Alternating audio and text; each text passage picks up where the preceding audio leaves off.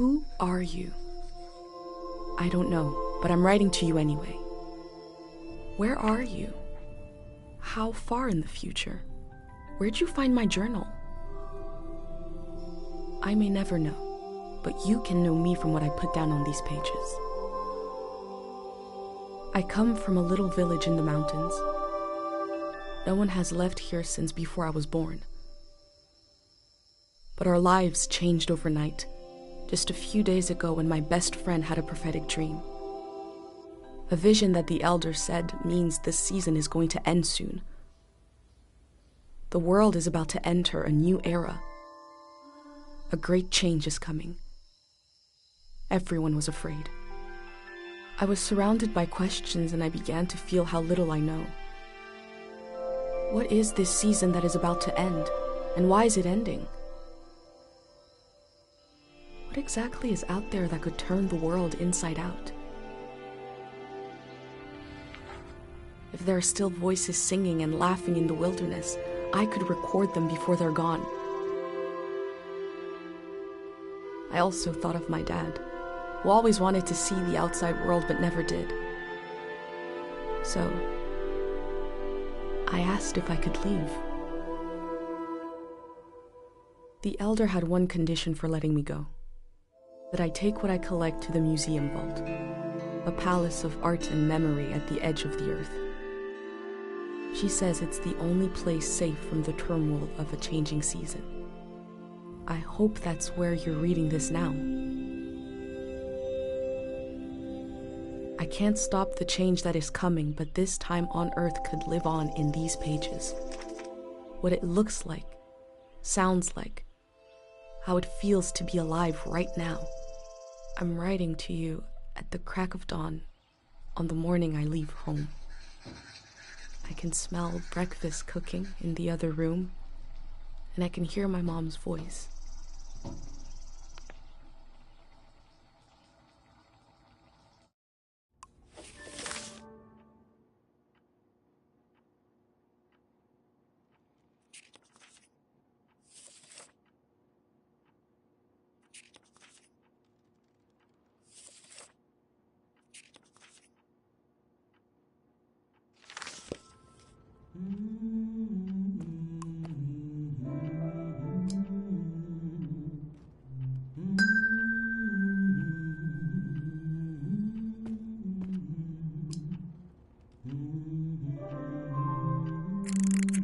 Three, two, one.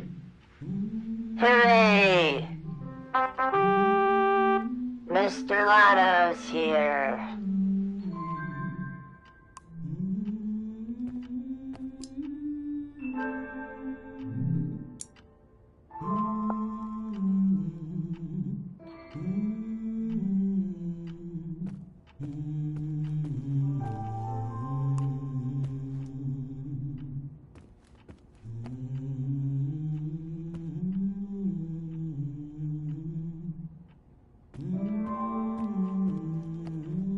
My bag and Dad's camera, ready for the great departure.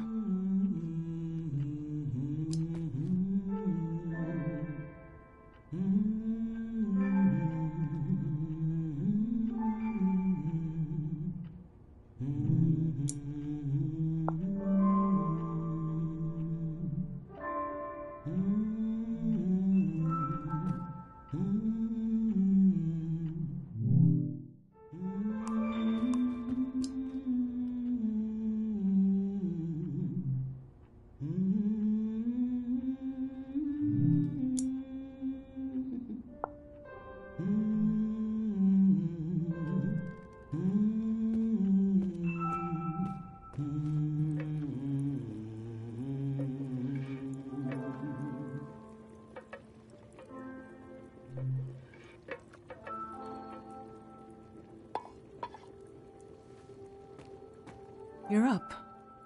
It's gonna be a beautiful morning. I'm making progress. I found the burner, camera, recorder, travel bag. Breakfast is in progress. Still gotta make a pendant. We haven't used this in so long. Good thing I saved the instructions. Just as you would use a shield to protect your body, an identity pendant protects your mind. Your thoughts, memories, everything that makes you. We don't wear them here in the village anymore, but if you're going into the outside world, I'll feel better when you've got a pendant shielding you. Diseases of the mind, like the dream sickness. It was Dr. Fumio's last invention. He realized that some psychedelic maladies were impossible to cure, so he made the pendant to prevent them in the first place.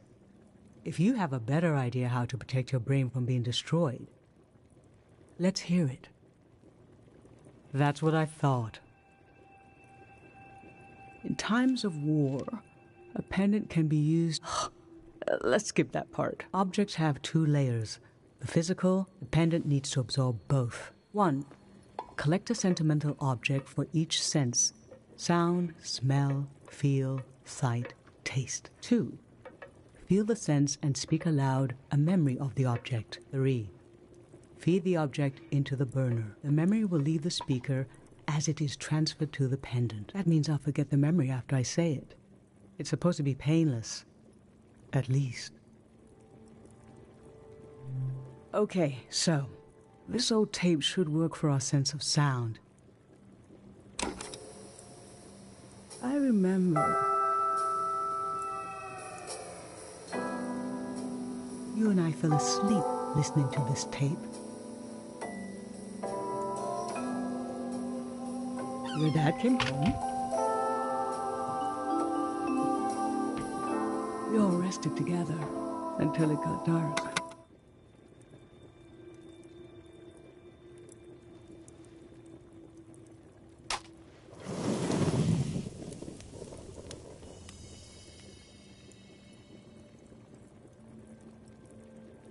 What an odd feeling. Like an absence, disappearing. The empty space fills itself back in until I forget that I forgot anything at all.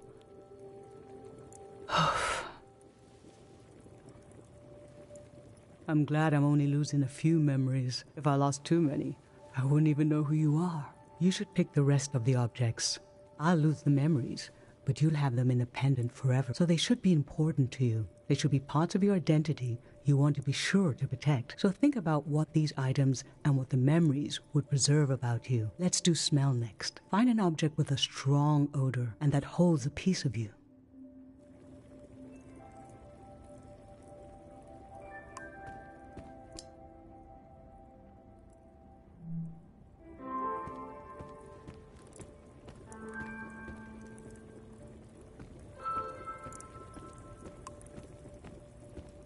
Granite, seaside, darkness.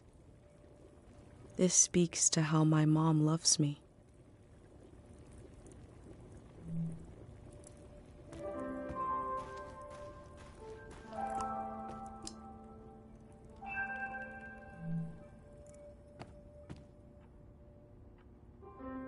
Honey, wax, baby, waves.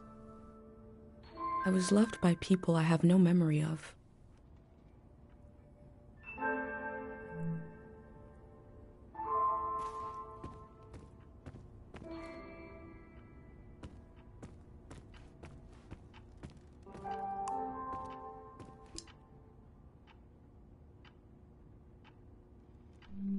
Nothing.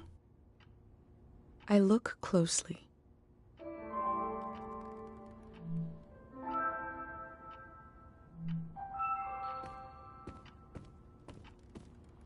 Glue, acid, dust, pulp. How I always wanted to meet these strangers.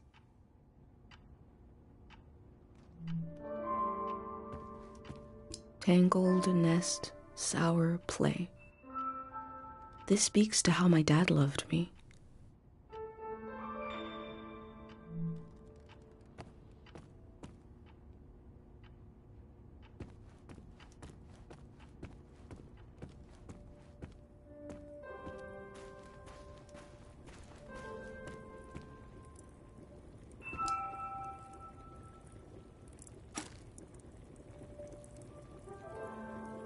What did you choose for smell?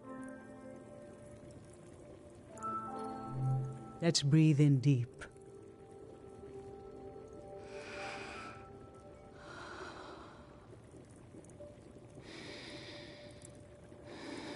Oh, I remember it so well. It's not as bad now, but in the old days, not many children lived long enough to grow up. We believed if a child could make it to the age of 9, they'd be all right. This print was made of your hand when you turned 9. Your father and I couldn't believe we really had a healthy girl. An old deep fear inside of me finally went away. And we saw you would just keep growing and growing. That everything was going to be okay.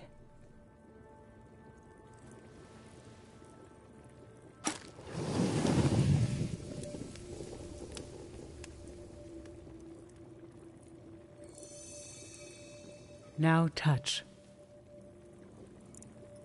Pick something with a texture you like.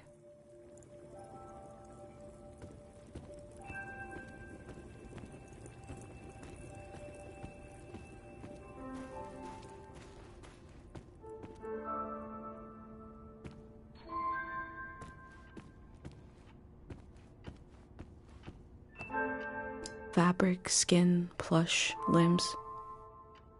This speaks to how my dad loved me.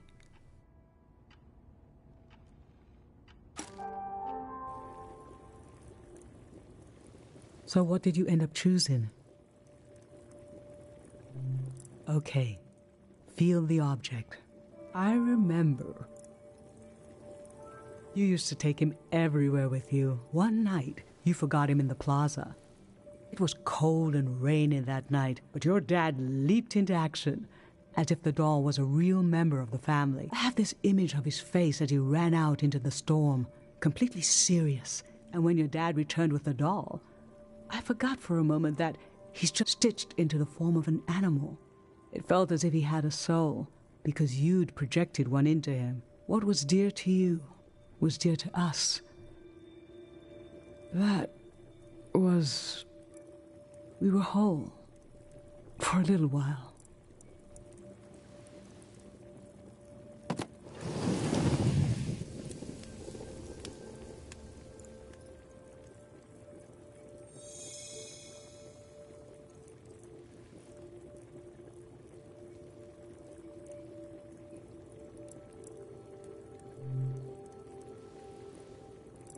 I'm fine.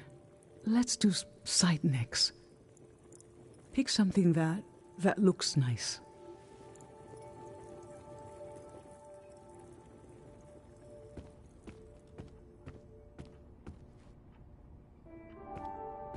My bag and Dad's camera, ready for the great departure.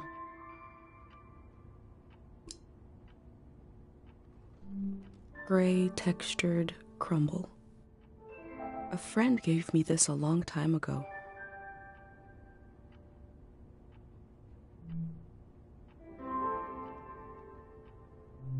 Artificial blue sunflower badge.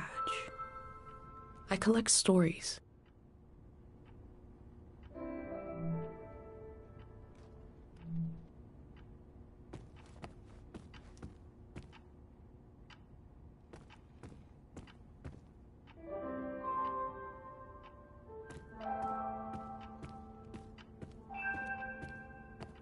Dignified ringer. I always looked for other worlds.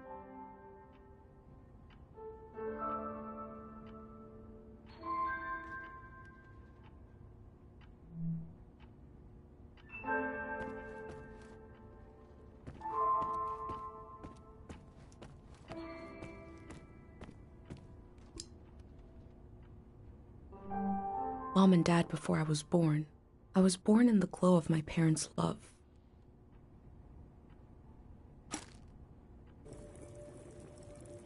So, what did you end up choosing? I remember. This was the night I told your dad I was pregnant with you. There was a party in the plaza. I didn't have anything to drink, just water. He didn't wonder why. At the end of the night, I told him I was pregnant, and he was so happy. and so surprised that he threw up.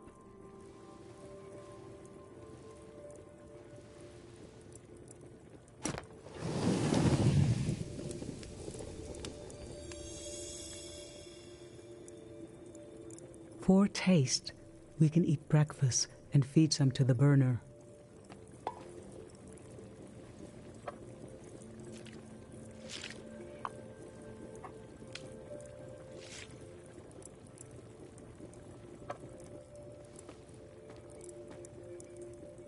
The memory I'll lose is the one we're forming. I want you to have it forever.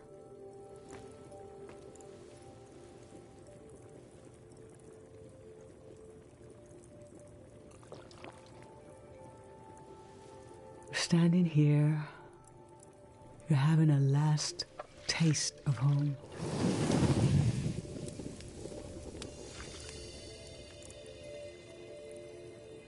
Now you're protected by lost memories, a gem of home around your neck. This is my only condition for letting you go. You must promise me never to take the pendant off. And never tamper with it.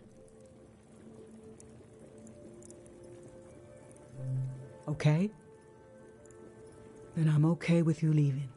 I think your camera and bag are still in your room. It's time to gather them up.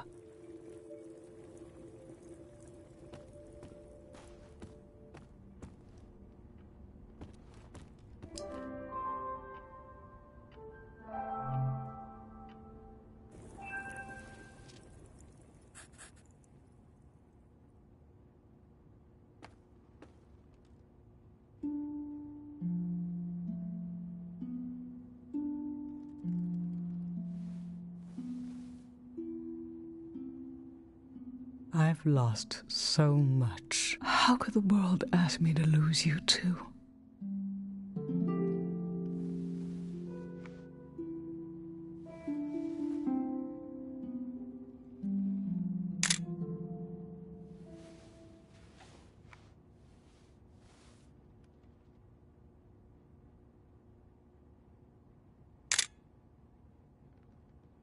Look at us. There we are. There we were. We'll always be right here on this beautiful morning.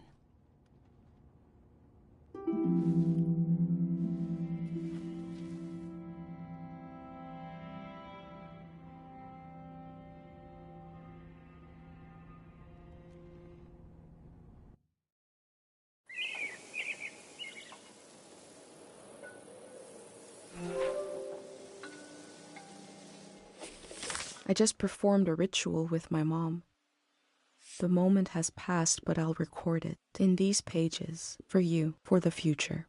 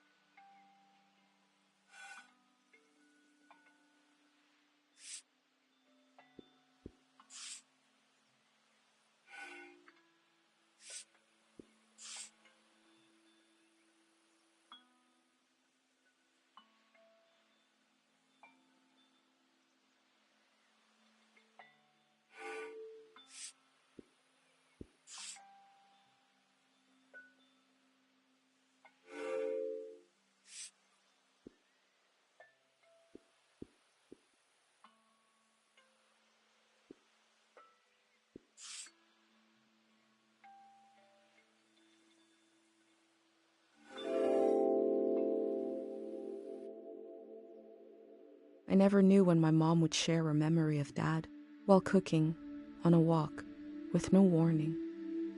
It knocked the wind out of me. Rituals take this grief and give it a shape and a story.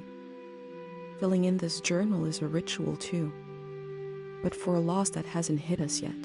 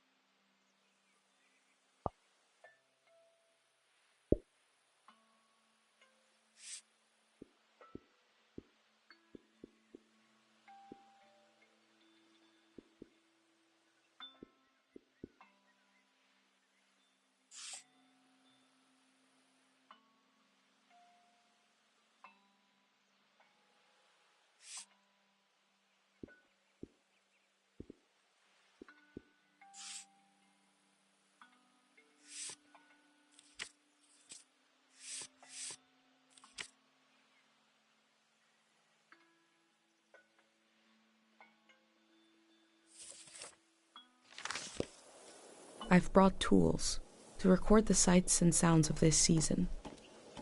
I'll start by recording the only place I've ever known.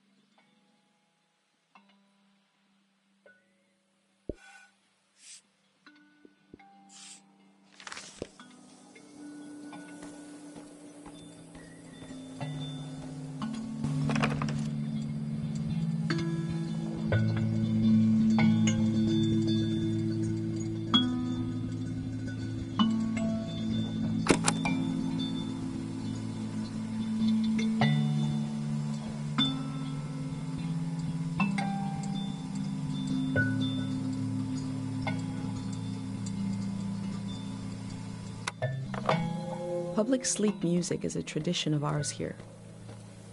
When the music ends, the village will begin to wake up.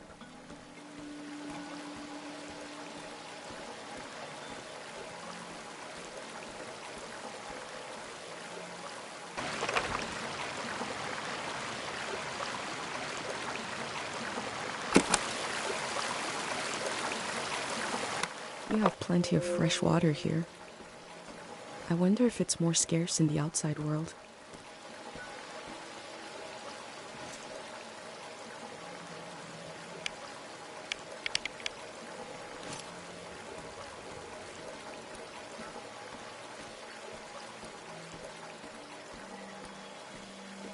Last night there was a goodbye party here in the plaza. Everyone was so afraid for me.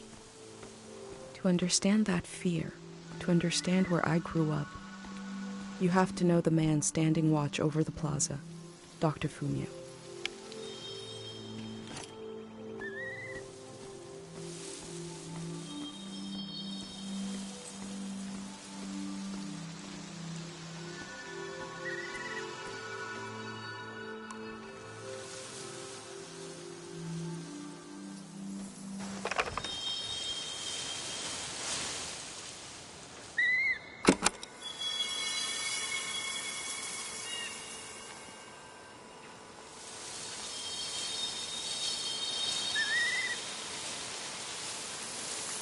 These birds migrate, but we don't know where they come from or where they're going.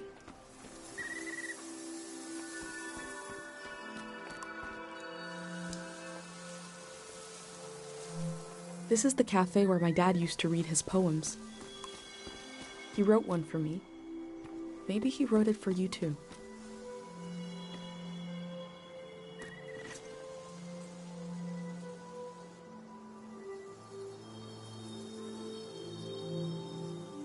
Dr. Fumio said the dream sickness was caused by something very powerful. He wasn't able to cure it. Dr. Fumio and his son founded Cairo back in 776. They live on through our traditions.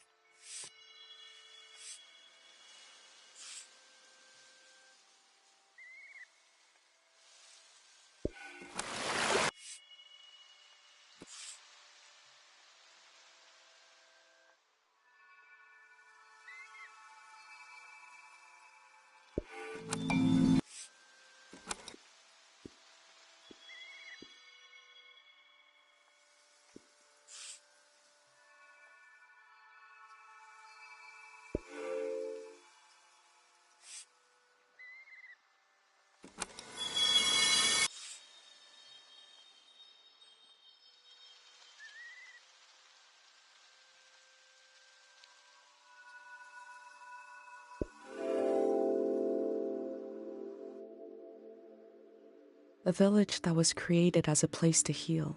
Is that where my instinct to try to help comes from? It's so strange to imagine I'll be shaped by places and people I haven't met yet. So strange to imagine that I might feel at home somewhere else.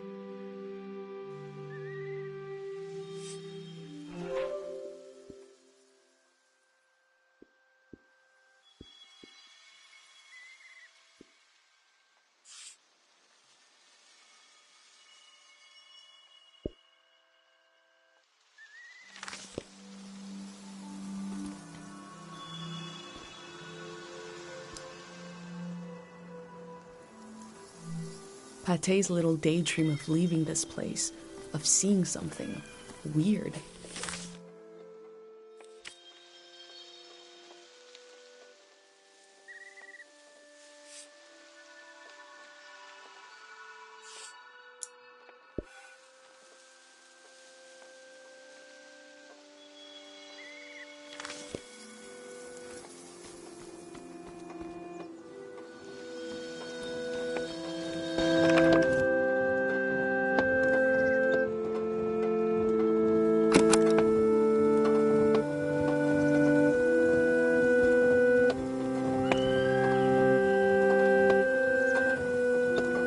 This is a healing instrument created by Dr. Fumio. It draws on the pure mountain air.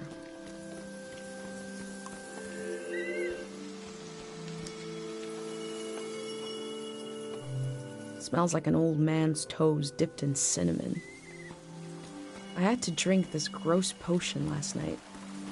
Like my pendant, it's supposed to protect my brain.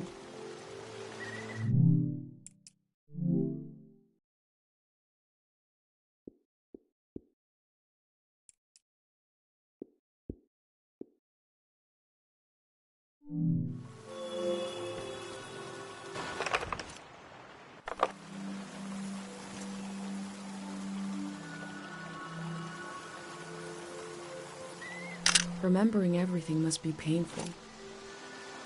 Dr. Fumio brought peace to so many people here.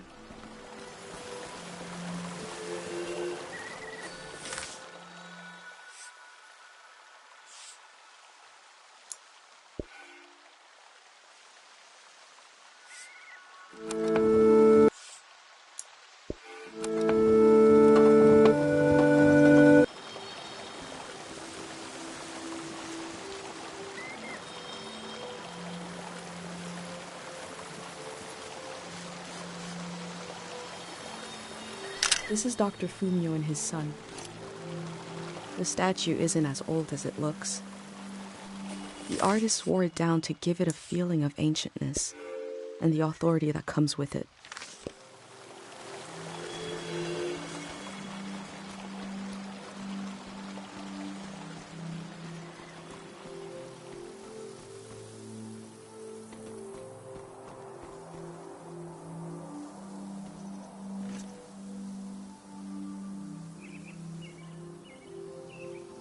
The elder sought out Dr. Fumio to cure her mother, who was suffering from time misperception.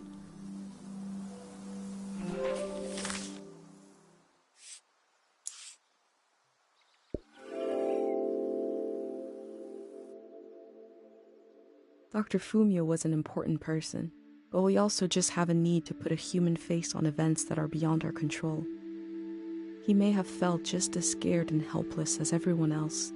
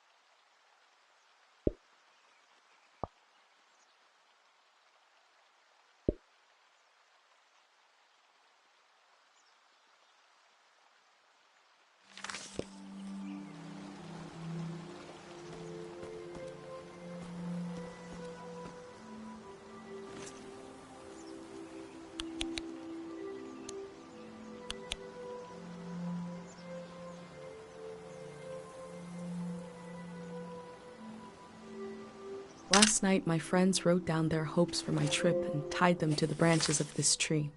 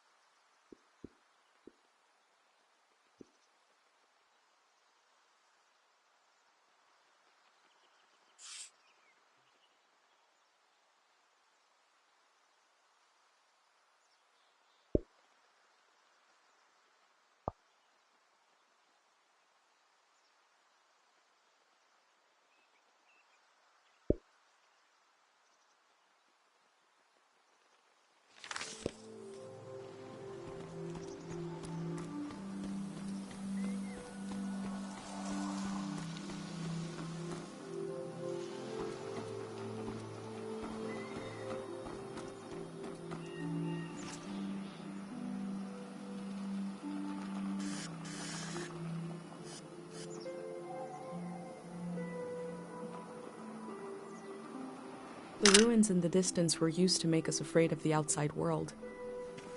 Dangerous and impossible to reach, they said.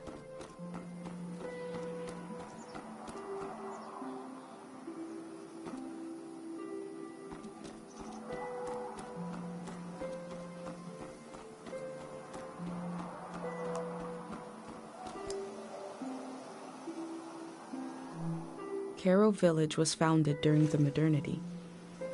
Much later, Dr. Fumio arrived and remade it in his image.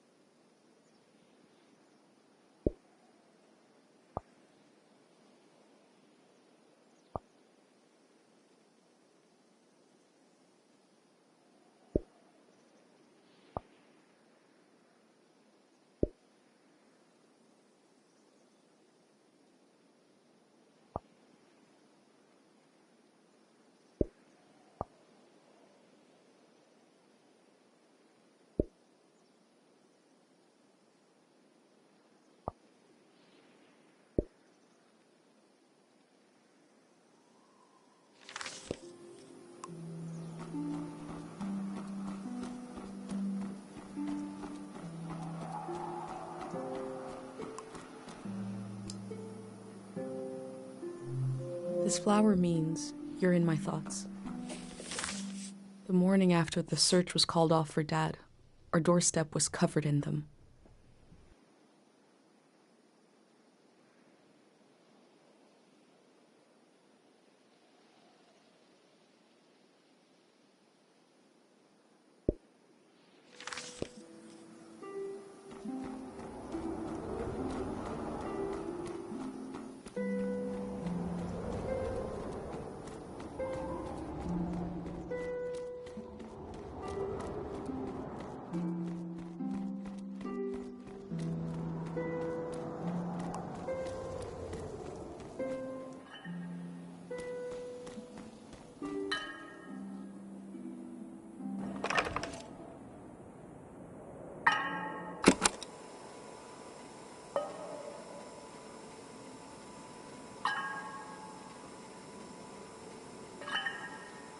A trip just as slow, reliable, and oddly satisfying as life itself in this little village.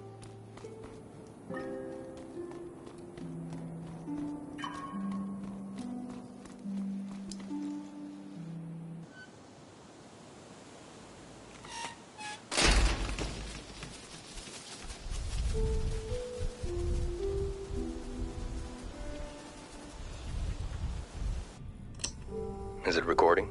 Yes. Okay. How to leave home for my daughter. Find a sacred square of earth. Lay down so you have the dirt at your back.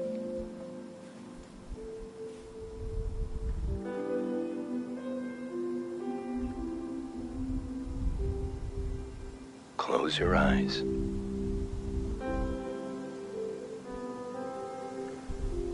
Close everything. Do you see for yourself?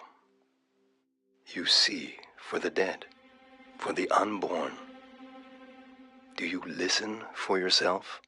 You listen for the dead, for the unborn. Your ancestors are in that dirt. All the living and all the dead are holding you up. Now, stand. They're still there, aren't they? It's time to move, to entangle yourself everywhere with everyone. So the next time you lay down in the dirt, you will have so much more to tell them.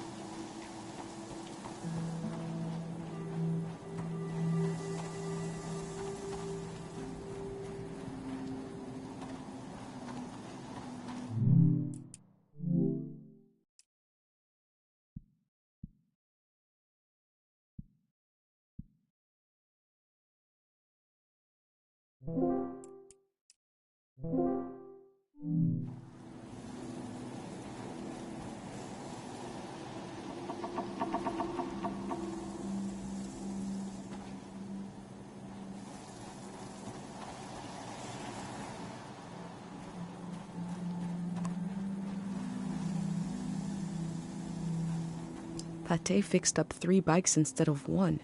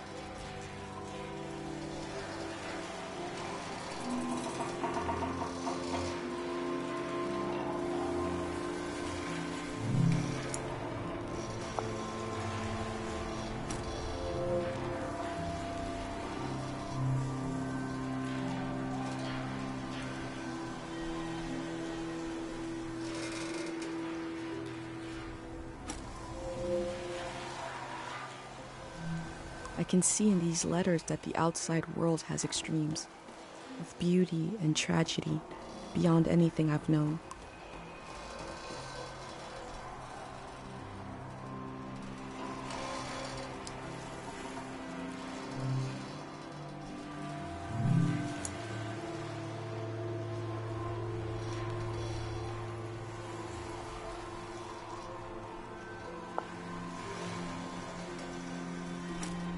You were right. The letter never made it. The season before this one, the war, seems so horrible.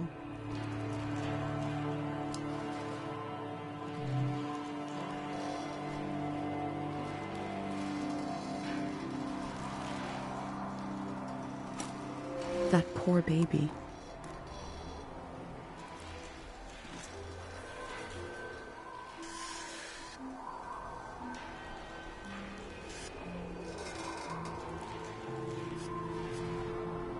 In the village, these cranes look like little creatures, grazing.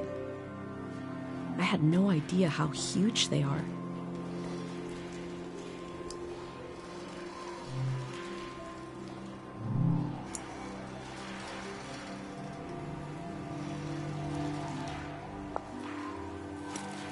Before setting up in Cairo village, Dr. Fumio roamed the land curing people. It must have been hard when he wasn't around anymore, especially for people who couldn't travel to the village.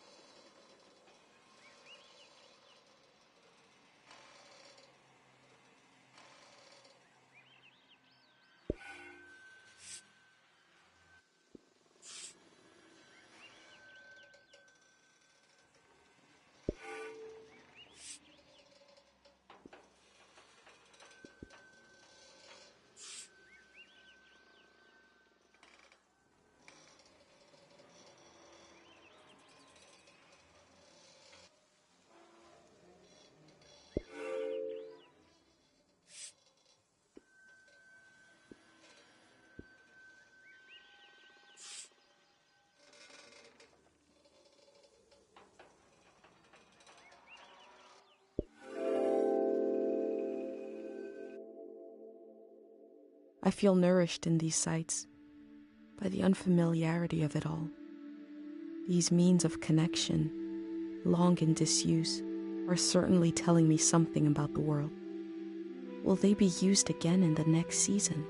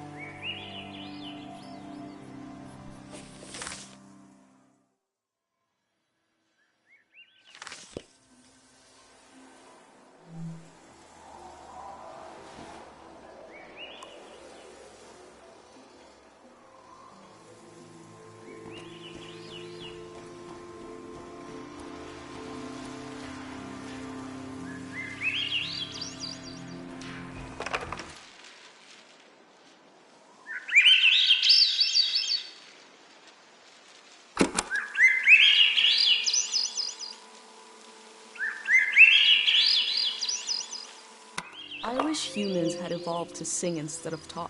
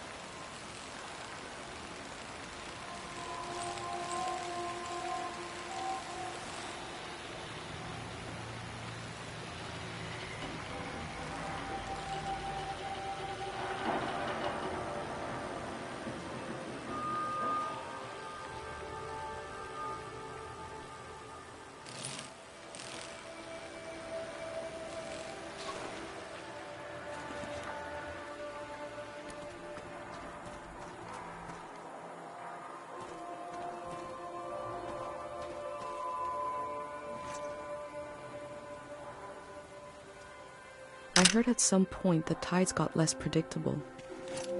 Places flooded that never had before.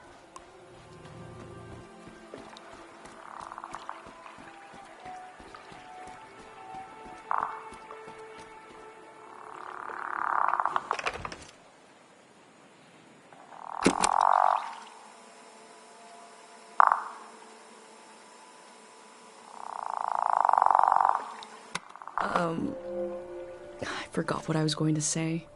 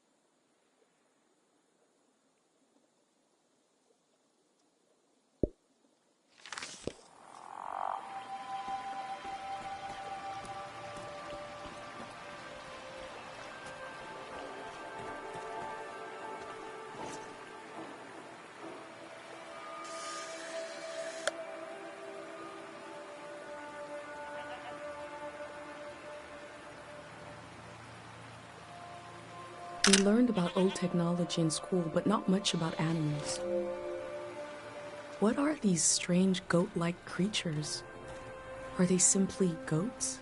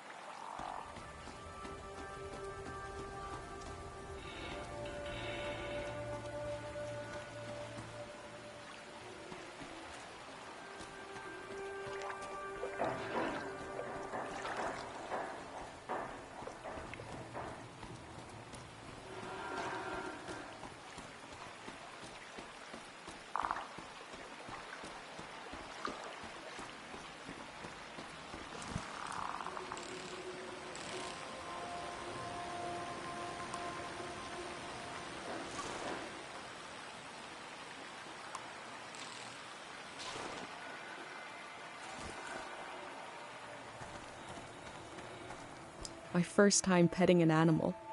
I think it went pretty well.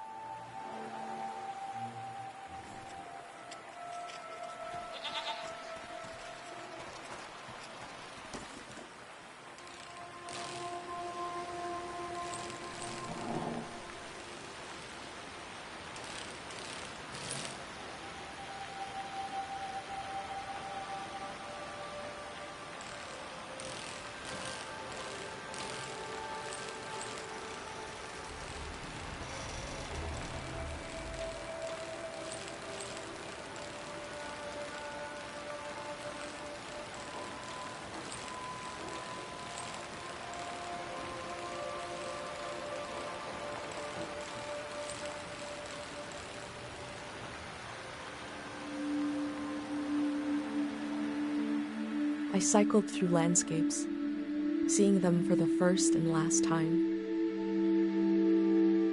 I had no idea when I left my home how the season would end, or more importantly, how soon.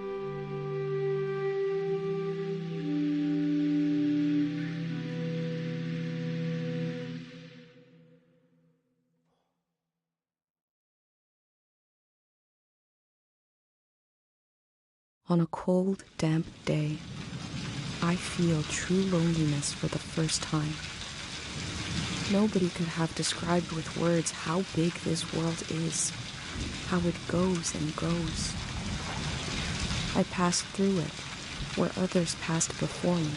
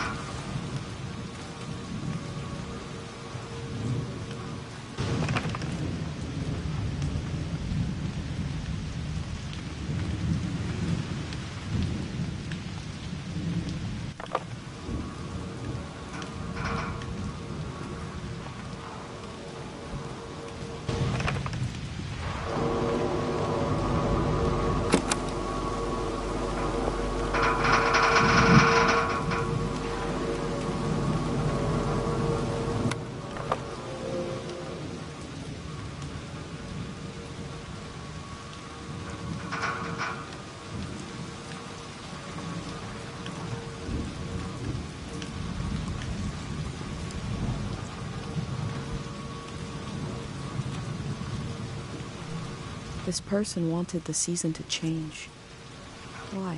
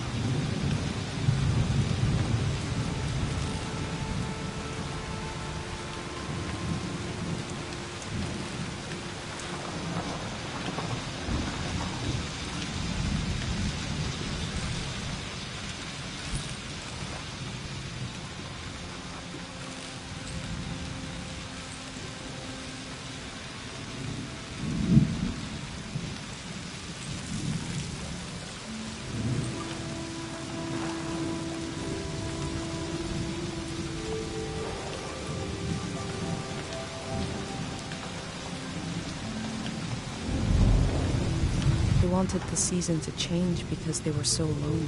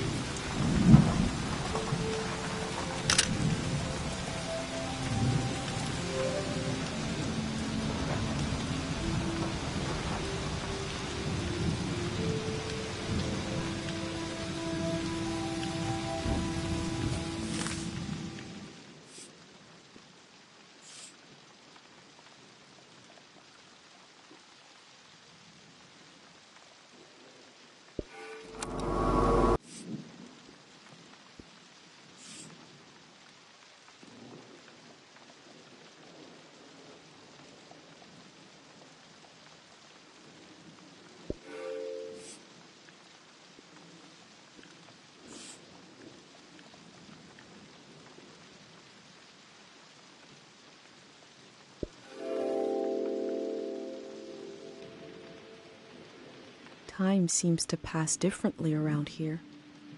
I feel so heavy and so light at the same time. I'm not really alone. I'm with myself. I'm with the earth.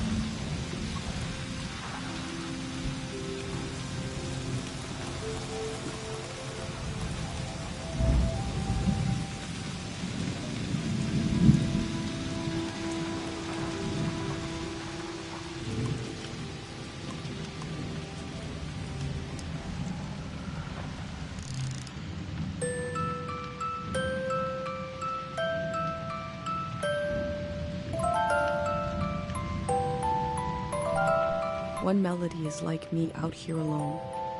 I can't really live like this.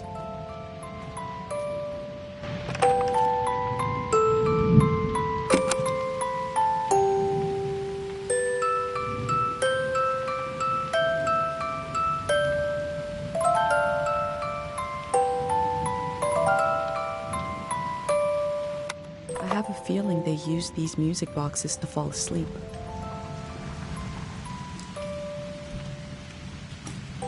They kept themselves company with music.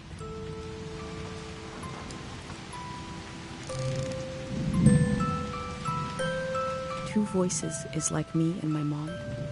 We can survive, but eventually you need more.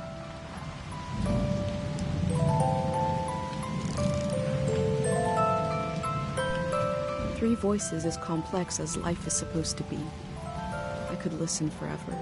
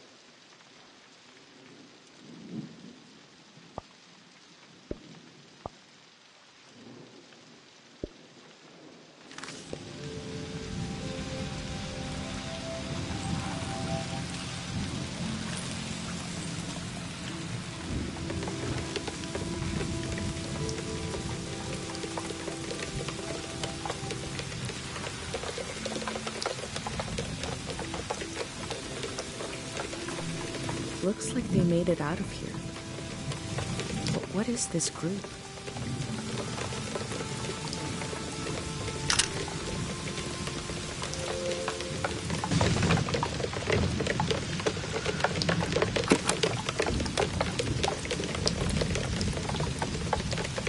When I was a kid, I heard voices talking inside the sound of rain. I still listen for it, even though I know it's not there.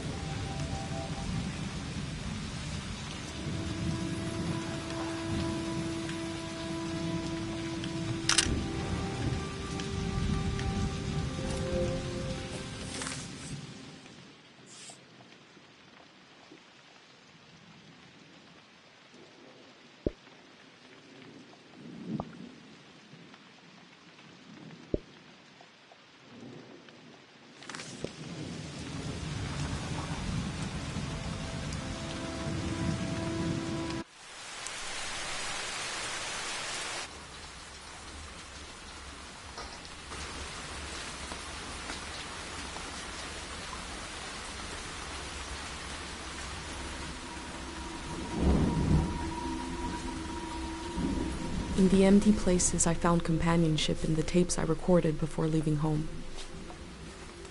The elder told me the story of her life. I listened back to it, ready to note down anything that seemed important.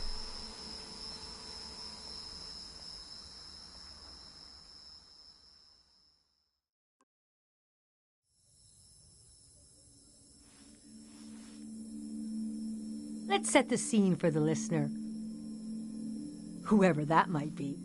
This is the elder speaking. We're sitting in the plaza, saying goodbye to a dear soul. We're here to see if there's anything that could help you on your trip.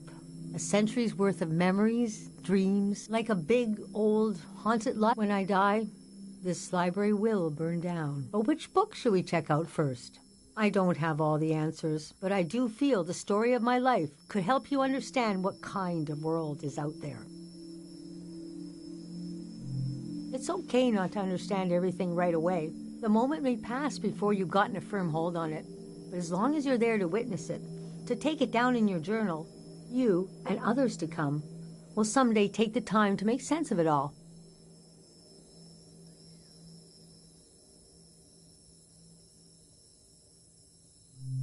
Francis Cale, if you must know. You can call me Frank. Or Elder. Or the Elder. Or Elder Frank. You know, whatever. I don't care. I was born on the ocean. My mother and father worked on a cruise ship. The short-lived but glorious, watery republics. Floating cities. Most won their independence by the time I was born. How can I describe them? They were a jewel of the golden season. Pleasure boats with a radical political program. How nice. The golden age was a time of flags, logos, mottos, mastheads. My mom taught me to read them. She was a ship's philosopher. My dad was a recycling engineer. Recycling on the ship was a matter of life and death. We had to get the most out of every object and watt of energy.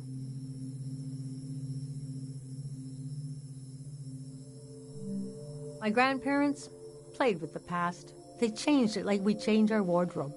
So it was a different answer every time. But they often said we were exiles of some kind. Exiled royalty from a secret lineage. Blood that glows in the dark. Or we were exiled from the mouth of some great leviathan. When they were older, they just said, "We're from here. We're from right now." I loved the way the ship would tilt and roll with the waves, especially as I fell asleep. It was so comforting. Picture me as a kid in bed, feeling the swaying of the ship. It was like being rocked to sleep as a baby. I loved exploring the ship too, wandering through the suites, the swimming pool, the game rooms, and there were 2 dance halls, a large, elegant one and another one. A lot of my firsts were down there. My first dance, my first kiss, and so forth. Our ship was taken over in the early days of the war. That was the end of the watery republics. I heard the dance hall in the basement became a weapons cache. Took me half my life to say goodbye to the world I knew in my youth. Imagine me and my parents and everyone I knew being escorted off the ship by a company of soldiers. And I'm thinking, I hope they don't make a mess of my room. I was embarrassed by the younger kids who were crying their eyes out, but they knew, I guess.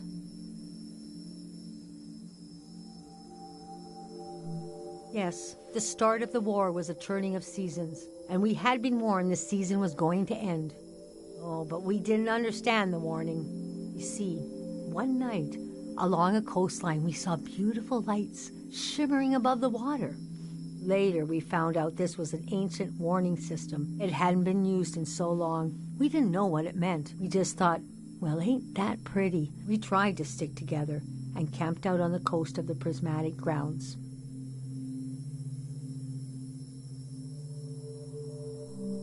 A kingdom of art and science. They got rich during the golden season. Everything that made them beloved before the wealth came. Passionate, uncompromising, self-obsessed, made them unbearable once they had power. Artists make terrible kings. Are you sure you want me to keep going? The story gets darker from here on. Okay, conditions in the camp were getting worse. My mom got lost in thought for long periods of time. She'd be completely still for hours, days even. We realized she caught, well, now we call it time misperception disorder. It's when you lose your ability to tell how much time has passed. A minute can feel like an hour. A day can pass in 10 seconds.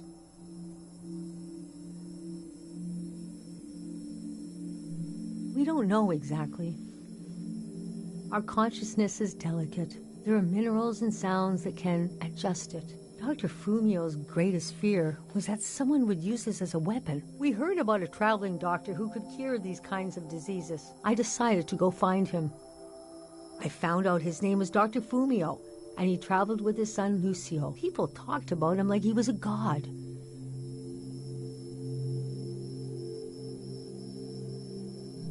The prismatic grounds had roped almost everyone into their system until they reached the far wastes and heard no for the first time. Nobody reacted well.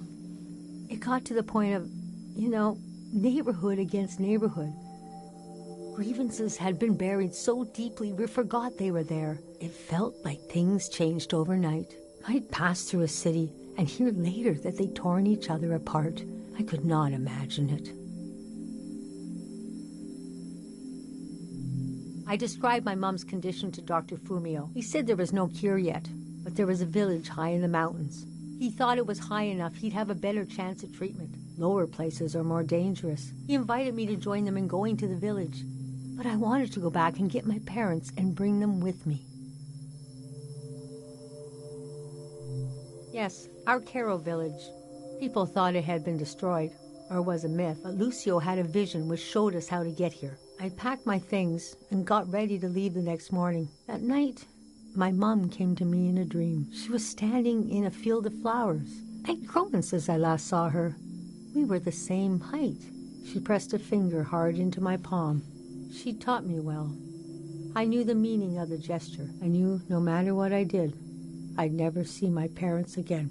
In the morning, I told Dr. Fumio I would follow him to Caro village. The next few weeks were very physically tiring. Hiking, climbing. And when we found the village, building, planting, cleaning, Fumio brought sick people from all over the world. The treatments worked. Everyone was healing, so why couldn't I? One day, we got word the war was over. We never found out how it ended. It was like peace just swept over the earth in a split. There was a party in the plaza to celebrate the end of the war, but I couldn't bring myself to go. Yes, it was over. But that night, As I was falling asleep, I felt the bed tilt and sway gently, as if it was being tossed on the waves of the ocean, as if I was back in my bedroom on the ship, as if I was back in my mother's arms, being rocked gently to sleep. I knew I was finally home, and nothing could hurt me.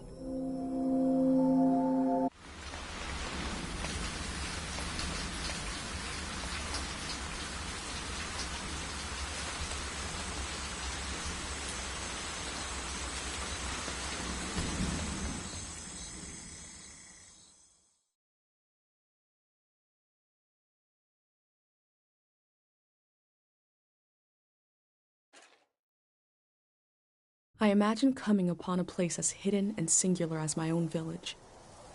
Eventually, I found myself circling a valley, looking for a way in.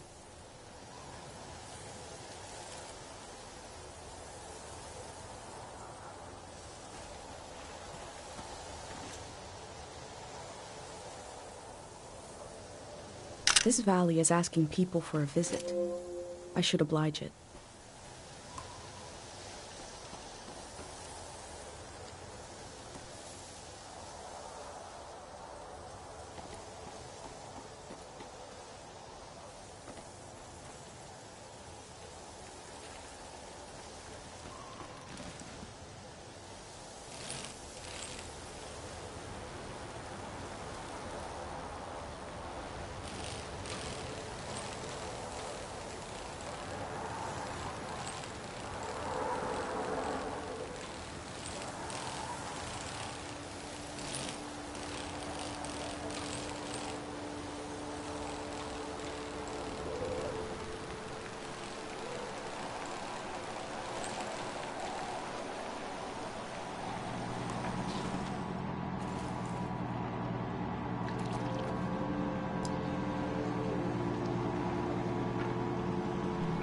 We never used this kind of technology in my village. Nobody trusted it.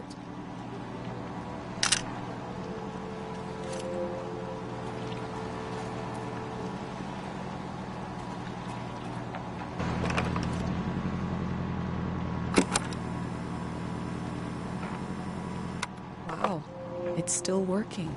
It's still delivering power somewhere.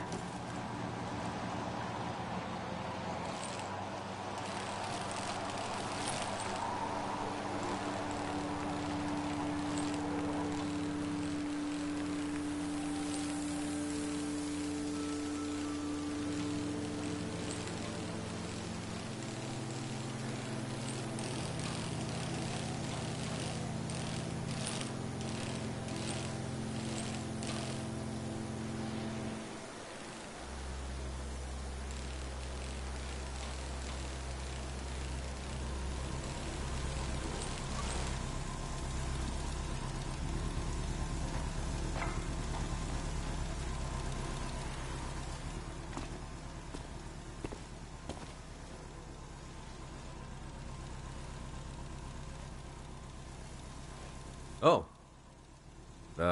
Valley. 1 second.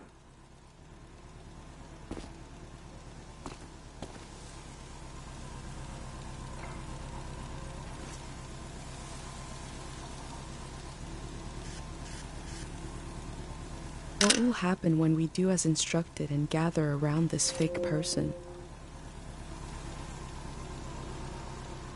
Is that a strotophob? What are they called? What is it?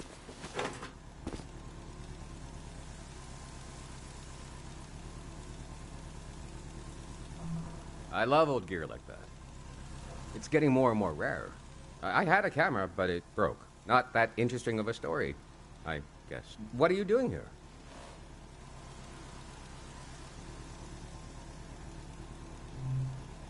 The whole thing, huh? You're young. You got time. What kind of stuff are you recording?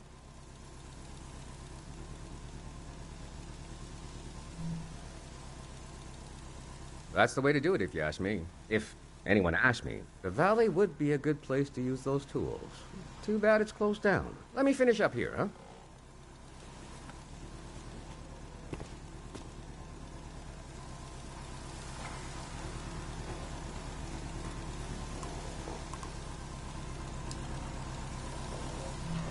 I'm not the first to do this. Just the first in a long time. Hey.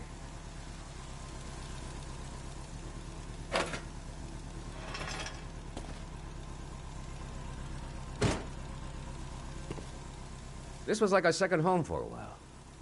That was fun earlier when you showed up. And I was carrying the cardboard man. You were like, who are these guys?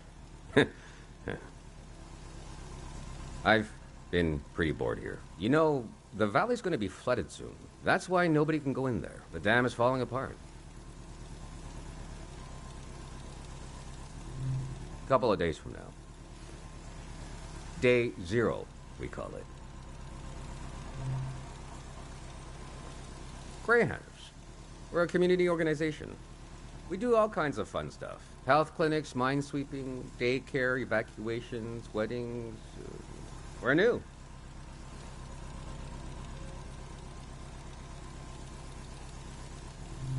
It was supposed to be because we're helpful yet neutral. We took a vote and decided to change the name, though. We want something more friendly sounding. I'm excited to find out what it would be. We're trying to get new things going, but it's hard. The past really has a tight grip on people. Doesn't feel like a fair fight. So we're trying to, well, anyway. It's funny. I stood guard here for a week, and I've only seen greyhounds like myself, and valley people on their way out. But now I see you, and you're like a new element or something. I've never met anyone doing what you're doing. And we greyhounds gotta support new things. So, I'm not supposed to let anyone in. How can I? I think you should go down into the valley and take a look. Gotta try something here.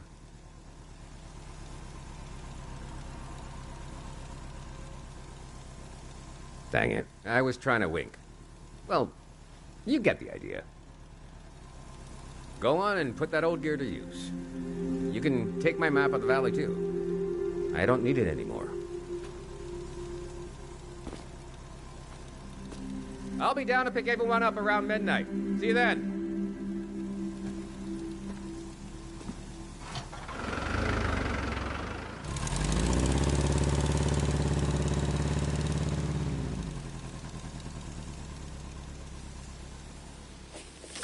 I met a greyhound.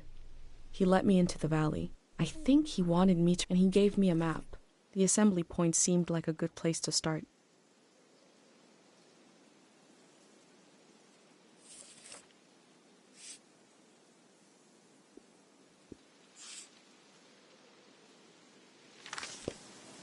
I wonder what he expects me to discover in the valley.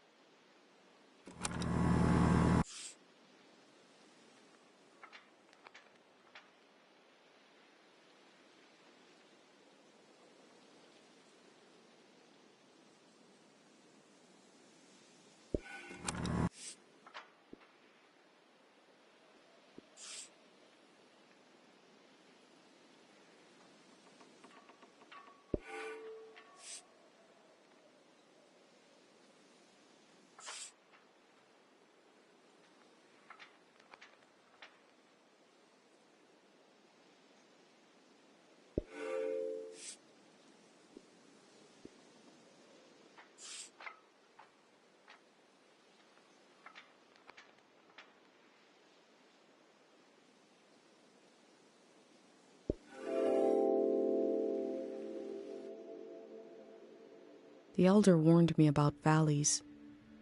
She said they were dangerous. I feel a dulcet tension in the air.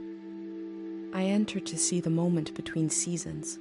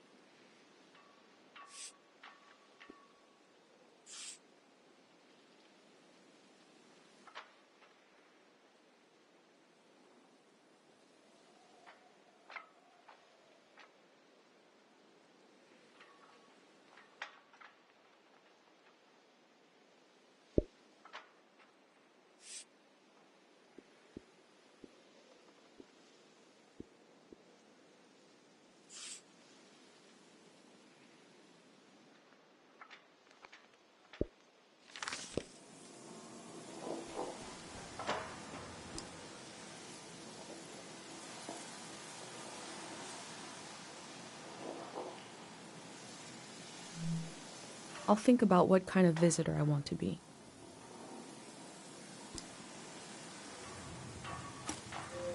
It seems like I'll have to wait for night to enter the shrine.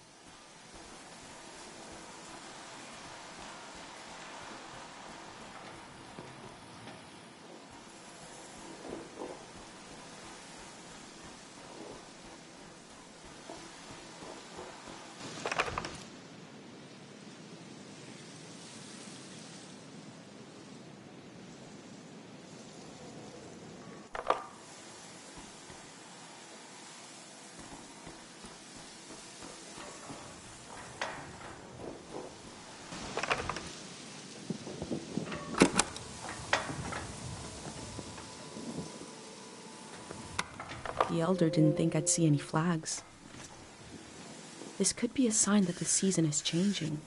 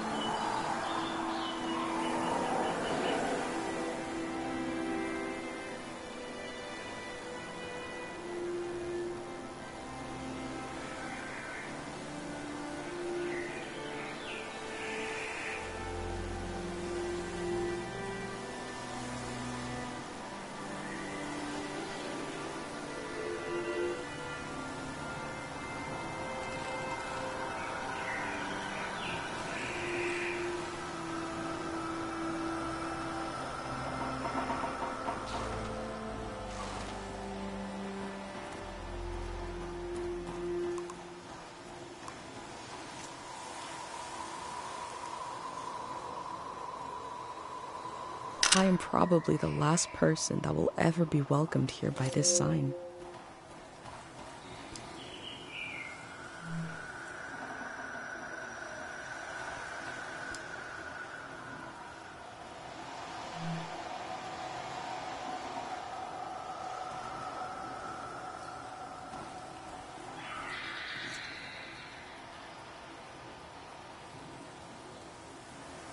All above will remain.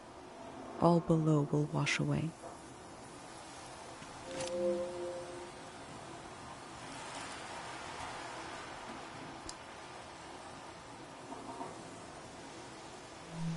I have wondered about the lives beneath unkept graves.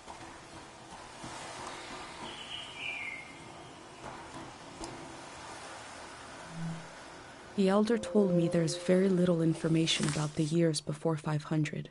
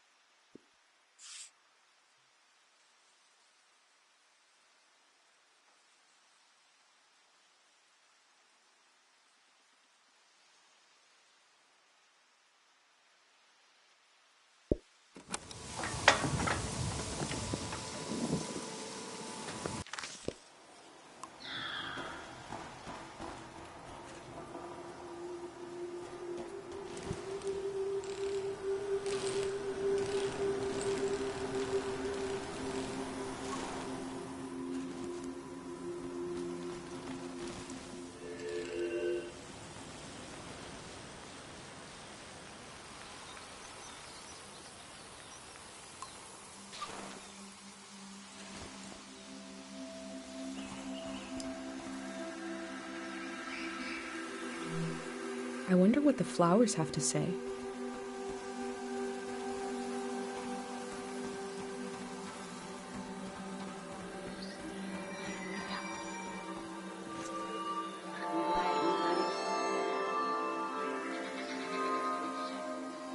She must have been important to have such an elaborate solitary tomb.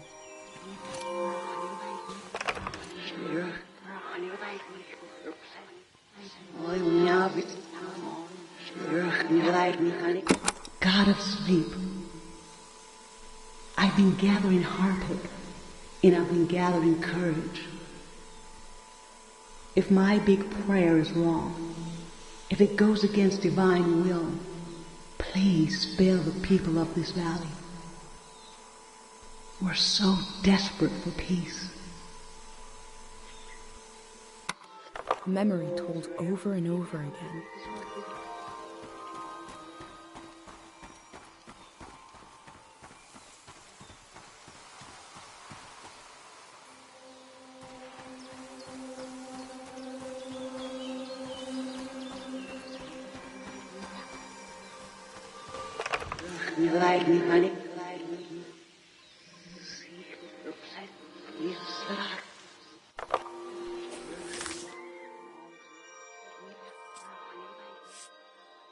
God of sleep.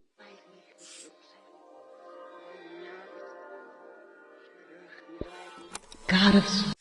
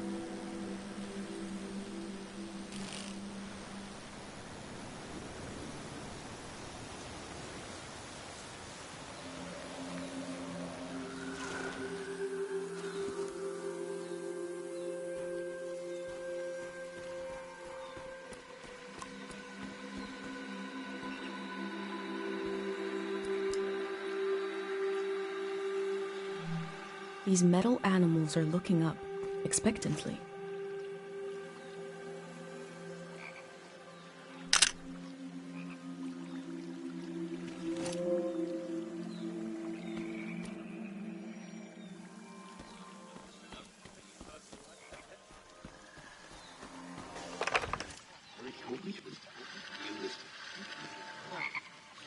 The people here are so weak.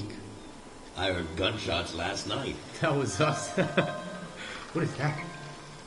Look at the pond, the water. What is that pattern? Should we run or something? Something frightening happened in this memory. But what was it?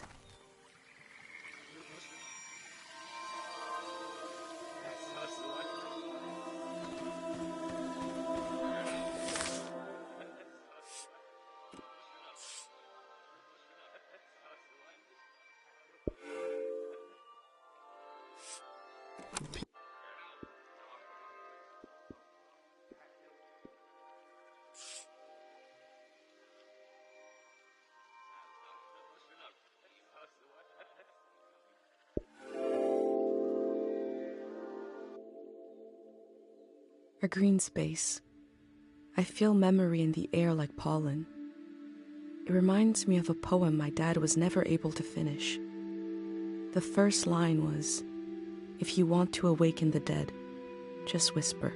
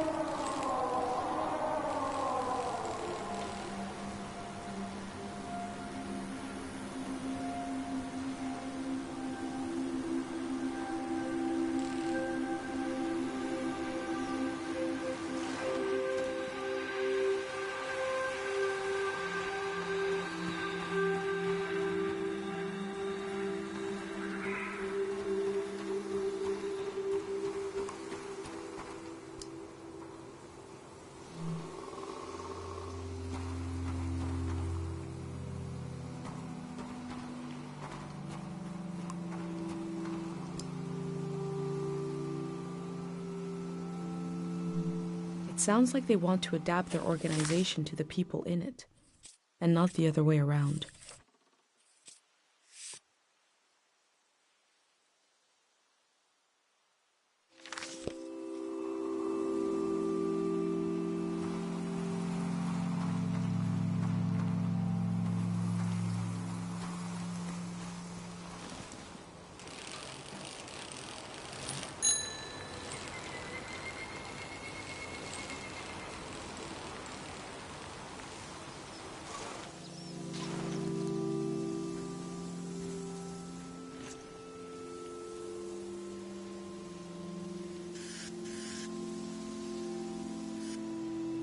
The artist has depicted the Greyhands as a child.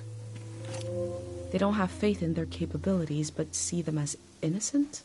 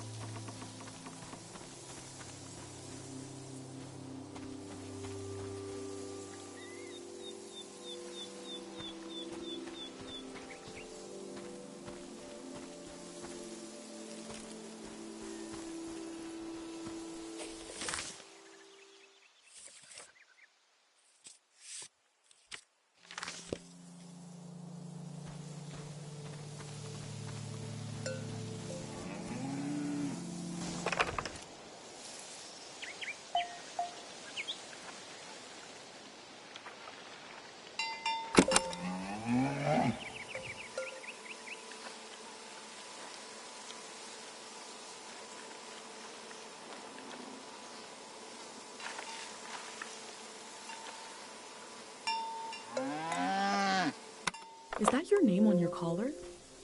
Let's see. You are Madrigal.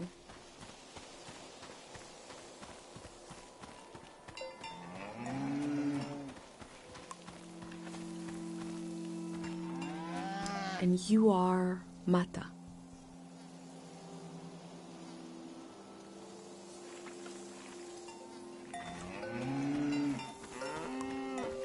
And your name is Tupet. I wonder who named you that.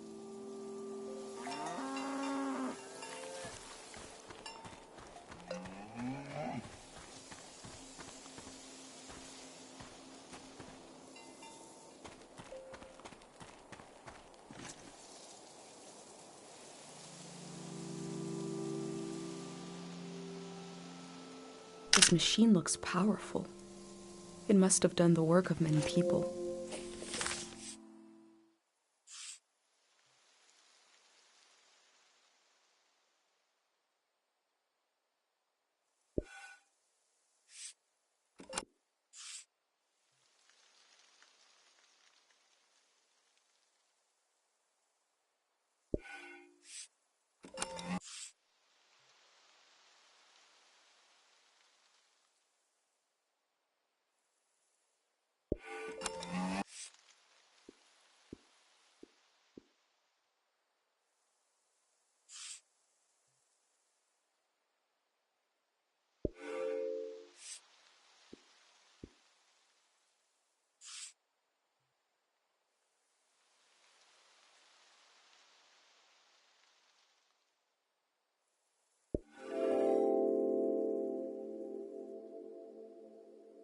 Compared to my village, they lived in the open here.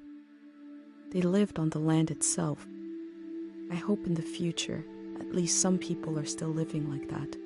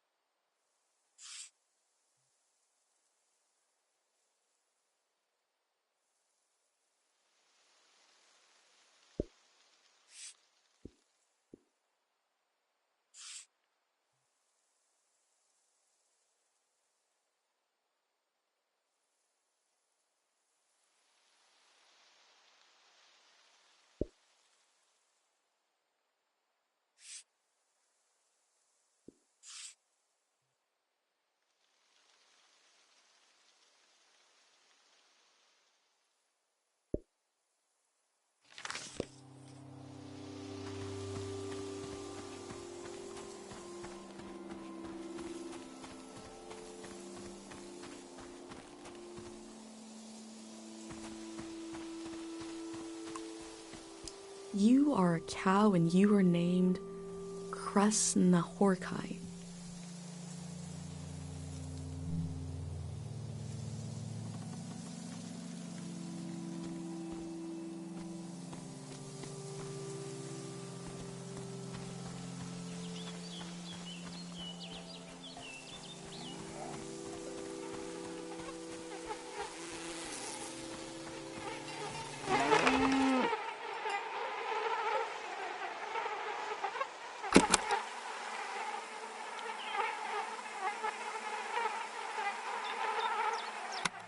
A beautiful cow named Gorp.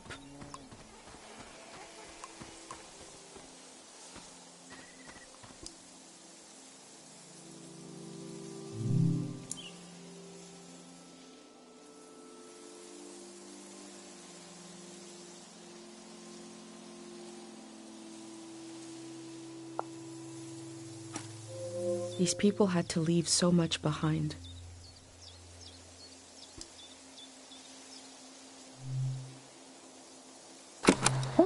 We got a big show today. Huge show. Breaking news. The Greyhands have died.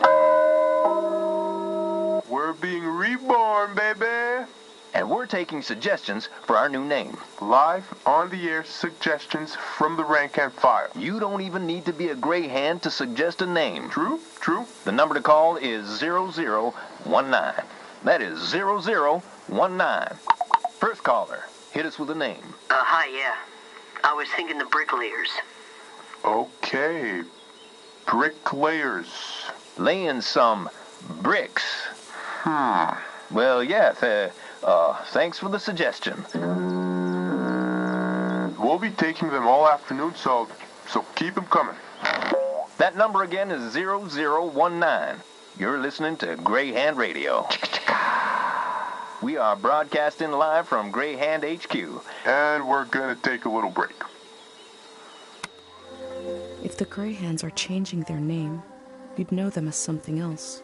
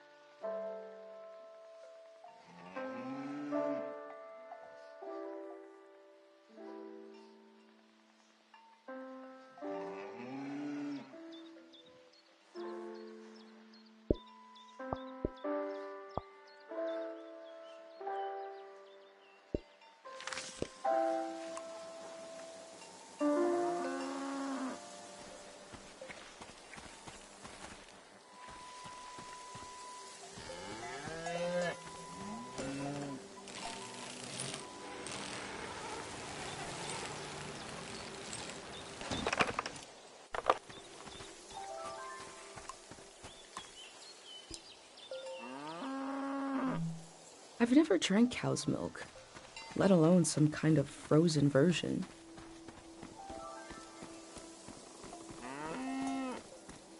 The name of this cow is TVC15, oh my.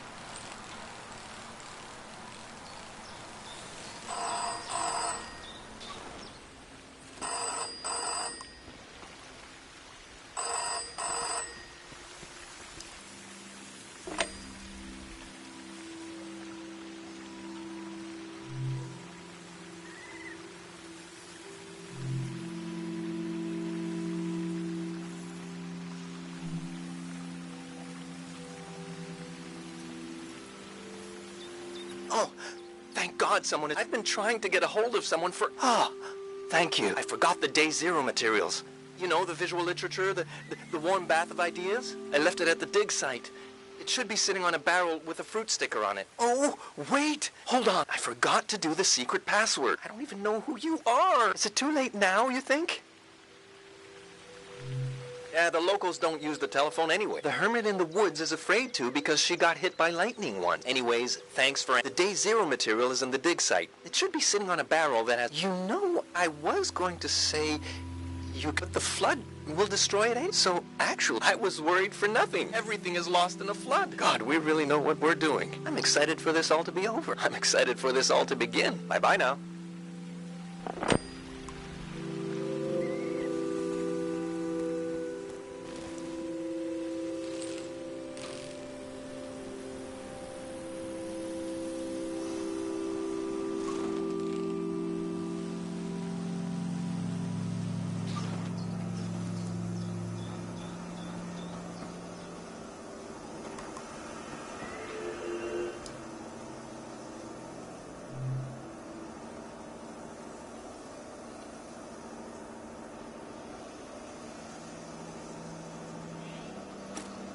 There seems to be suspicion about the real condition of the dam and why it's being taken down.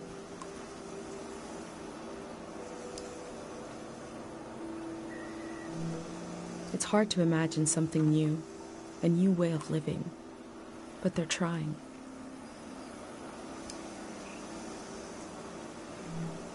The elder also said low places are dangerous. The city is high up like my village. Maybe it is safer.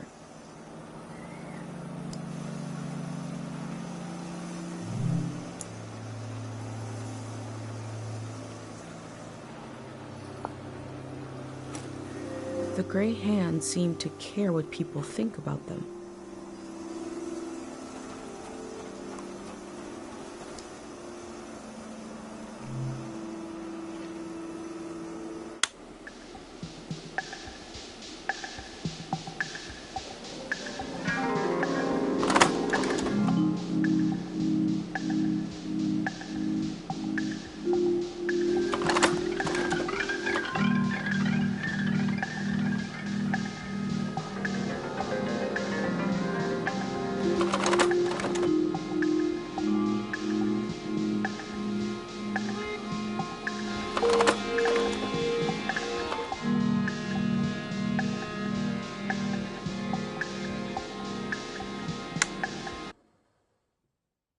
They say they're going to build the next season. How?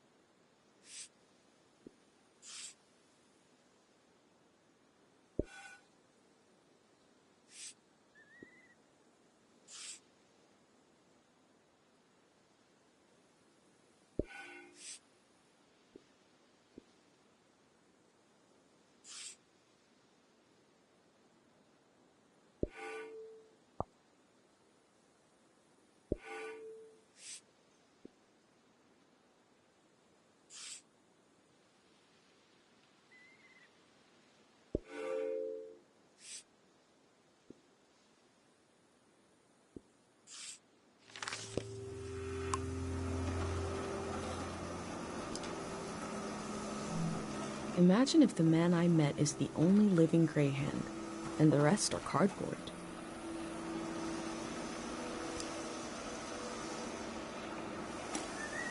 The Greyhounds want to end this season.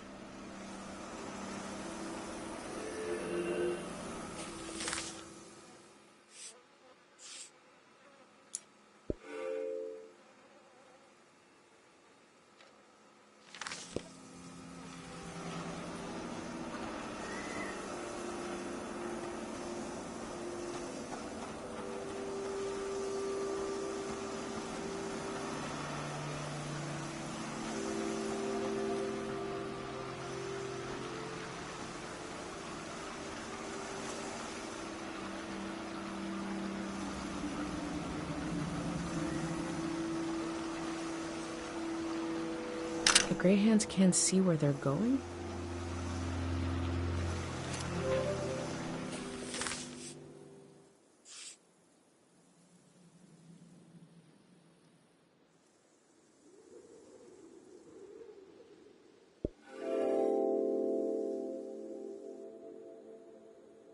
The process of taking people out of the valley was also a kind of ritual, a way of bridging one life to another. They know the world they're leaving. The next one hasn't been created yet.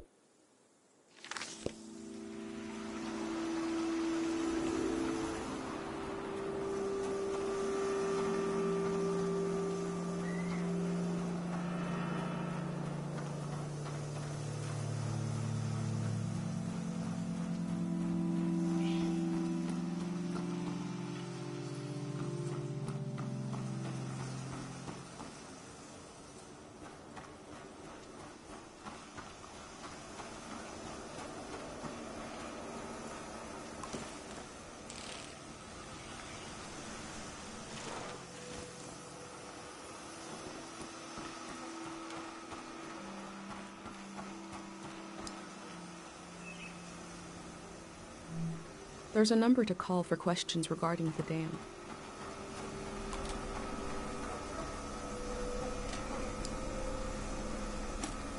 There must be a lot of people going to the city if they need to keep track of them with cards.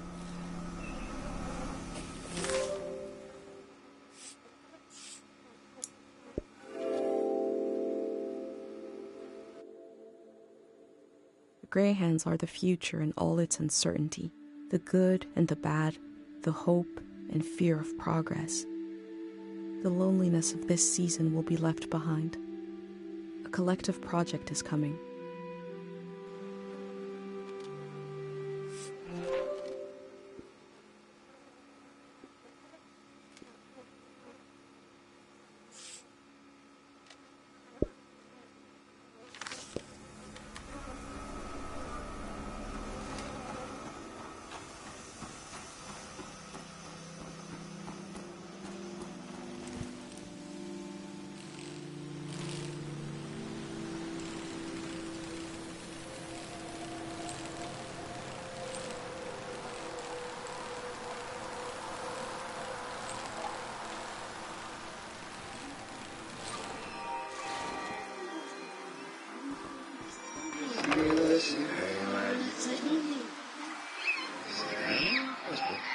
Stay where you can hear me, okay?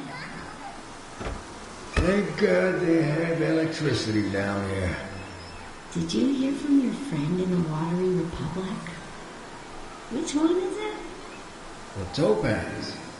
We could get a ride with them on the coast. Great. And we're really just gonna leave the car behind. It's a junker anyway. Beautiful. I told you 786 would be our year. I sang you that whole song about it.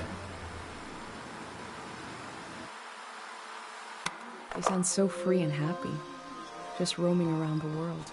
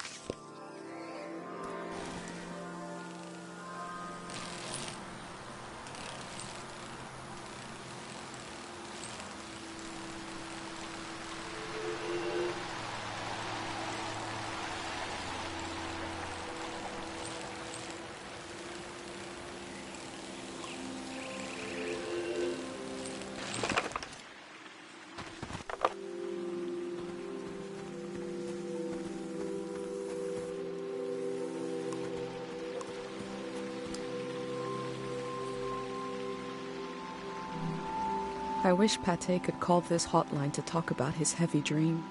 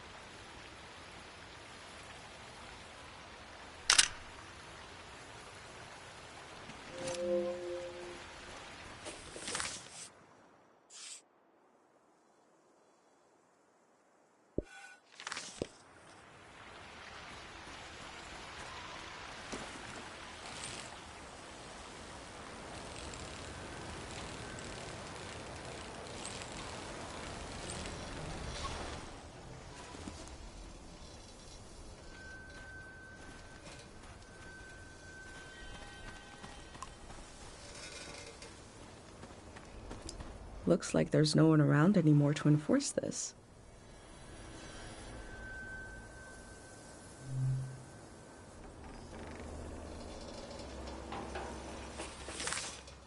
I found a dig site that is fenced off from view. What were they doing here? A greyhound said he left his materials behind. It should be somewhere around here.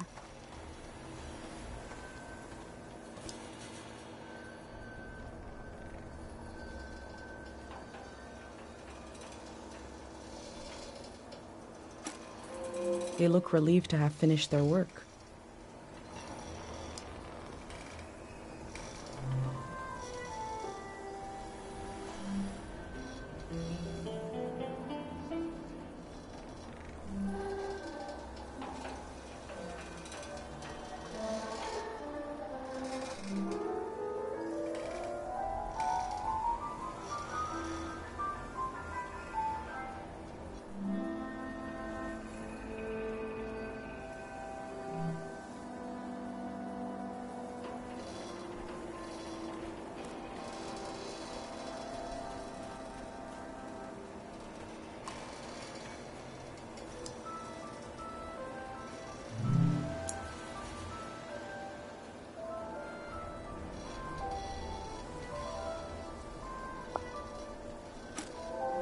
There's a big tree with a researcher's notebook inside it somewhere.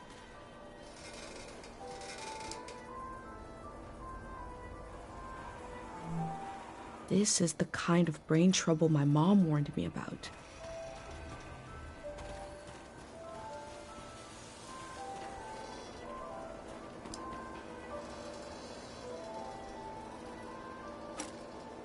The work at the dig site has something to do with Day Zero.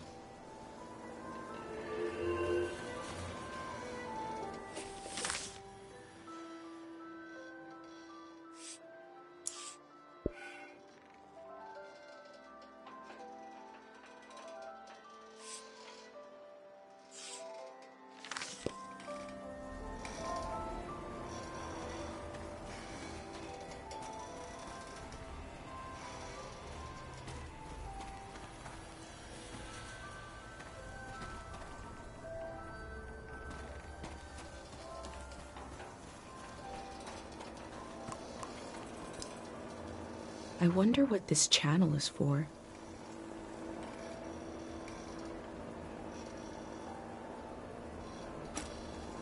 They must have already shipped out all the harpic they need.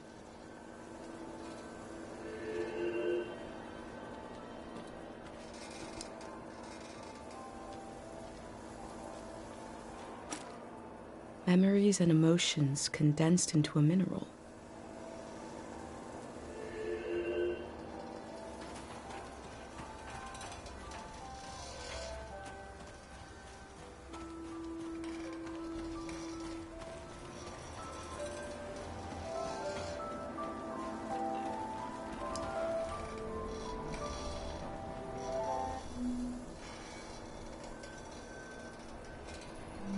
The necessity of day zero is not just psychological, it's ecological.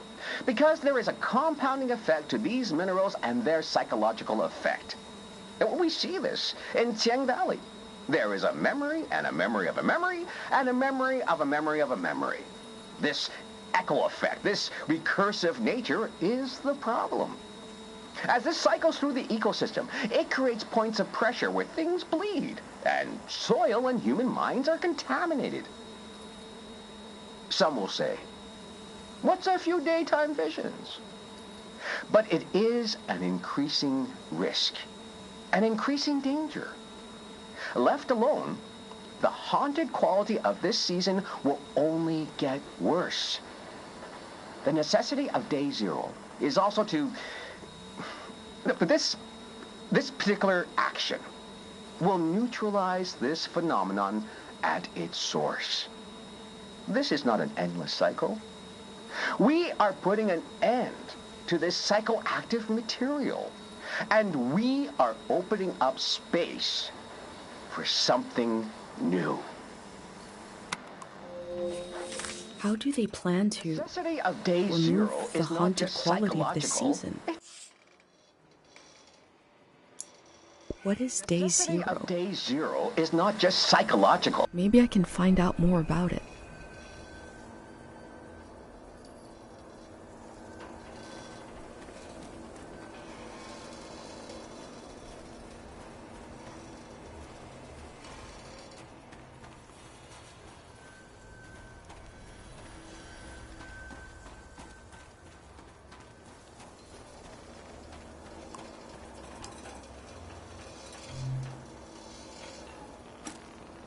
I wonder what's on this reel.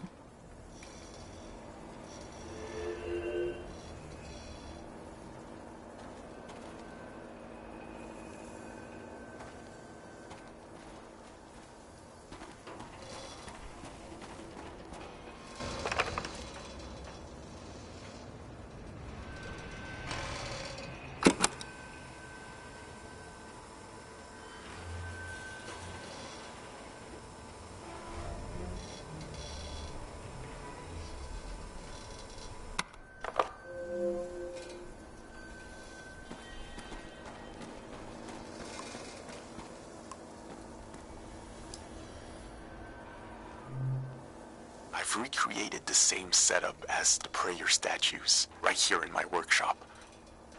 I set up a singing bowl so I can verify the pattern that will form in the water. And some harpic, of course.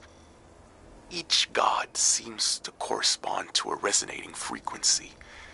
And when this vibration acts on the harpic, we get the, psychoactive response. Going to give it a try here.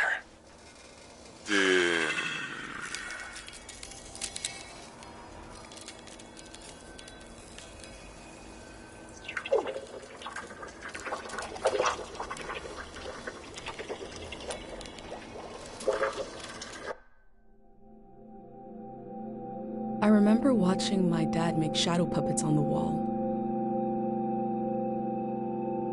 Felt strange because I could see how it was done. I could see the trick of it, but it still felt kind of magical.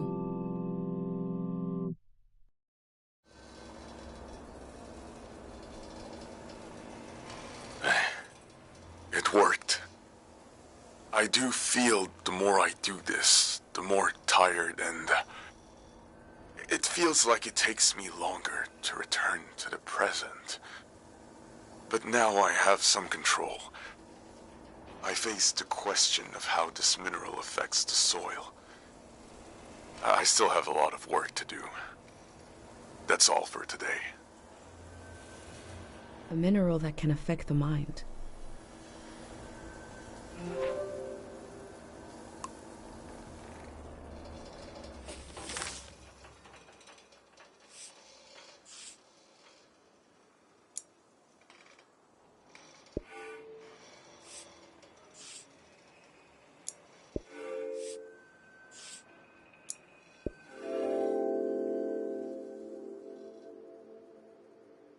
The Greyhands present one side to the public, and another is hidden behind metal fences. There is no one to oppose them. There is only my record of what they did here.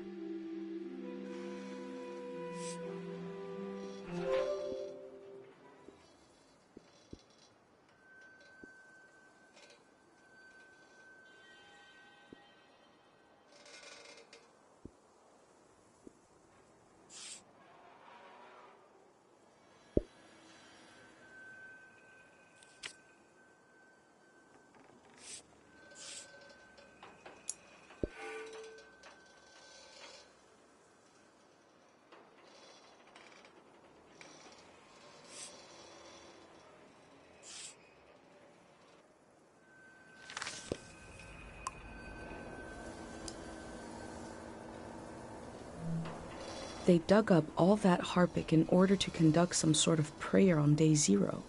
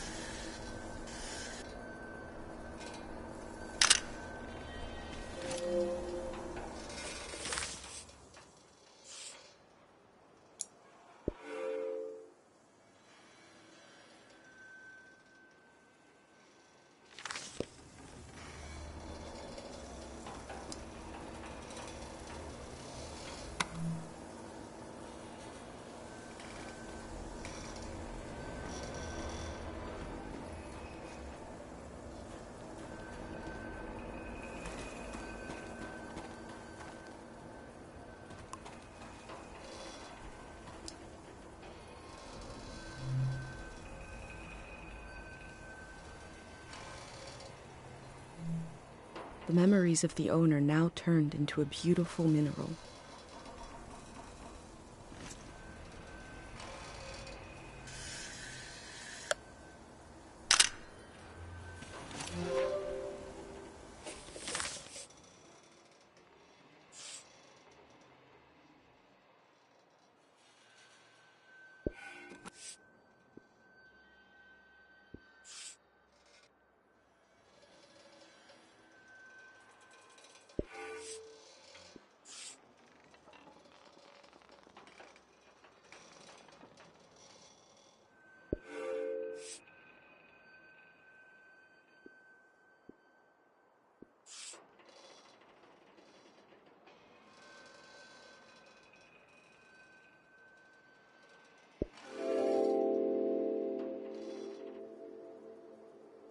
What we do to the land eventually makes its way into our blood and our brains.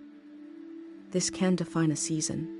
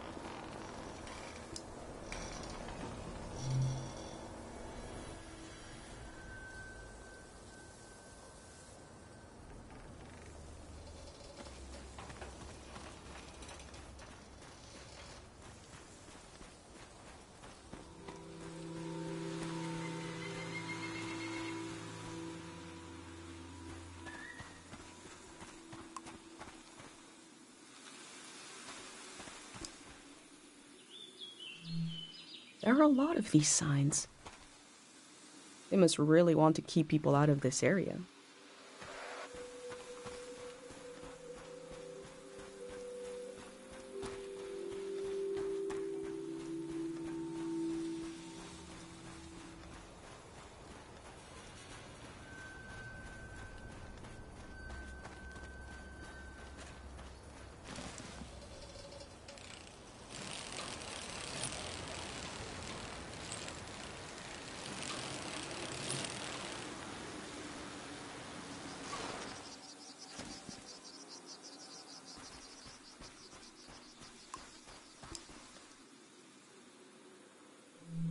The info sign earlier said they are dangerous in large numbers.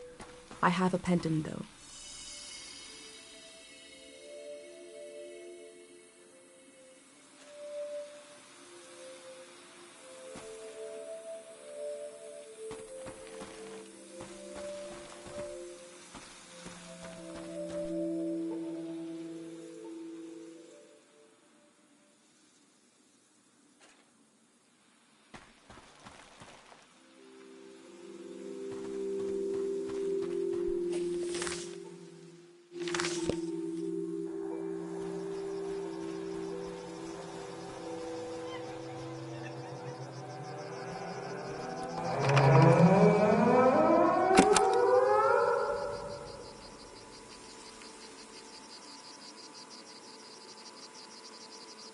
Whatever is making that sound, I'm glad they sealed this shut.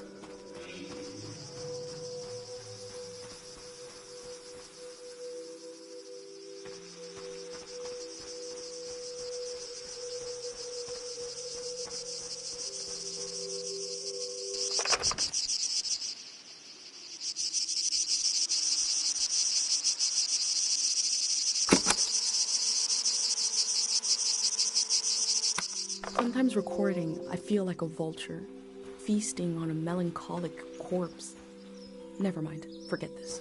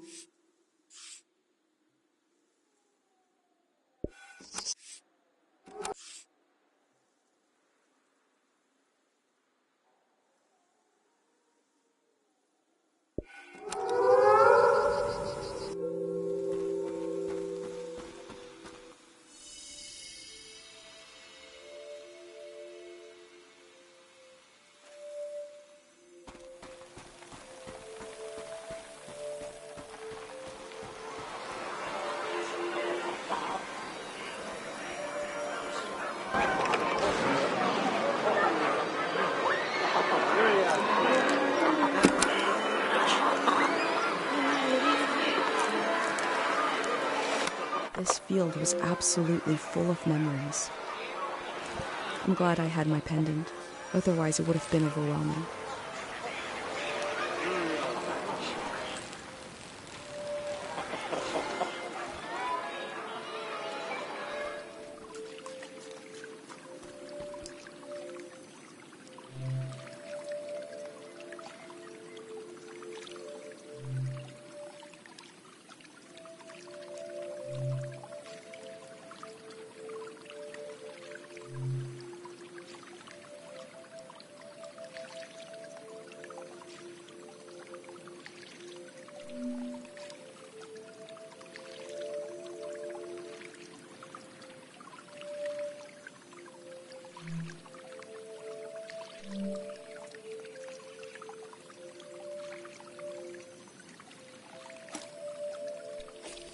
These slips are prayers to this god for forgetting things.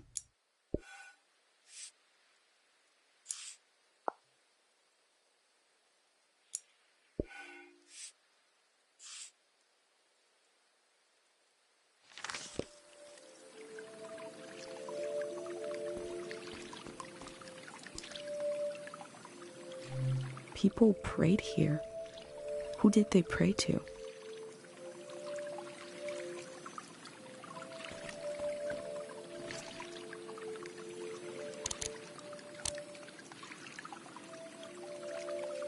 In Cairo, we have a statue to remember Dr. Fumio. But this statue is meant to be worshipped.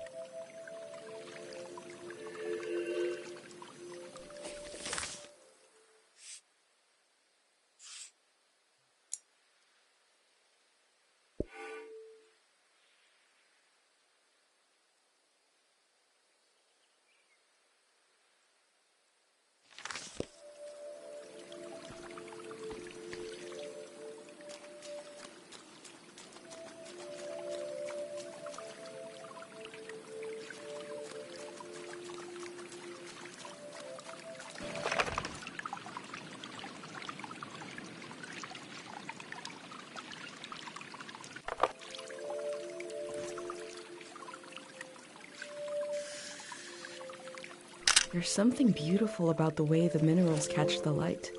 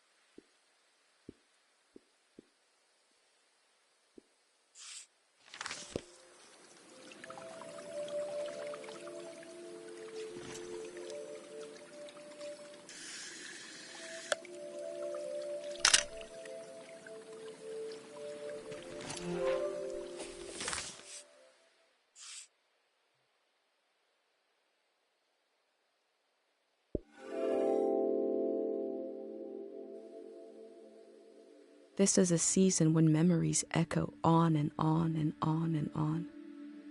Will the echoes fade away, or will they be cut off abruptly?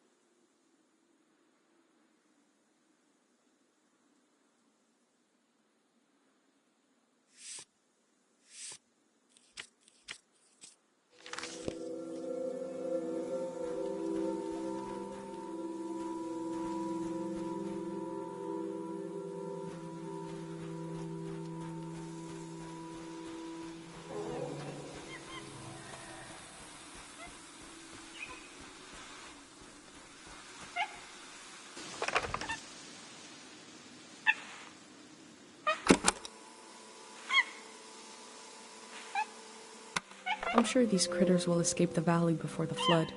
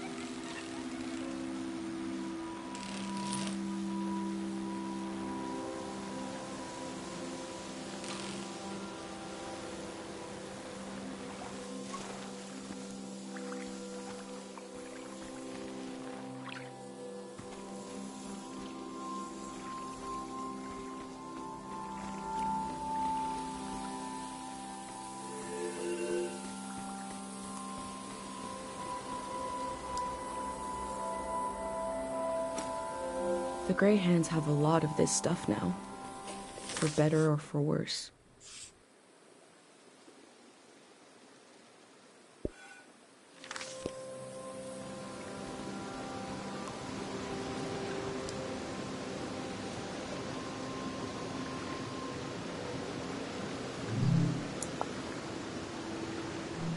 The bird stole a small trinket. I left the bird its prize, but maybe I can learn more about the locket.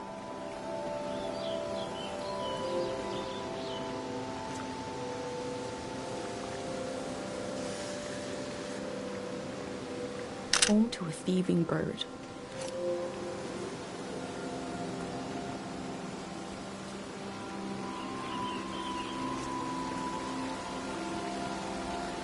The tree looks healthy.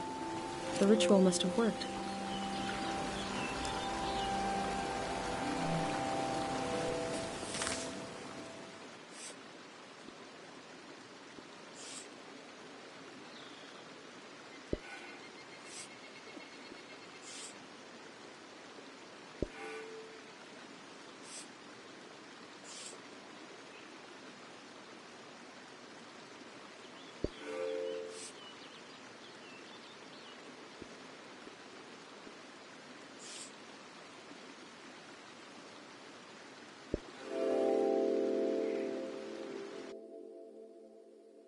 This valley is so different than my village, but both places have an enormous tree watching over them.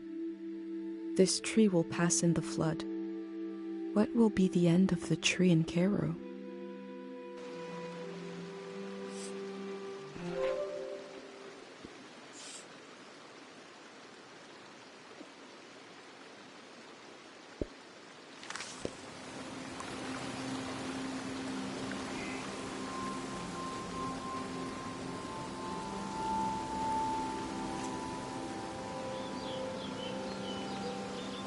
A piece of car, severed, dangling.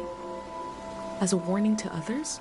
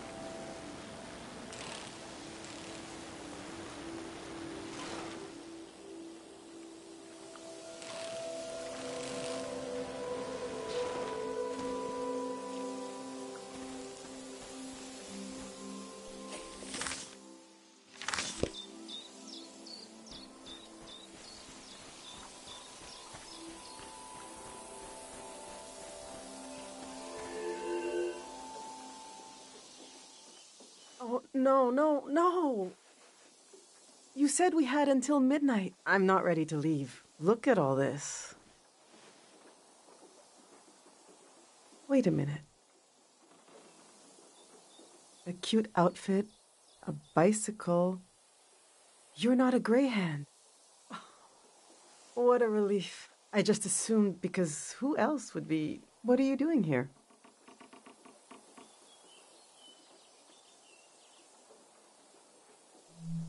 You're really cutting it close. I guess I'm doing research here on the lawn. I'm studying my own life. Welcome to Tiang Valley. You should have been here a week ago when the evacuation started. Almost everyone is gone now.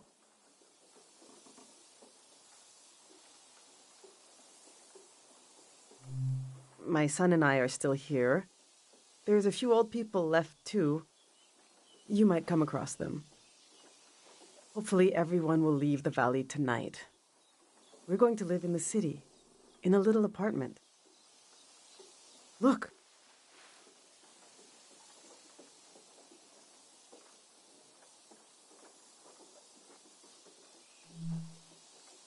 See how they put the dimensions on the back? I recreated our future apartment here, on the lawn.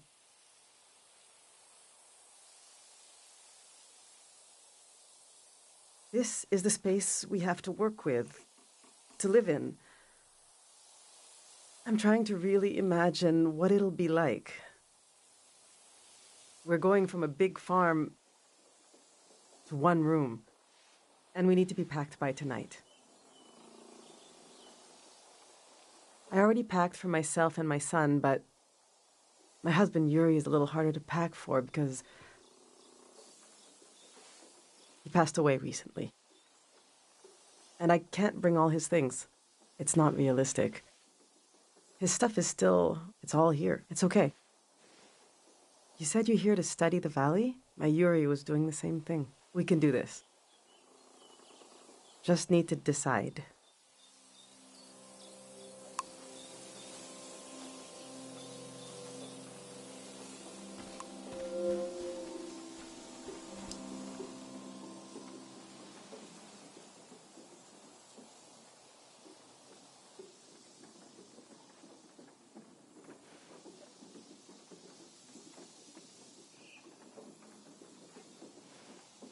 Our old cart broke. I overloaded it. So I had to use the wheels of his bicycle. Now he's so mad he won't say a word.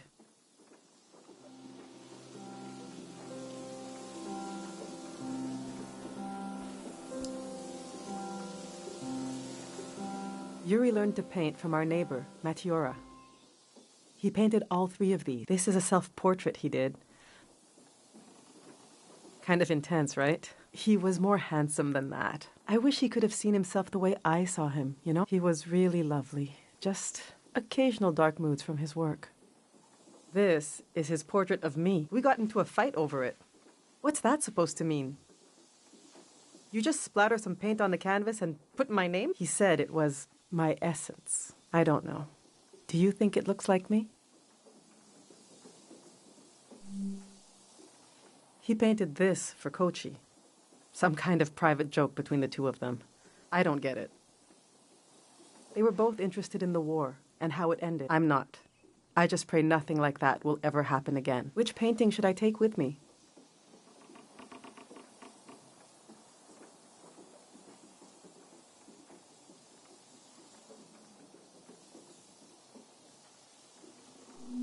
Yes, you're right. Carrying around a painting would be ridiculous.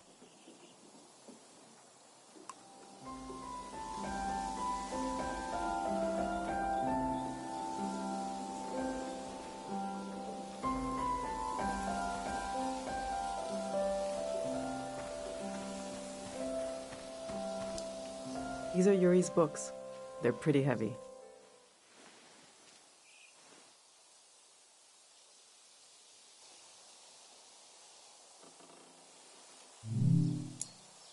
This is an old religious. He didn't like to talk about his faith. I haven't read it much. Maybe there's a part of him in these pages, a part I never understood, that I could still glimpse. Maybe he would want me to keep this one, but I don't know. It just doesn't mean much to me.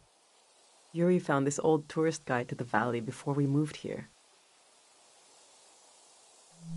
He was so excited, but this guide is really out of date. It's from way before the war. There's something optimistic about the colors they used. Yuri really wanted to take a trip to the archipelago together. We prepared for it a lot. Even taught ourselves a bit of the language from this book, but we never made the trip. It was always going to be soon. Seems like the kind of thing no one does any. Which should I take with me?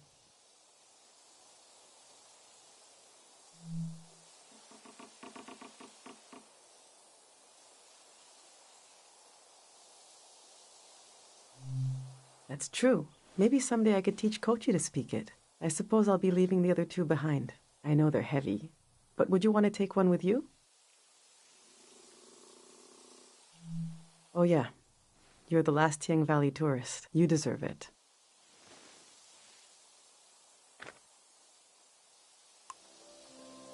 All right. This is going well. But I feel like I'm forgetting something. The demon of shame and mourning. How could I have forgotten? Oh, where did I put him? We need to bring the demon of shame and mourning.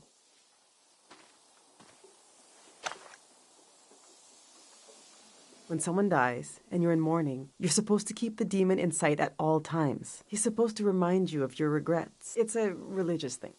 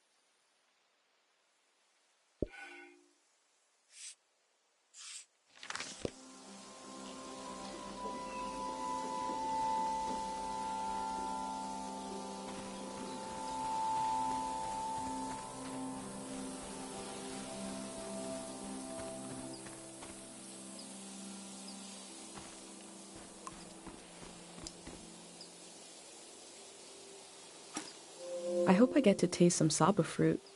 If it merits a sticker, must be pretty good.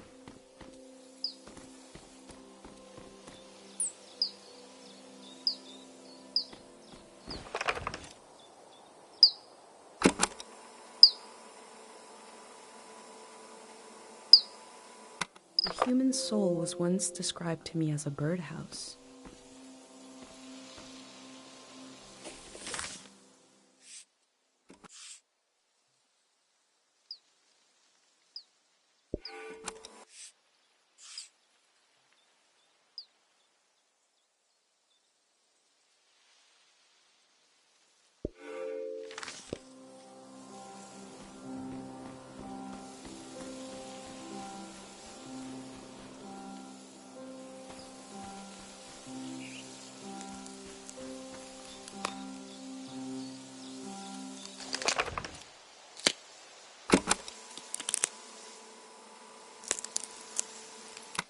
Rhubarb is one of my favorite words. Rhubarb. Rhubarb. Rhubarb. Rhubarb.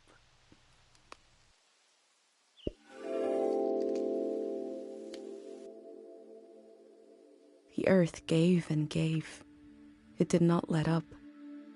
Not even at the last minute. We collect the fruit of the land we know is dying. Who could forgive us?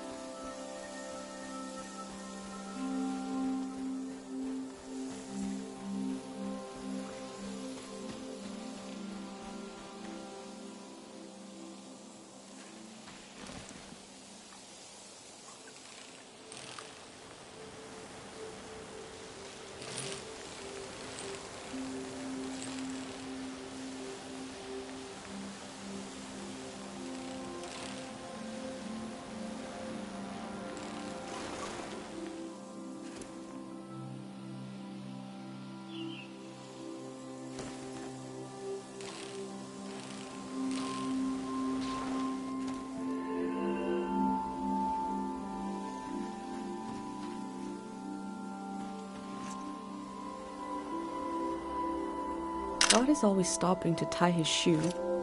He bends over and his eyes go completely white for like 60 minutes. But he doesn't tie a single lace.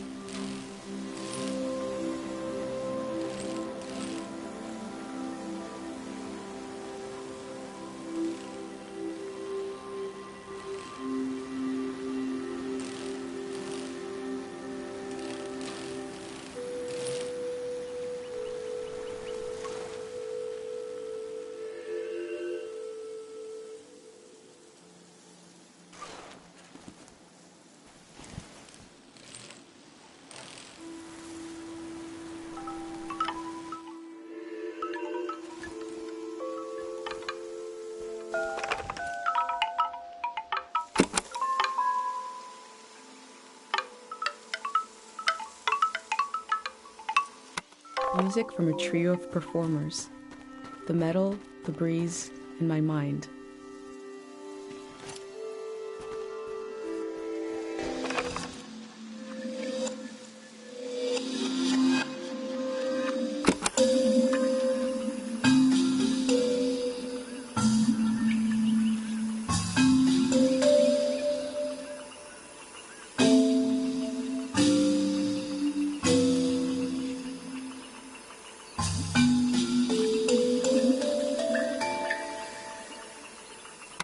This flower was broadcasting music.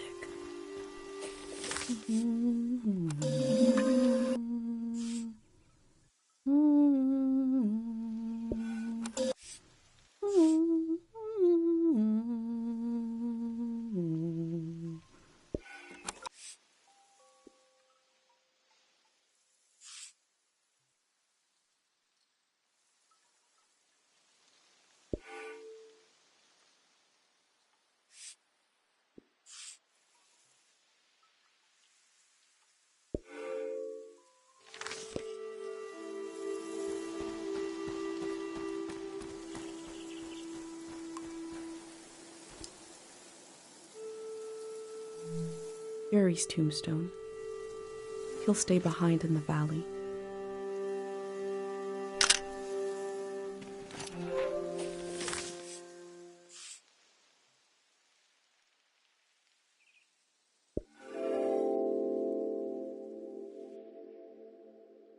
There isn't enough room for a cemetery in my village. Here, memory is granted space. Land is used to let the living meet the dead. Or maybe it's the other way around.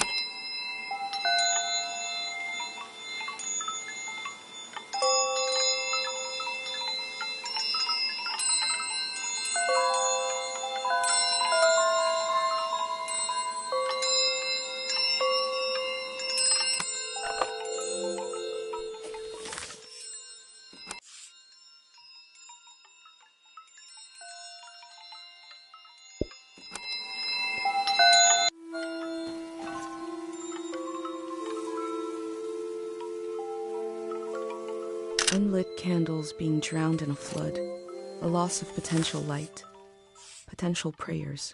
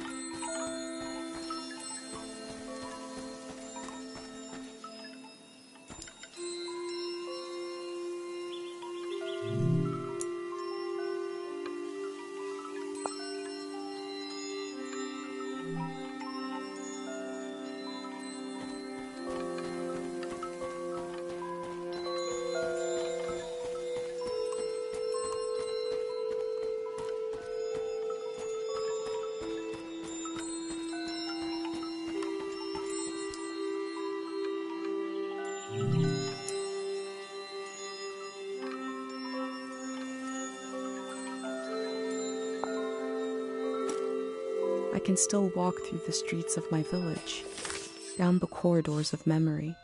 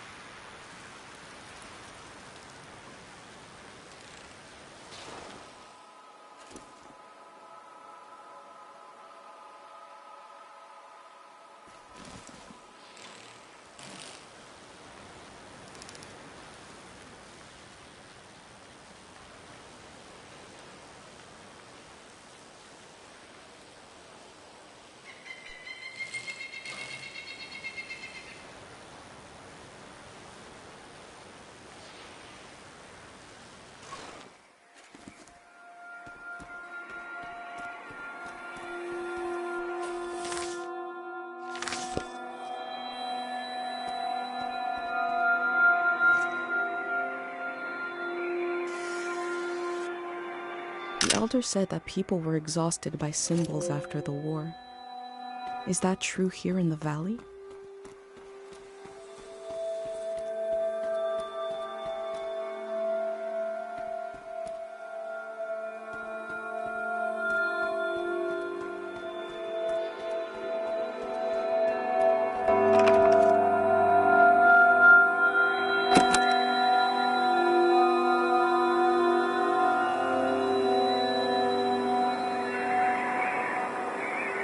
A calm sound comes from the strings.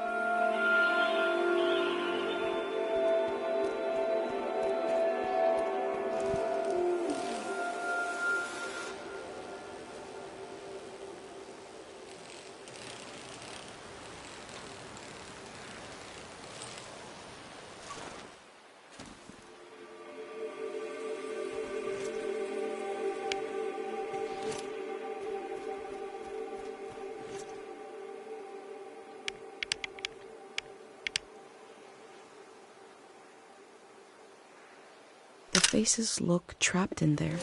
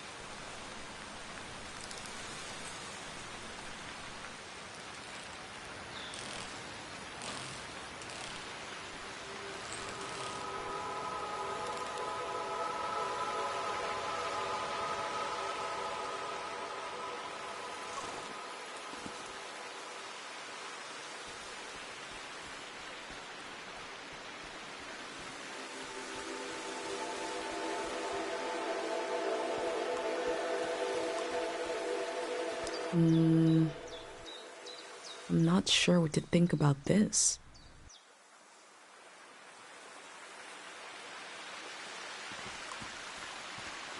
Within the piles of junk, I found a metal cutout of a symbol. These patterns, what powers have they had and lost?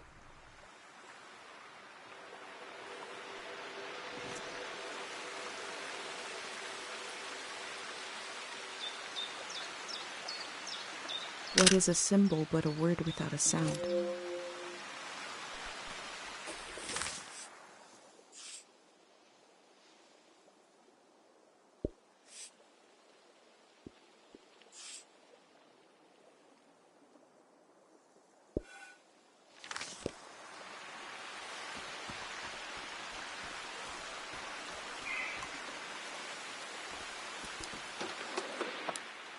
This instrument is so beat up, but lovingly preserved. I must have played some important tunes.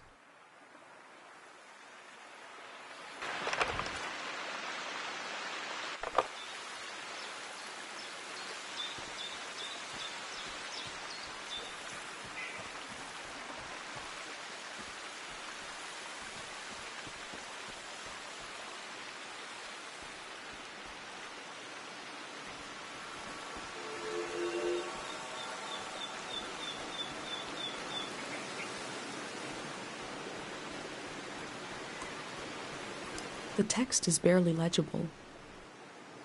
3 aphorisms from the young. None should see the face of love and live. It looks like a set of aphorisms. Now to find the rest.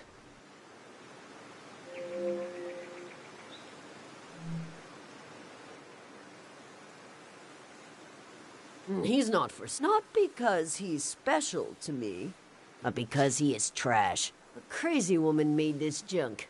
An artist. I buried her a long time ago. I'm surrounded by it, but my eyes, I can only see here. Can you bring me photos of my art? I'd like to see my work one more time. I want to see how I wasted my life.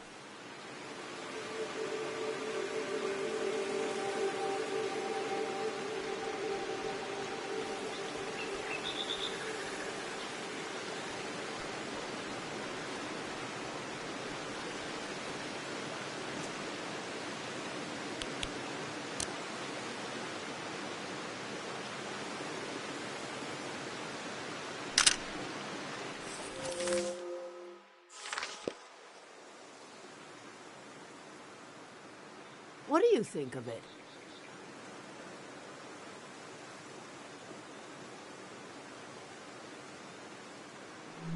No amount of work can replace true What was the point of these creatures? The horned dogs of war? I look at them and I feel nothing. I should have grown ivy over them. At least the flood will take it all away. Was I never truly inspired?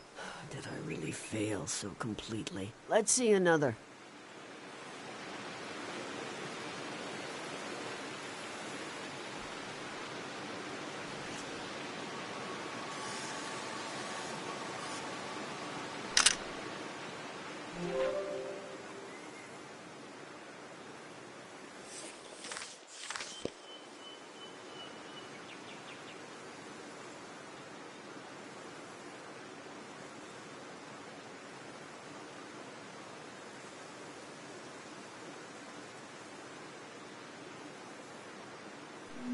The figure is without grace or truth. I thought if I stood outside his door long enough in the rain, that God would let me inside. All I did was toil my fingers to pieces. I wanted to capture this valley in a piece of art. That's all. Best of luck to you. I tried my whole life and all I did was create piles of trash. Enough about my... Let me see what else you've got in that journal. My trash all on a page together, like a real art exhibit. One day, you could add my name to it. Mitziora. They might as well know who to blame. The museum vault. Every artist dreams of their work hanging on its walls. Oh, you'll try to go there? It's so far. It'll drain your life away trying to reach it. That is undeniably true. Your journal might end up in the vault, which means my artwork might end up there. Oh, that would redeem everything. Every wasted hour. When a dream crawls back out of your throat, it hurts. But I can do better than those little statues. I can, if you help me. This art will memorialize Cheng Valley, and we'll finish it together. Cheng Valley has many faces, many themes, characters. Take a look through this junk, and we'll pick a face to show Cheng Valley to the unborn children of the... You do that while I make some tea.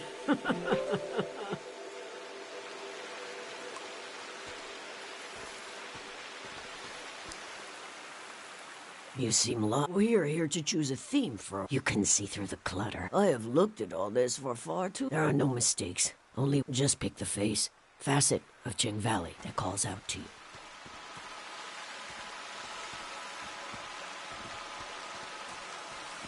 Within the piles of junk, I found a metal cutout of a symbol. These patterns, what powers have they had and lost?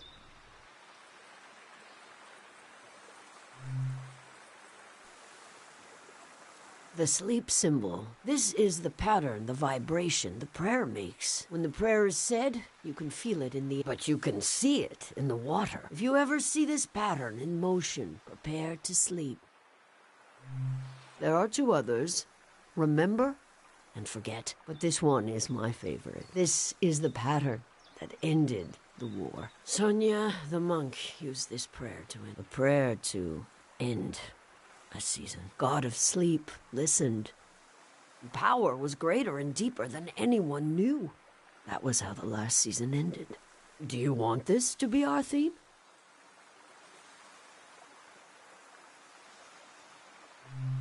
Very good. The tea is ready. In the past, I tried to control everything. My work was dead.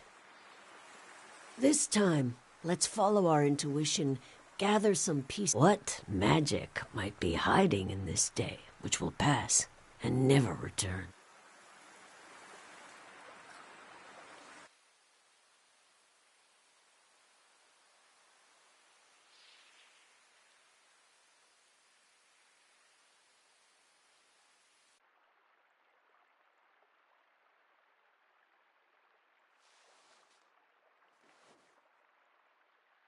This tea is good for the throat. It makes me want to sing.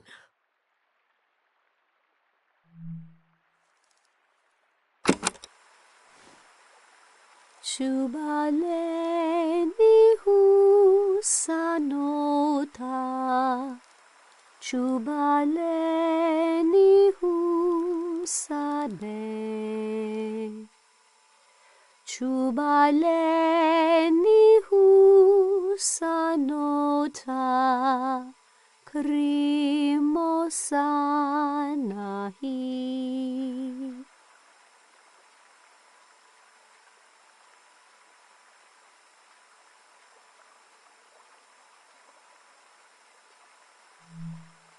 Pleminutu sakanora,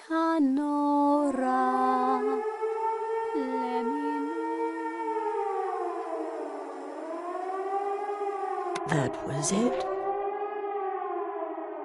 That was Cheng Valley. I thought we would capture Cheng Valley in a piece of art, but we captured it in a moment instead. A moment can never hang on the wall of a museum, but you will still carry it with you. You were the co-author of this moment. I would never have found it without you.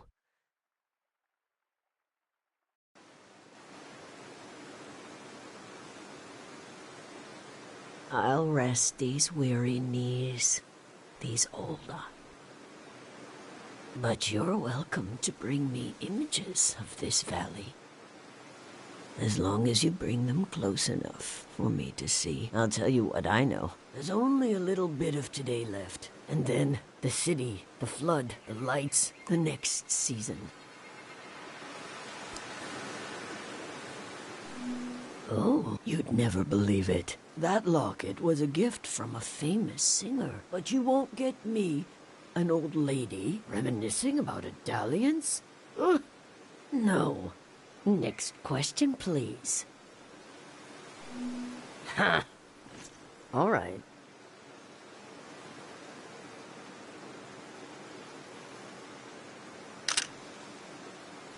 Latiora is a true artist.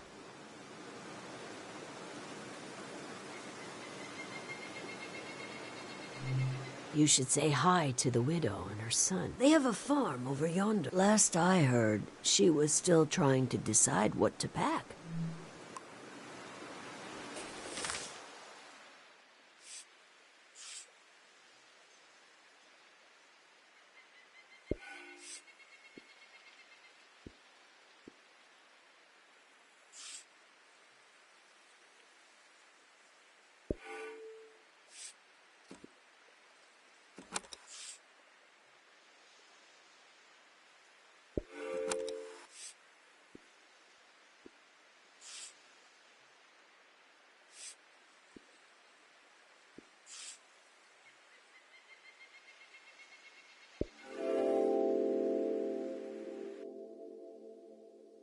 a home isolated from the rest of the valley. I've had my first experience of loneliness on this trip. I can't imagine a lifetime's worth.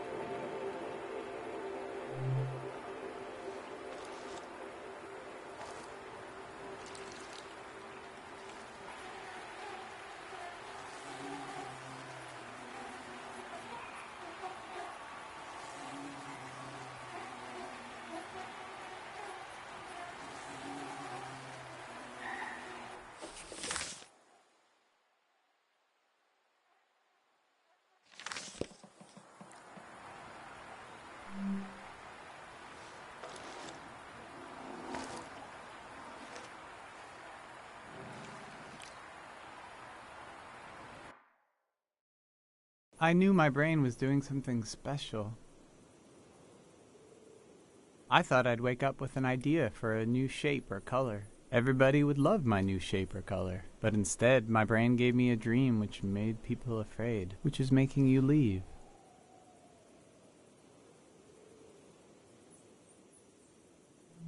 We don't think we have power, so we don't do anything. But you found something to do. I think that's nice. The elder said it means the season is ending soon. I want to tell you the dream now. Let's shut our eyes and lay on the roof. We are already on the roof. That's good. I'll speak the dream out loud and you imagine it. You can close your eyes now. I'll tell you when to open them.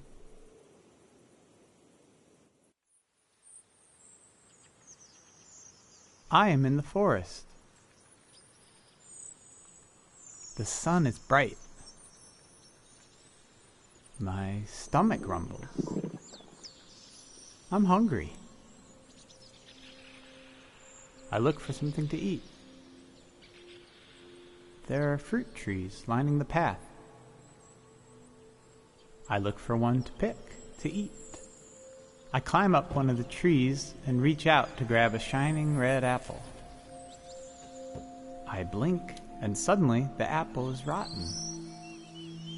It looks like it's full of spiders. I blink again, and now the apple is just a baby apple. Not ripe or rotten. I lose my balance and fall onto the ground. The apple changes colors. Some are eaten, some disappear. I hear a voice. Someone is there with me. I try to recognize who they are, but their face keeps changing. They're kind of everyone. I tell them I'm hungry. I want what the earth is trying to give me. They say, these aren't apples. They're memories of every apple I've ever seen. There's something wrong with my eyes. And there's something wrong with the soil. They say I need to look into the sun to clear out my vision. They say we're going to look together, and that when we do, they'll melt away. They want to. Then behind them I see you, watching from the shadows. You've been taking notes on everything. This makes me feel better. I turn my head and I let the light in.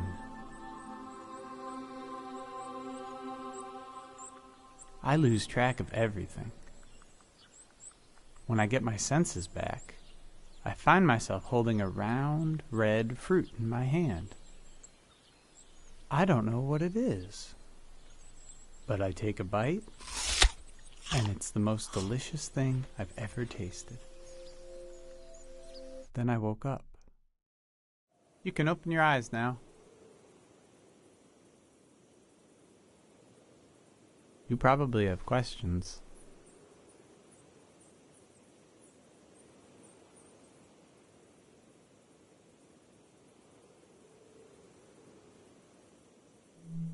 It wasn't only my fault that the apples were acting funny. It seemed like the natural world, or whatever it's called, the land didn't know what time it was either. The soil had to forget a little.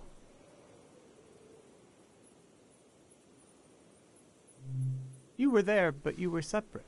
Whatever happens to us, we need you to keep an eye out. Somebody has to stay normal. Somebody has to not look into the sun.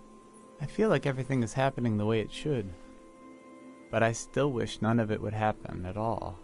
I wish my dream didn't mean anything. I wish we had wasted more time together.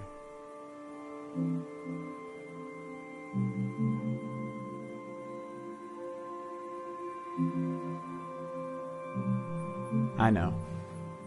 Thank you for reminding me. We'll go down this roof together, and you'll keep going down and down, down into the heart of the world. Thank you for listening to my dream.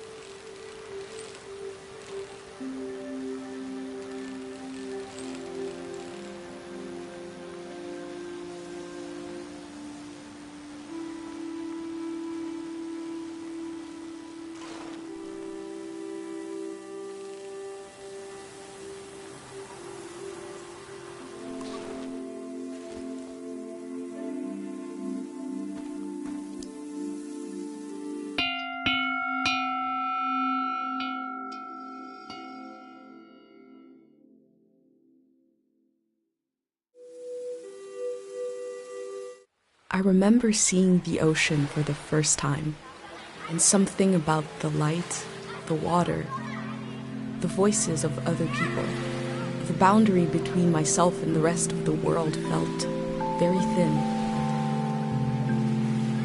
It was beautiful.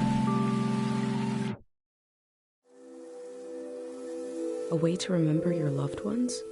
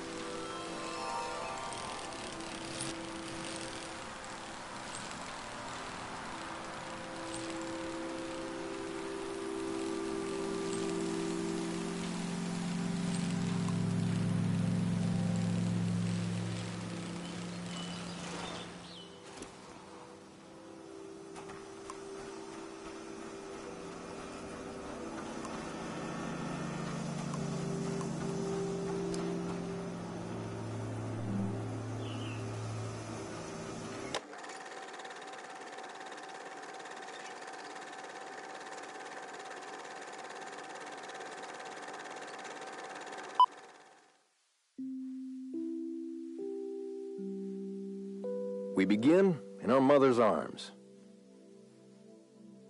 We open our eyes, but she's not there. We breathe in. Where is she? She is everywhere. And we breathe out. Good morning. Welcome. Congratulations. You have just stepped into a new season. You may feel as if you're seeing the world for the first time. You may have noticed that colors are more vibrant. You may have noticed that food tastes better. What you are feeling right now is how it feels to be liberated from the past. There once was a season that was beautiful. But everyone you met, their eyes were clouded, and their necks were turned backwards. They were weighed down by loss, haunted by the nightmares of another era. Now you may feel as if a great weight has been lifted. In certain cases, you may feel an unexpendable well of energy rising up inside you. Because you know there is so much to do. That the world is ours. And it can be anything we want. With your help, we're going to do it right this time. You won't be alone. There will always be a hand and a voice beside you. There will always be a song to sing. Tear down the ruin in your mind, the wound you kept inside, can you let it go?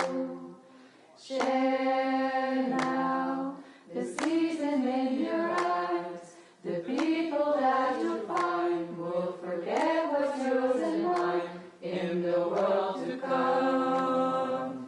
Tear down the ruin in your mind, the wound you kept inside, can you let it go? Share now the season in your eyes, the people that you'll find will forget what's yours and mine in the world to come.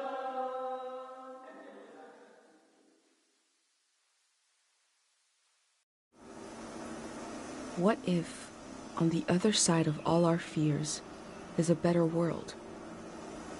Or a worse one? What if it depends on what we do right now?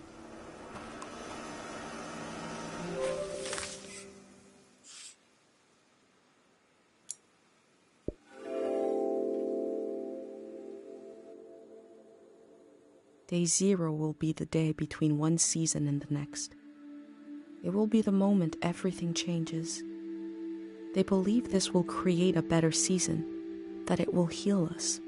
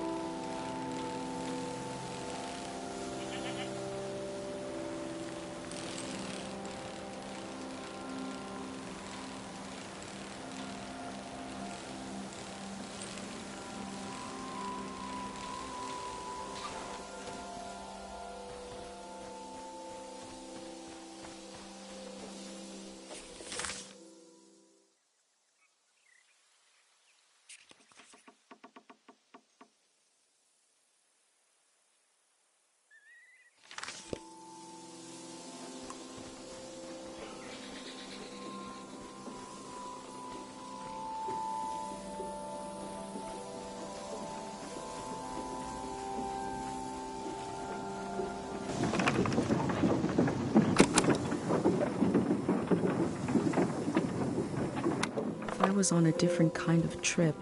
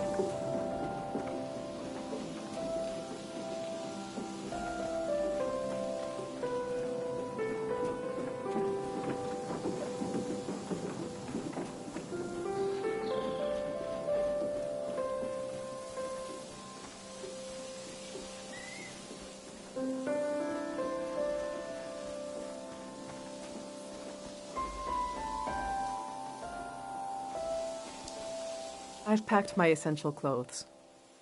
I don't know what to do with these. This was Yuri's best suit. Maybe when Kochi grows up, it'll fit him. That's a long time away, though. My island dress. I made this for our trip to the islands, the trip we never took. It was based on a photo of a seaside Azan dance. The hours I spent on this. These are some of Yuri's clothes from when he was a kid. I thought Kochi could wear them, but he says they're itchy. So what's the use? But to throw them away, he was a little boy. He would put these clothes and go to school. He grew up. Oh, God, this hurts a little. Okay.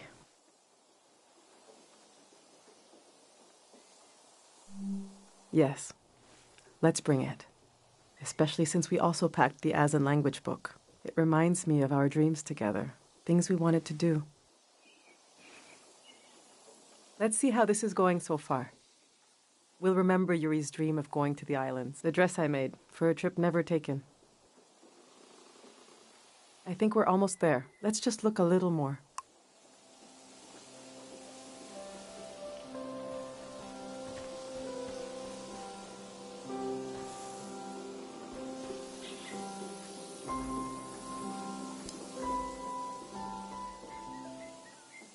My husband built these tools to study the valley. They were his life's work, and they took his life away. So what do I do with them? You can't buy tools like these. My husband didn't insult God, but maybe he stepped on his toe, and his life went out of him. The truth is, I'm relieved to leave this place. Tiang Valley is not some preserved jar of, I don't know, it's chaos. It's life.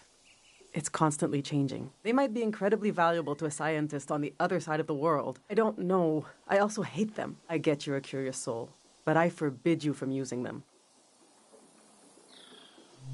I don't care, but he did. He gave his life trying to understand this world. I can't keep these tools, and I can't throw them away. There's even more of them, bigger ones out. Okay, I'm going to turn away now. I want you to take them or throw them away. I don't want to know.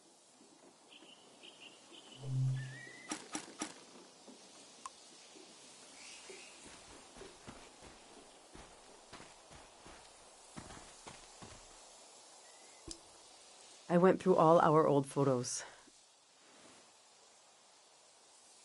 trying to see what I might be forgetting. I love that view. Have you been up there, by the entrance to the shrine?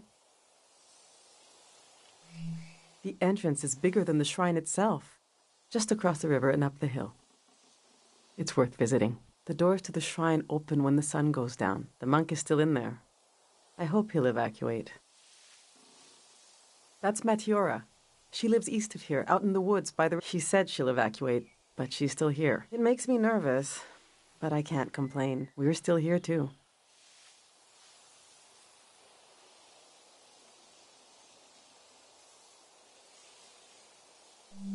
I wasn't interested in having a child at first. There are just so few these days. The thing all three of us had in common, as a family, was that we were pretty silly.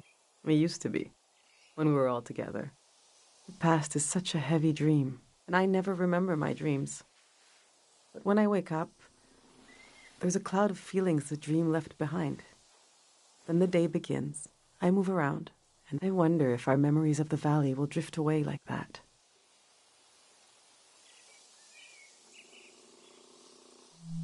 Someday Kochi will be as old as his father was when he died. What will he remember? All right, this is it.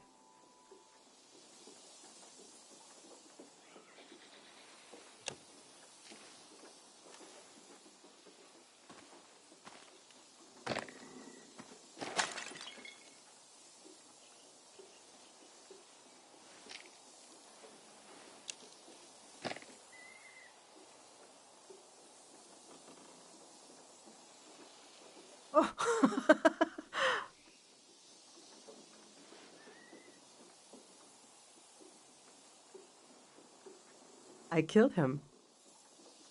The demon of shame and mourning. What was I thinking bringing it along? What an awful tradition. Kochi, do you still want to take a final tour of the valley?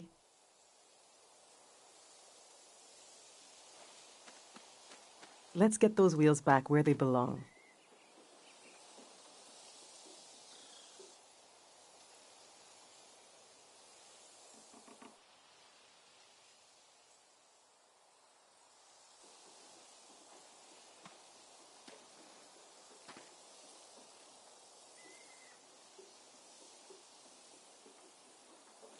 I know what I'll carry with me.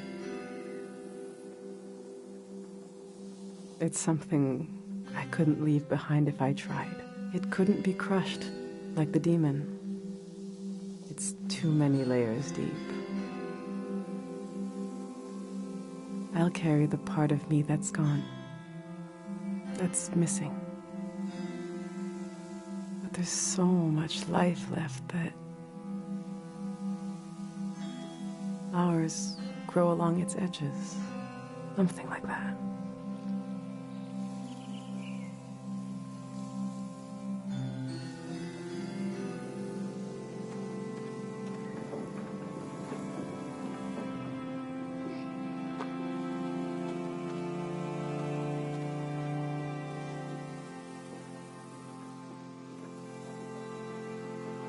I'm glad you came to Tiang Valley today. Thank you for being there for me. I didn't realize how much I needed a stranger's ear. Now, there's no rush. But as you try to wrap your mind around this place, feel free to come ask me questions. I'll be right here until night comes.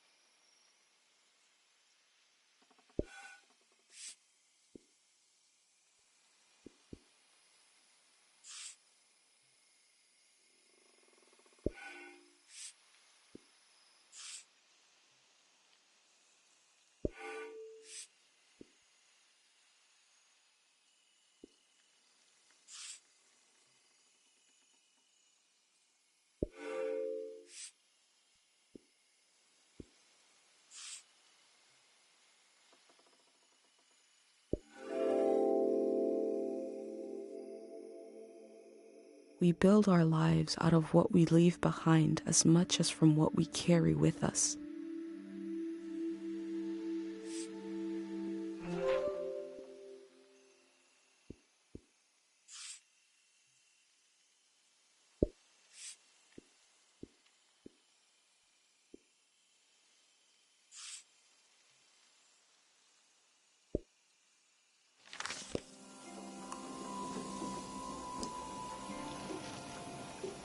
I love sounds and music. If you have anything you recorded to play me.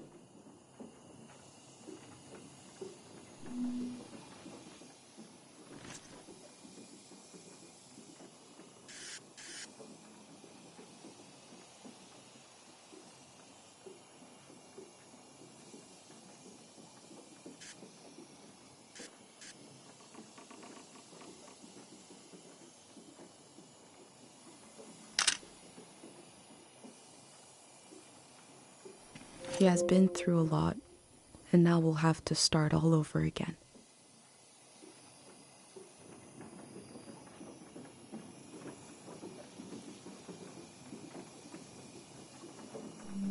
The sun is going down, so the shrine should be open soon. The monk is very reclusive these days. You and him are the two weirdest people I've ever met, so I like the idea of you hanging out together.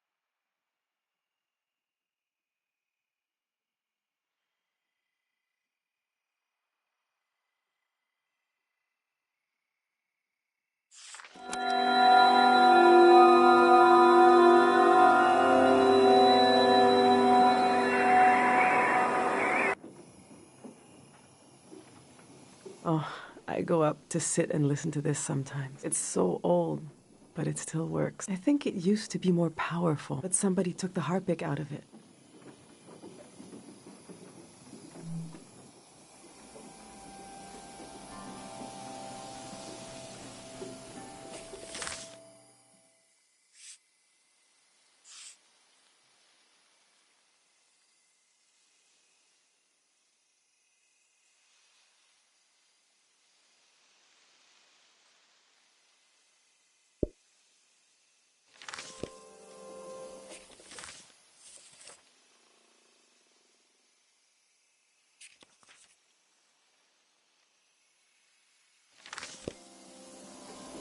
Night has fallen.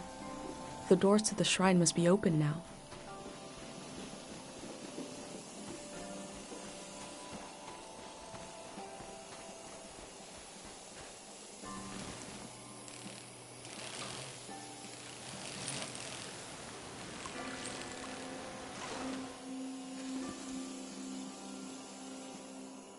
Do you want to go on, well, a sightseeing tour? The next tour leaves in, well, now basically. Saying goodbye is like when you empty your pockets before going to bed. You get to see what you picked up. The things I picked up need somewhere to sleep. Follow me.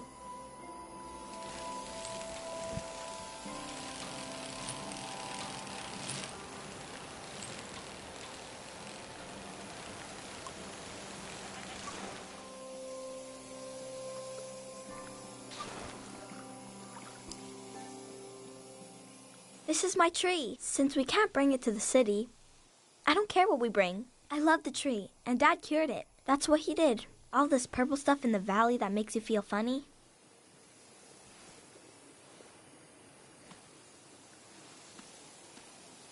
See? This used to be purple. And dangerous. Dad made the dangerous part go away. He wanted to make it so all the purple rocks were safe and green. I know there are plants underwater. Can a tree become an underwater tree? This one can't die. It's been through too much. Let's go.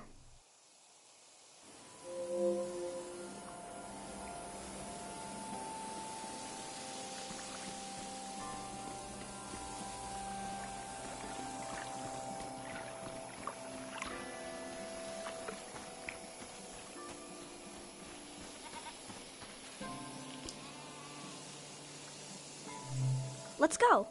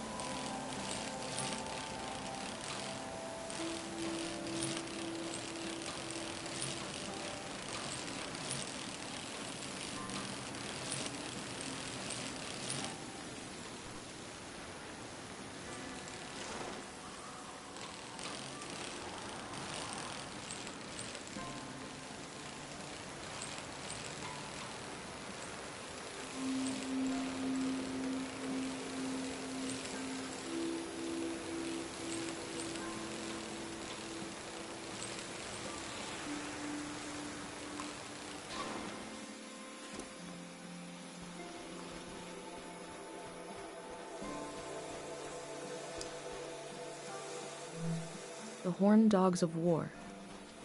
They were all over the valley.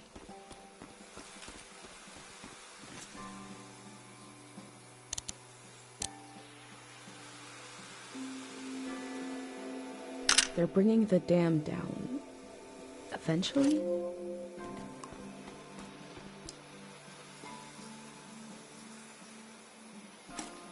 I wonder if the graffiti will survive the flood.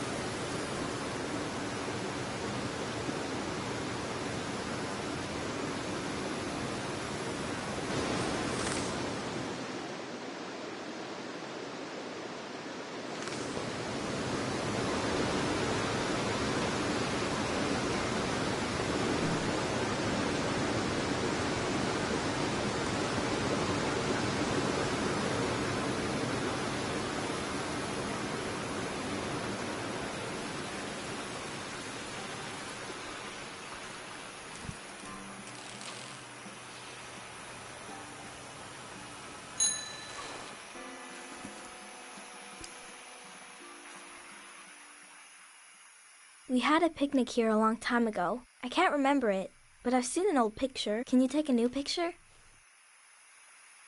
And I'll sit like Dad does in the old one I saw.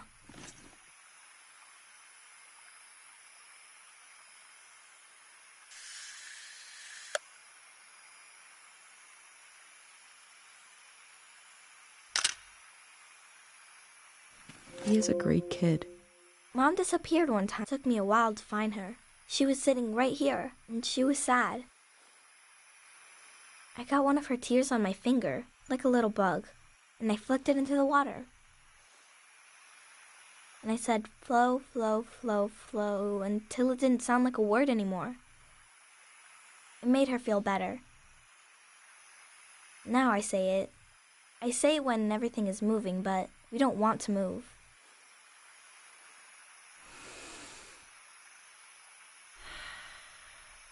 Come on.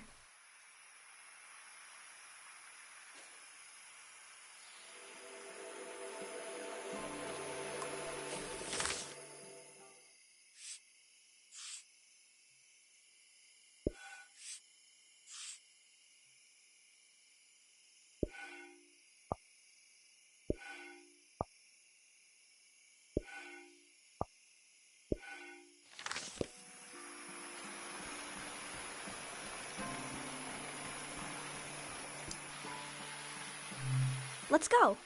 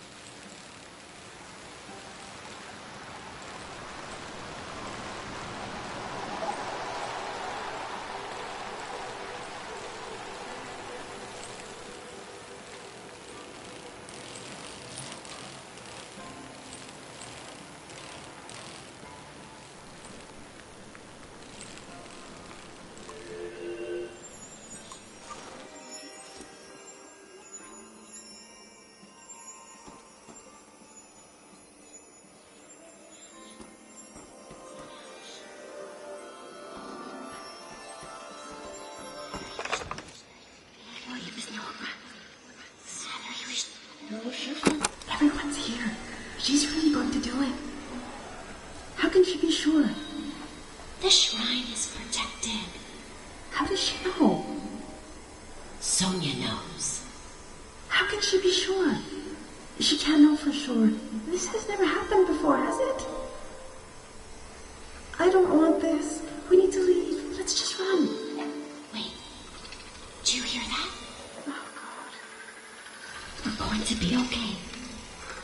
It won't be over soon.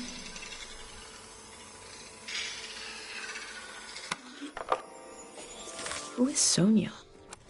What did she do to protect the people of the valley?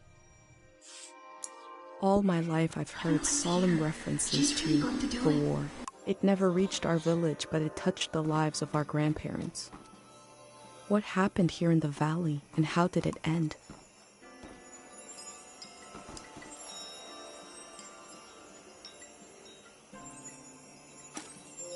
Their friends and family know what happened to them?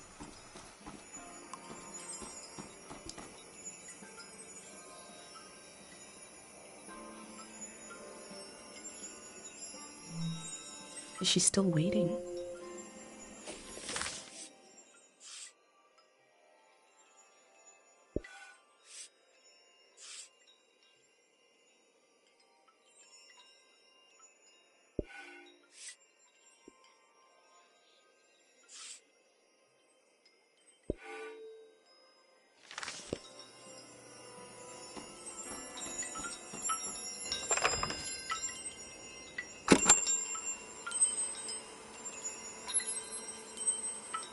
Music from a trio of performers. The metal, the breeze, and my mind.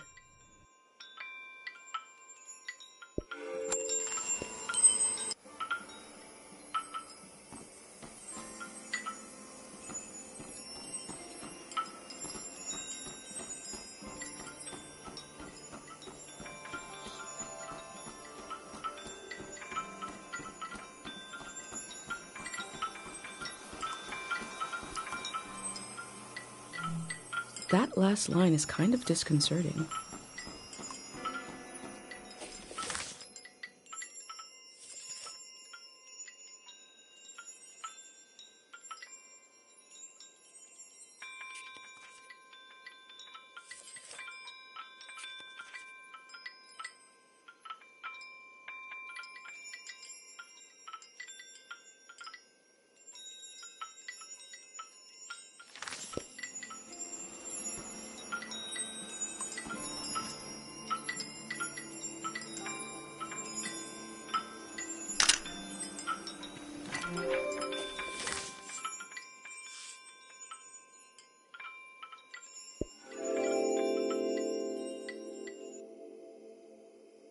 The scale of the old world grew beyond human proportion, maybe beyond human feeling. The parking lot will never die.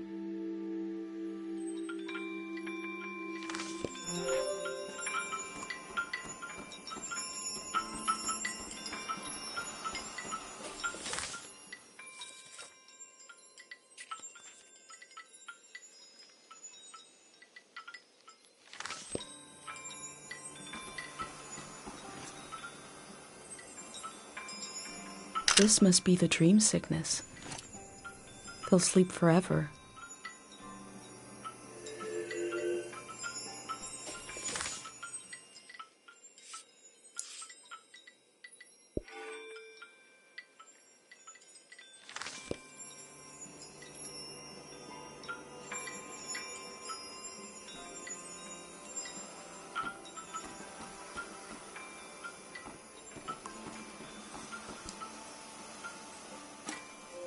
I don't know what it's like to be that hungry.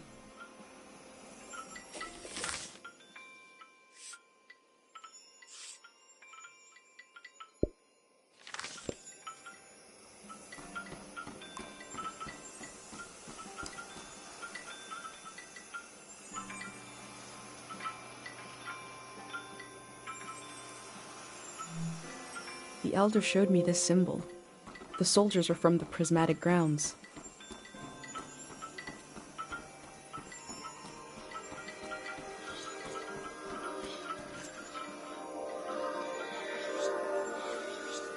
They believe a prayer put the soldiers to sleep. Is that possible?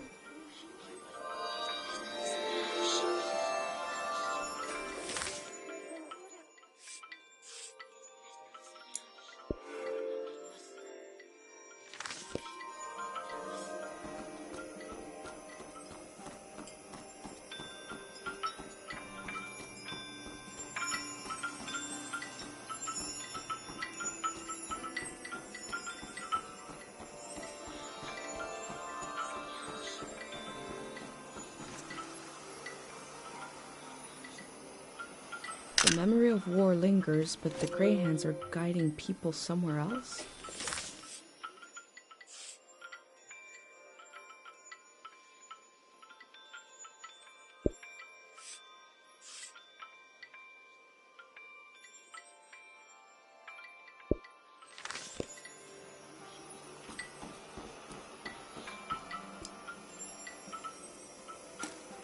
This must be Kochi's drawing.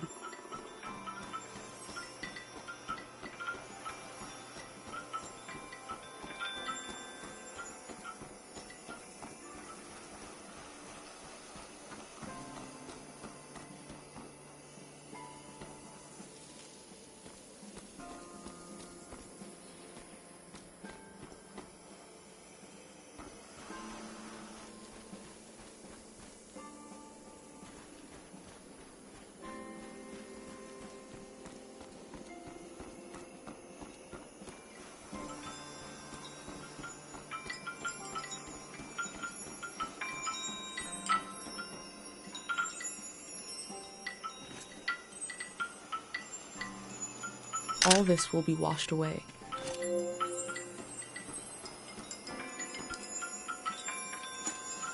The people here weren't ready for a war.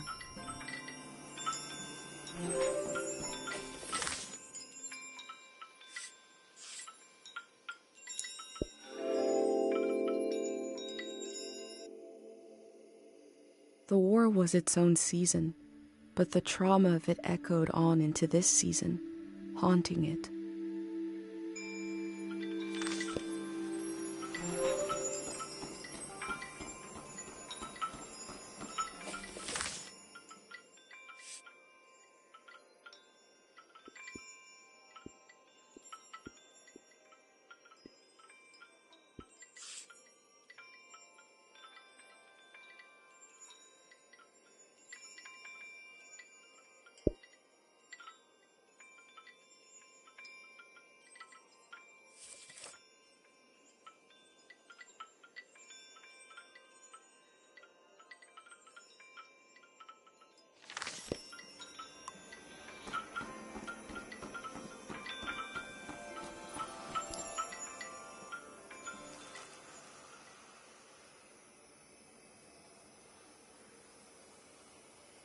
His name is Frenay. I asked him how he ended up sleeping here. Frenay said they were in the valley because they were so hungry. And then there was light everywhere. And they fell asleep forever. They should be old men now. But they couldn't get older if they tried. One time, I saw the monk out here cleaning them. It was so funny. He looked like he hated doing it. I'm not supposed to touch the soldiers. But I let Frenay borrow my pig. I need it back now. Let's go.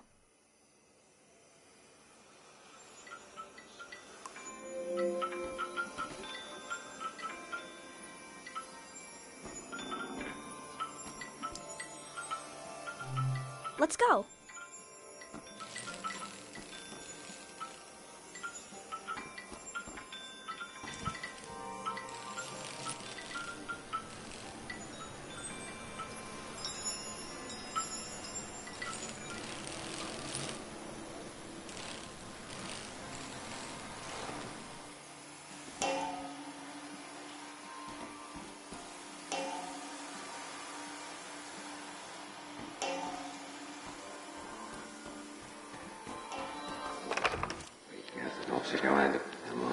I've always prayed when I needed something. But now I just want to thank you. The calm you brought over the world. I'm in love with this silence. This moment. We're going to live. who are going to remember.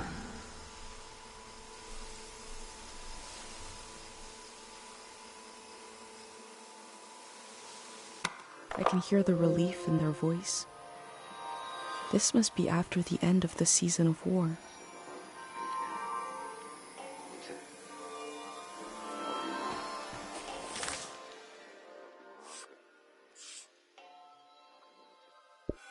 I've always prayed when I needed something.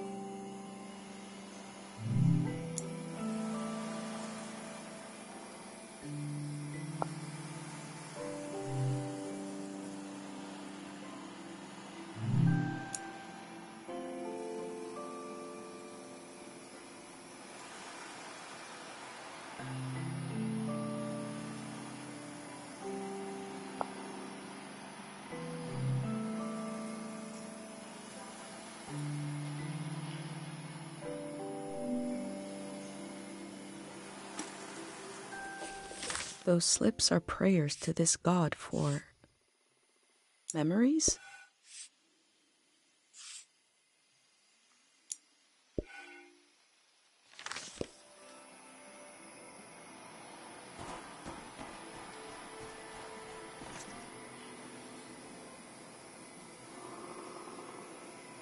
The figure of this statue feels like it came to someone in a dream.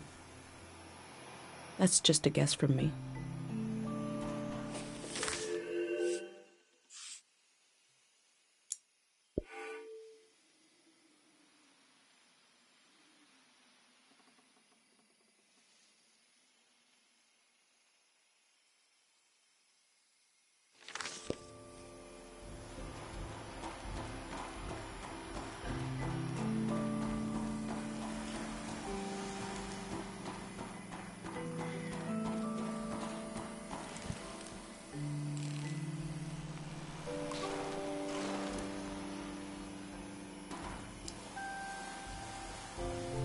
People prayed here. Who did they pray to?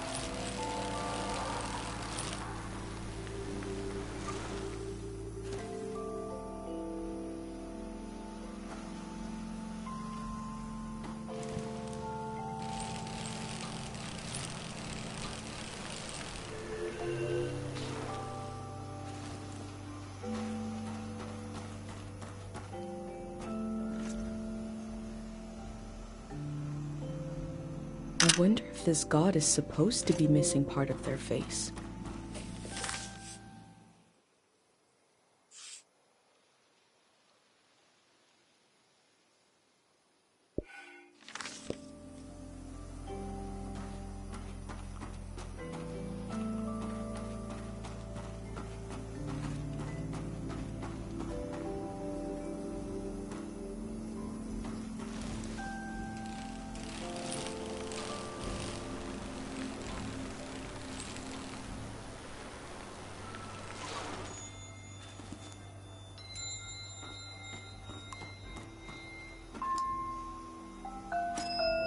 I smell hay, rust, and old warmth.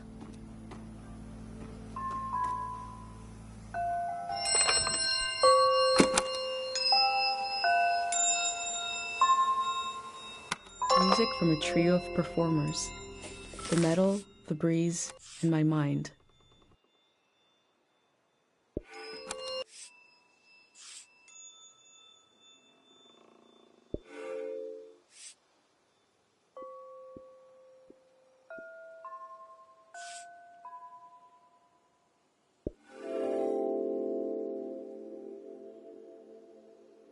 We have Dr. Fumio's cures to negotiate with the exigencies of life as a conscious being. Here they have a religion. The form changes, our needs remain the same.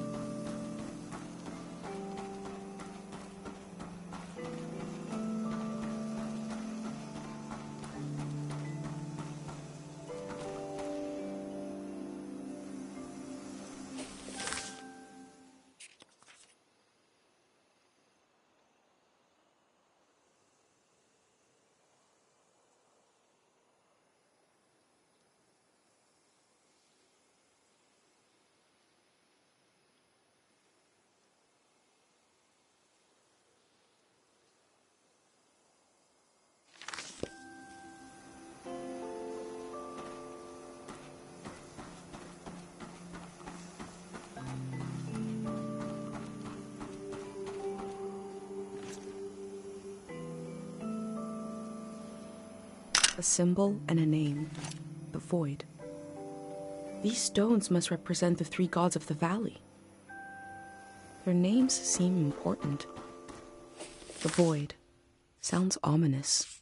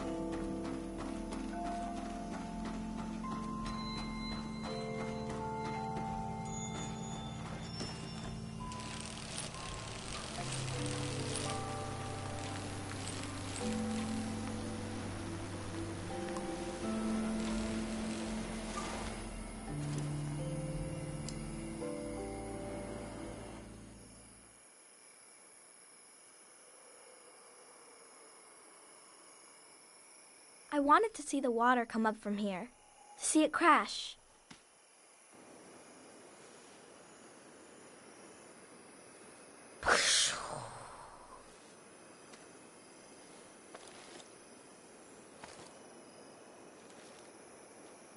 I thought the flood would clean everything, but Mom said a flood is dirty.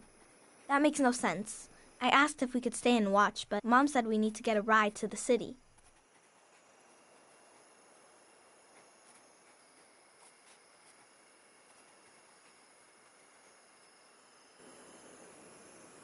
That That's our house. You're good.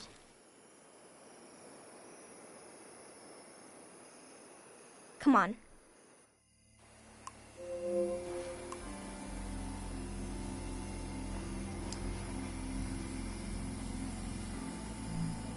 Such a huge structure. I wish we had more information about the olden days.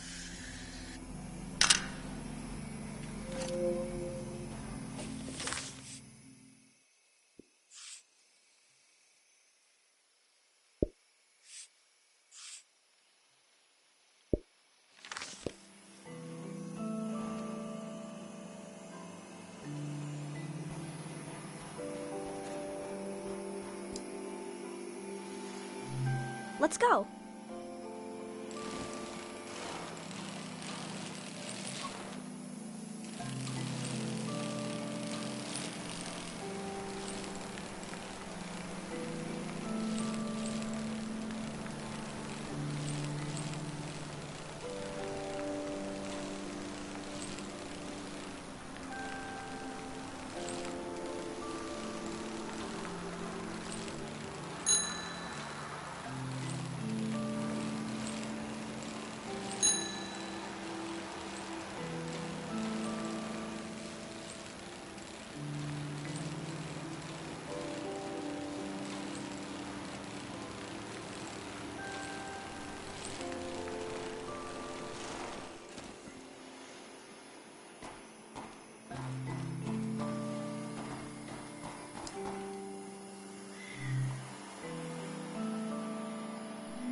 That didn't seem to work.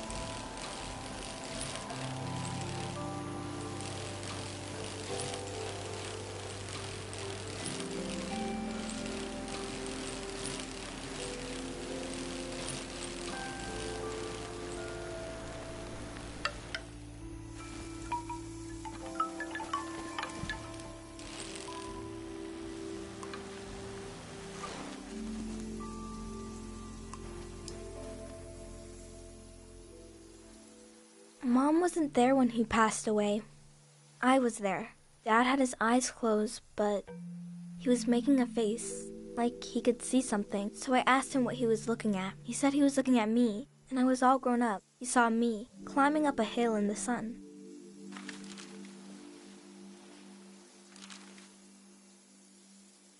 Then he said his memories were falling to the soil, and he had to go with them.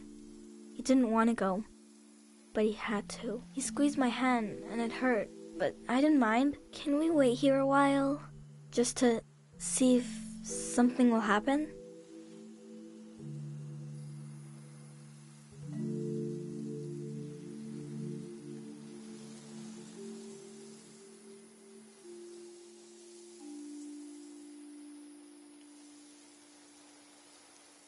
I met a boy who lost his father just like I did. It's something I don't talk about much. But I did to him. I've been recording everything for you. But this feels private. I'm not sure if I want to share this with the future.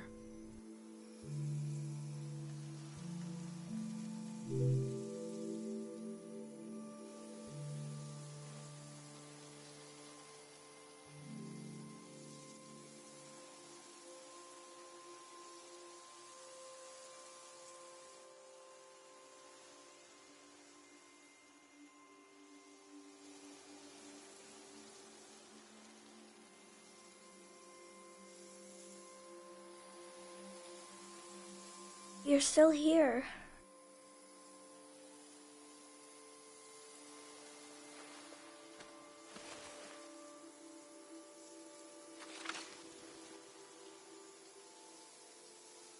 The tour's over.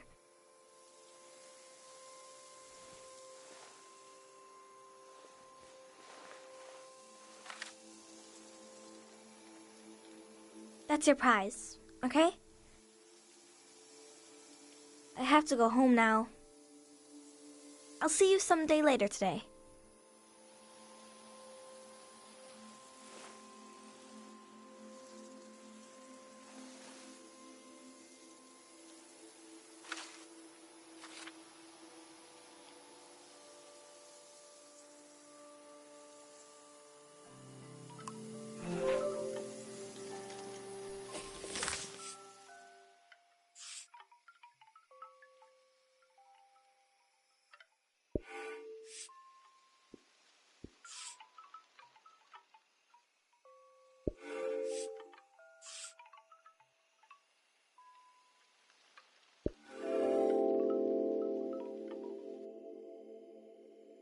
Kochi collected objects around the valley and laid them to rest at his father's grave. I've collected memories. Where will they be laid to rest? The museum vault?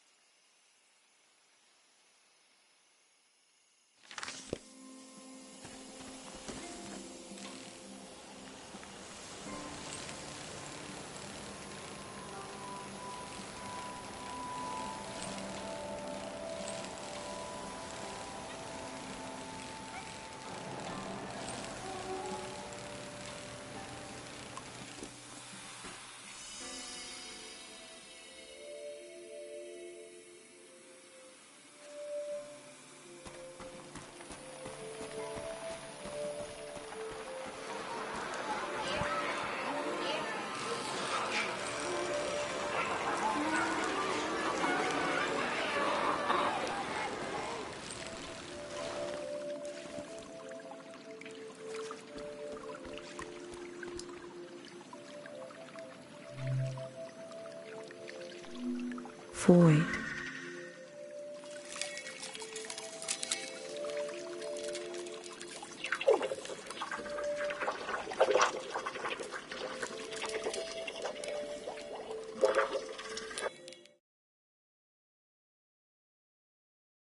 I pray to the god of forgetting. I pray to the void to take a memory from me. There was a moment of hesitation between my pendant and the god. Did I really want this? If I did, my pendant would allow it.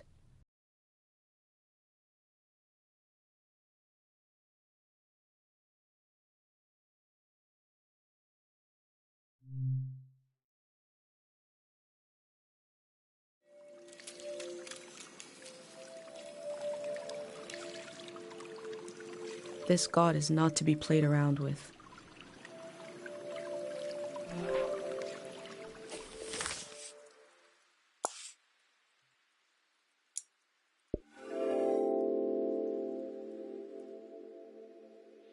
Our memories define us. I thought of my mom, who lost so much to protect me.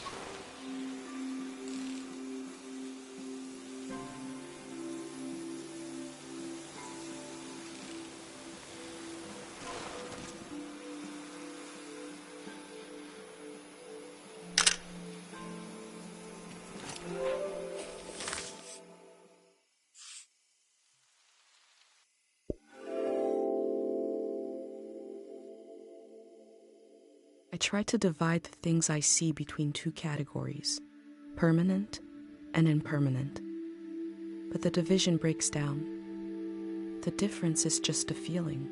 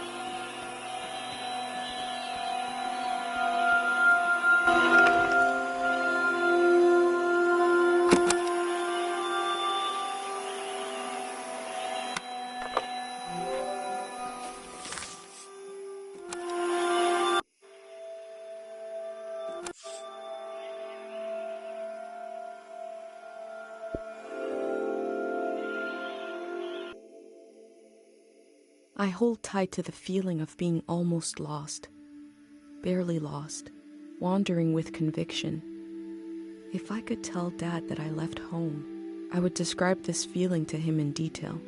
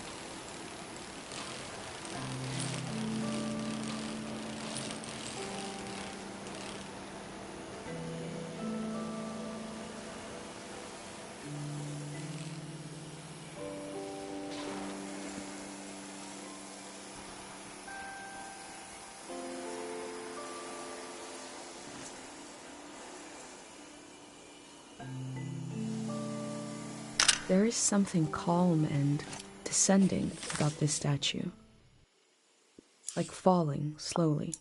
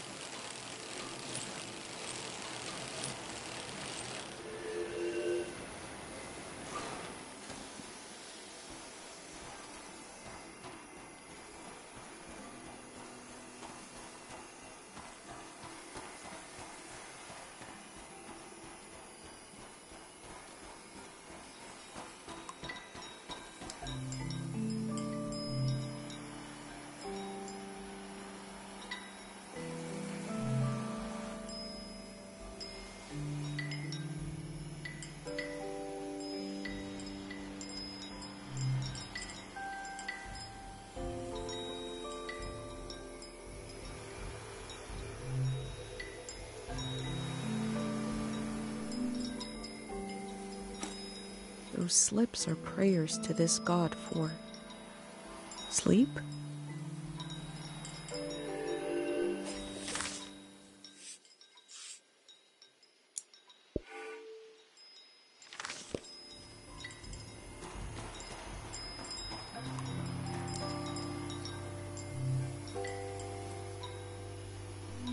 That didn't seem to work.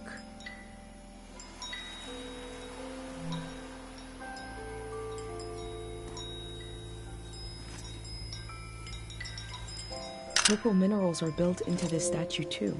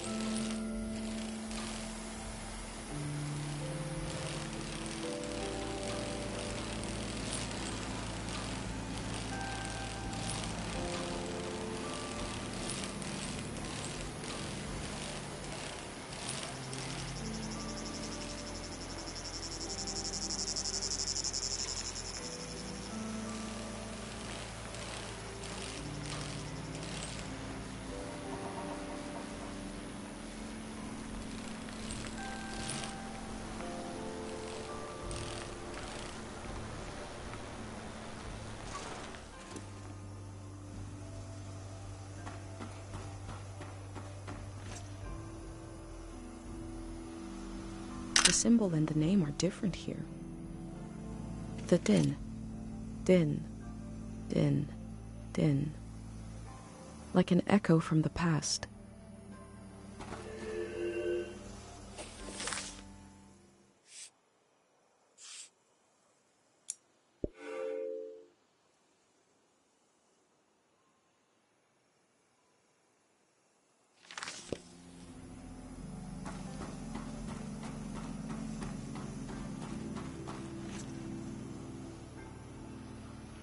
The stone is to worship the tide. The tide, something calm that comes and goes.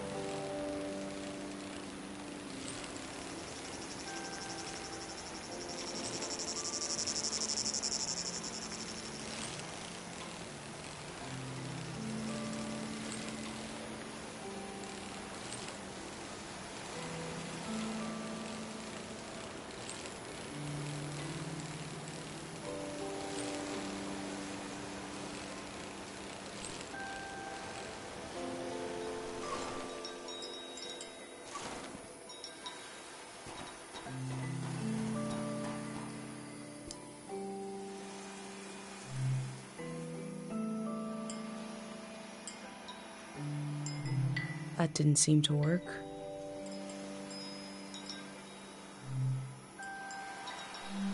Tide.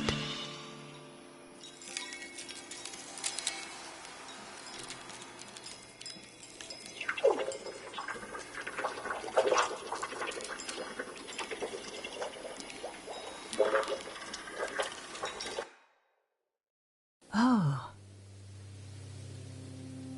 I prayed to see you again. I didn't expect it would be in a dream. Life listens and then it does what it wants. We have to make do, darling. I've been thinking about how much the season needs you, and how the season after that will need you. I wish I could help, but this is a brief dream. What can we say?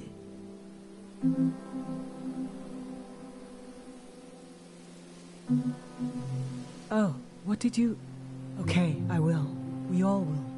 When I wake up, I'll tell everyone. We'll make as many pendants as we can. I don't know if you will, but I know I will see you again. For so long, I'll think it'll never happen. I'll almost make peace with having lost you to the world. But then, all the work of my grief undone in a moment. When I saw you again, I wept and I laughed. Someday, you'll have a child of your own. Someday, he'll want to see the village where his mom was born. And I'll be here, waiting for him. We'll stand together, just like this. I have 1,000,000 questions for him, and he'll have 1,000,000 questions. But before we can say a word, I'll look into his eyes. And I'll see you looking back at me. Take care, my darling. It's time to wake up now.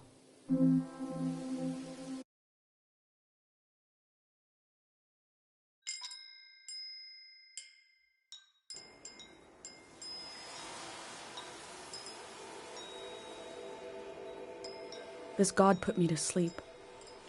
I got to talk to my mom.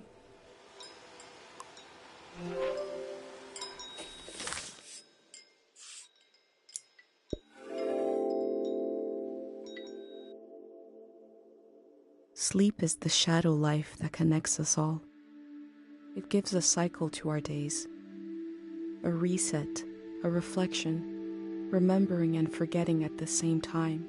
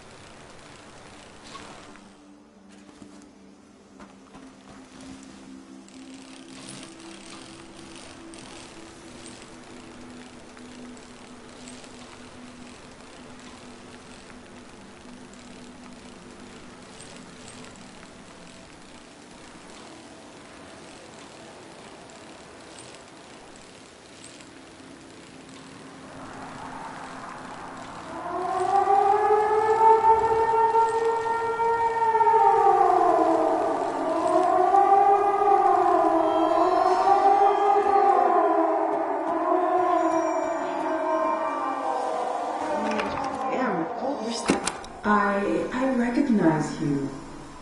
Yeah? You're the famous doctor. That's your boy. The one with the visions. I'm right, aren't I? I won't tell nobody. We're just passing through. I have a niece. She hears things. Voices of the dead. I can't help you. Please, give it some thought. I can't treat anyone here in this valley. This is not a place to get well. Where is? I'm working on that. Take care.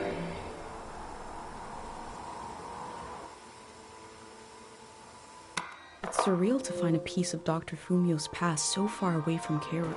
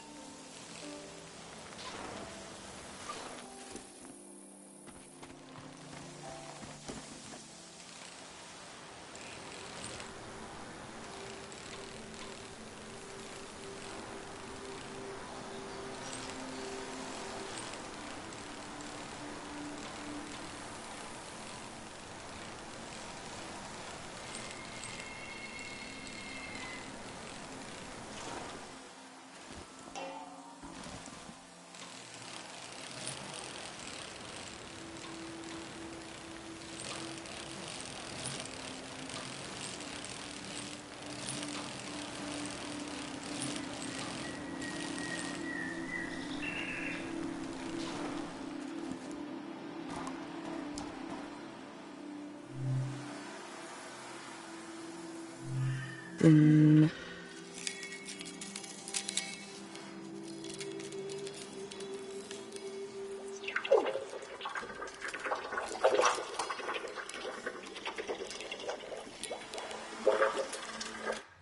it was my first time being in a car as it was being cleaned. Moving through a tunnel like being in the mouth of a whale.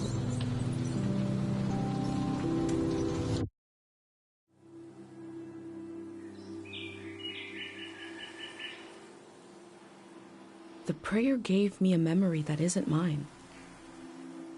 But it feels like mine now. It seems like it came from the golden season.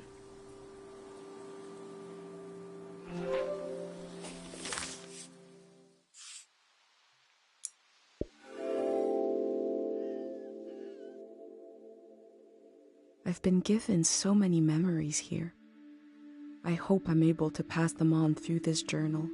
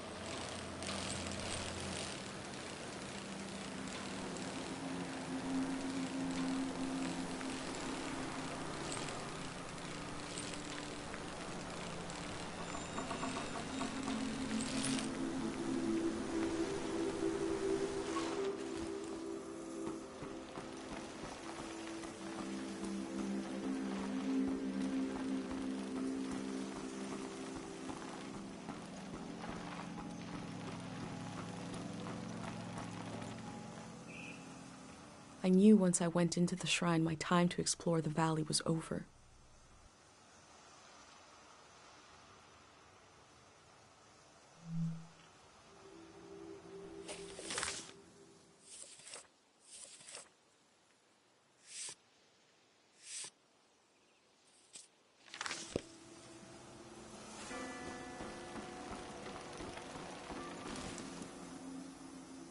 I knew once I went into the shrine, my time to explore the valley was over.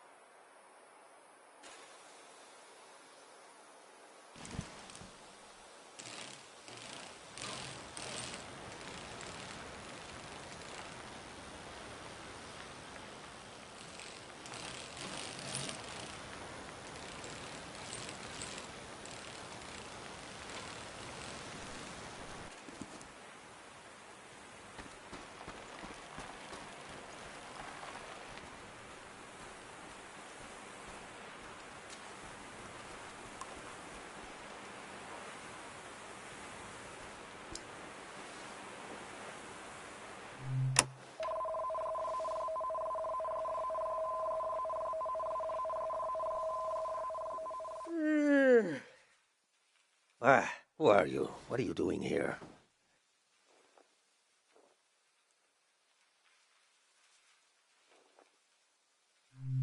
I hope this isn't your first day on the job. There isn't much season left to record. What's that? Around your neck. That's a pendant. You're wearing a pendant.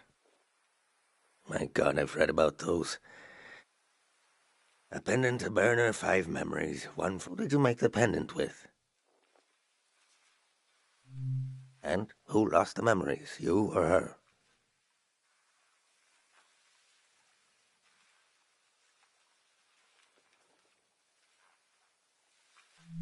I see.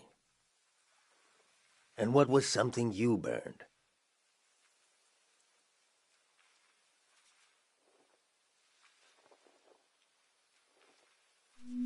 Huh.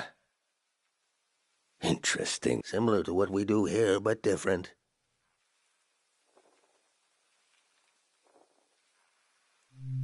Yeah, why do I? Your mind will make it into the next season intact. You're protected by 5 senses, 5 lost memories. What about everyone else? You ever think about that?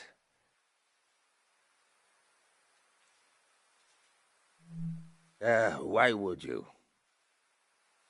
Well, I don't need one. I'll be right here until the flood takes me.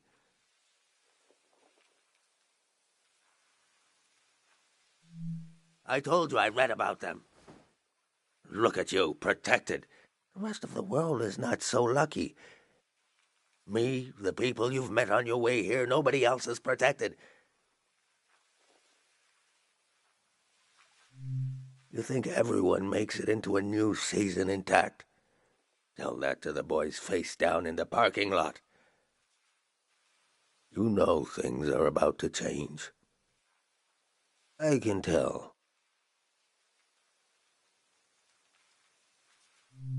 A collective pendant.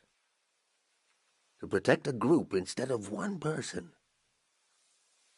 You're welcome to try. My memories are all over the shrine. You can have them, destroy them, whatever you want. Asking an old monk to invent a new ritual. Let me die in peace.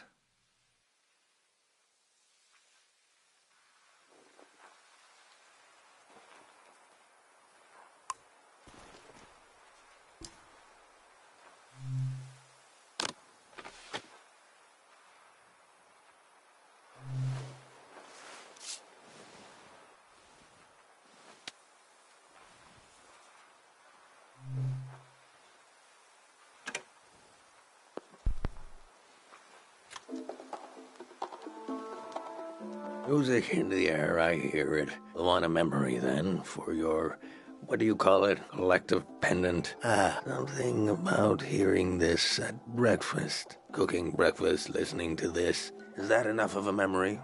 I guess I won't forget it now. I'll forget it when the flood comes.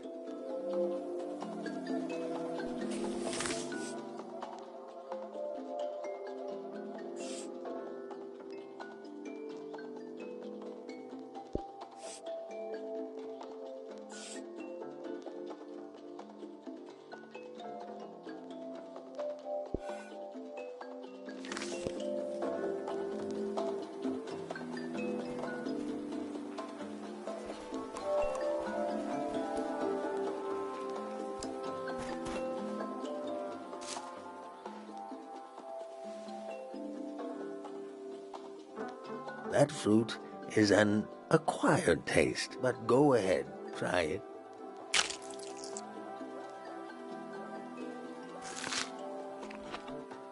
Do you like the taste?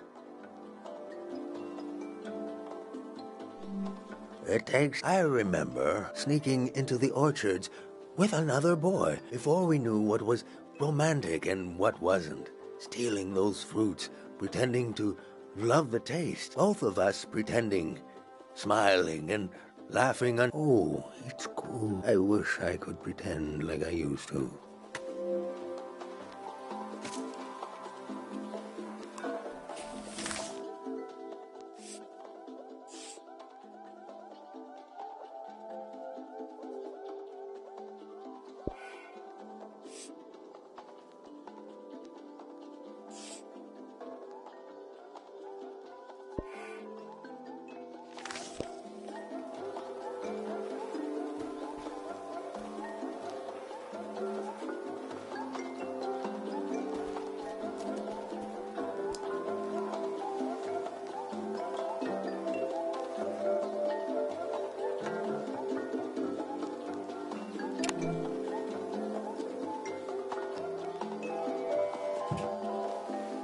I remember seeing lights like these in the forest one night. It was Manchez, the famous singer. Only time I ever got to see him sing. But my eyes were on the crowd, seeing their faces in electric light, the joy of it.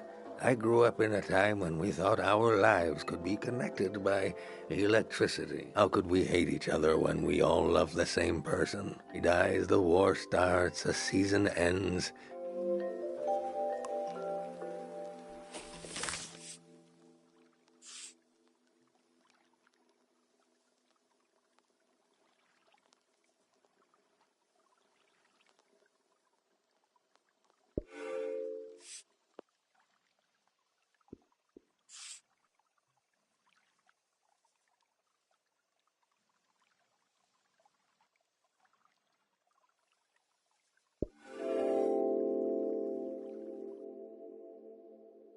An old monk surrounded by his memories. Is this a shrine to a god? Or is it a shrine to his past?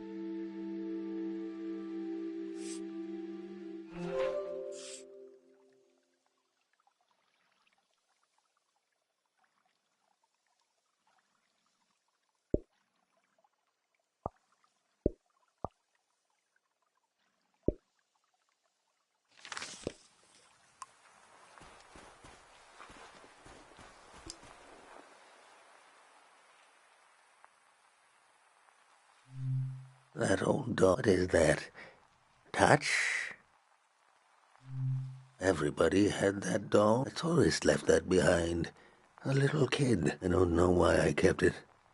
I knew she'd never come back. If she's alive, that kid is older than you now. Maybe they remember this doll. Maybe not. But the life the kid imagined in this piece of fabric, I can still feel it. Keeping it around and in one piece, it's like I'm in the loneliness of a season. No visitor. That meant something. Maybe it helped me survive. Would I admit this if I wasn't going to drown tomorrow? No. Of course not.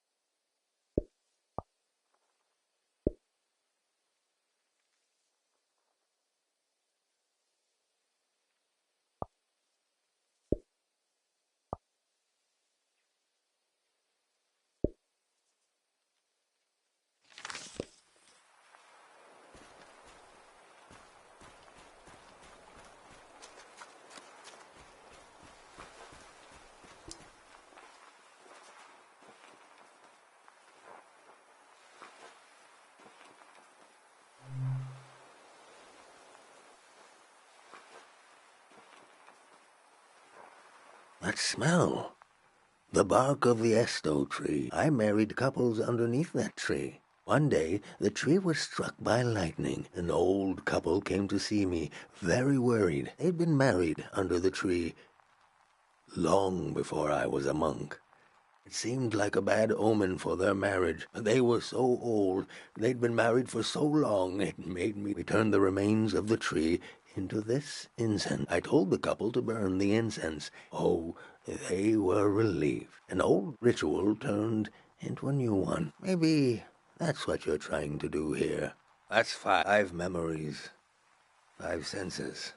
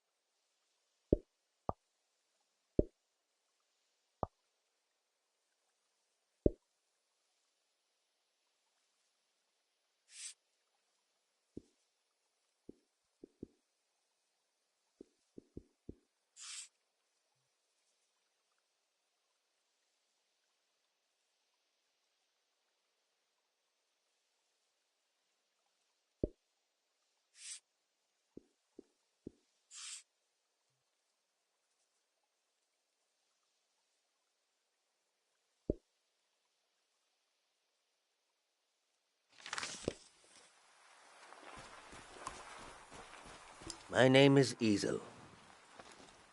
I was the last monk of Tiang Valley.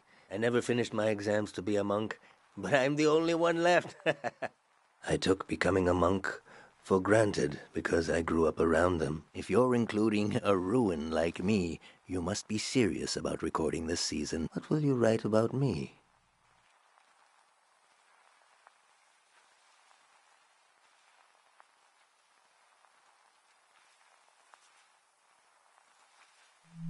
Let me tell you about who I used to be. I was orphaned by the war. The monks found me on the coast, wandering alone, shell-shocked. Sonia, the head monk, took care of me. I saw things I shouldn't have. She helped me erase those memories. If I had any memories of my family, I lost them too. But at least I didn't wake up screaming anymore. I was so afraid of accidentally calling her Mom. She was the head monk. Even before she ended the war, Sonia was an imposing figure. I slept, I forgot, and I grew. The soldiers came to the valley. Sonia hated the war for taking my family like it took so many others. The most powerful prayers are always made out of desperation. She figured out how to amplify our sleep prayer, a prayer that could end a season. No one had ever done anything like that. She sent me to the coast to turn on the light posts, to signal that the season would end soon. I used to go to the light posts alone, just to dream about another season, to dream about being born in another season, to die, to imagine a life where I wasn't afraid to have hope. I'd like you to have one of these photos, to carry it with you to wherever you're going.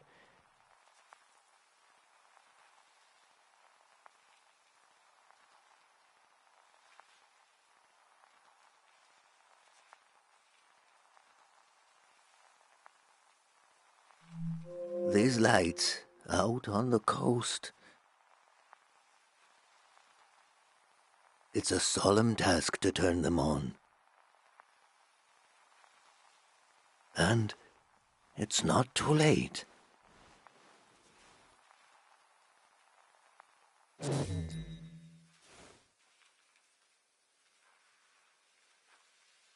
They've shut off the power. Won't be long now. Imagine the waves rolling in here. The water is so deep that light won't reach us. I should pray. We should both pray.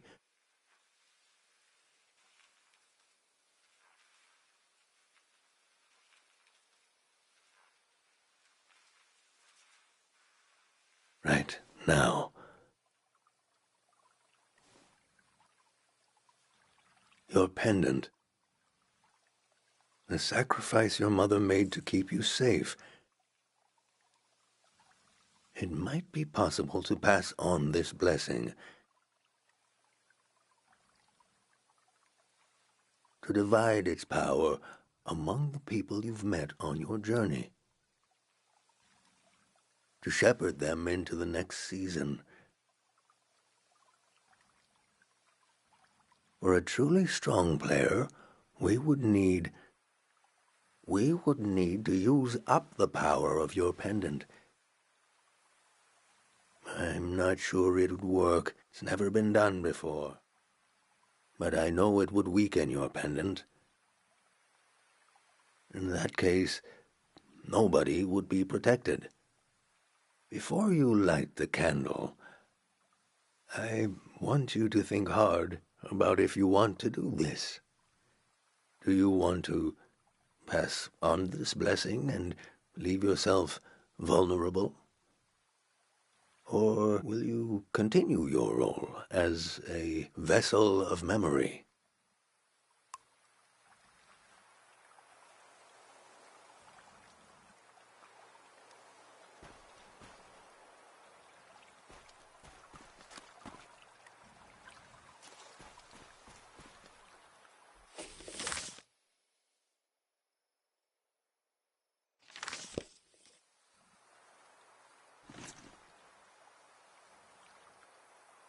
In the heart of the shrine, the void sits alone.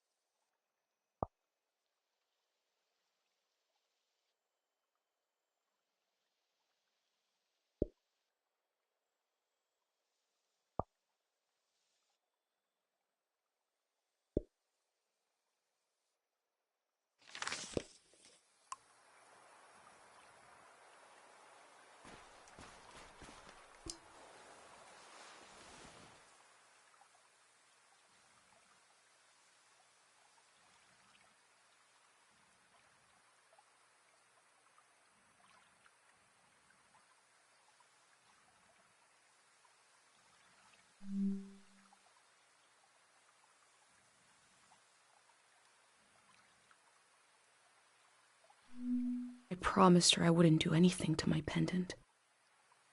That was why she let me go. She told me I had to remember everything. That it was my role.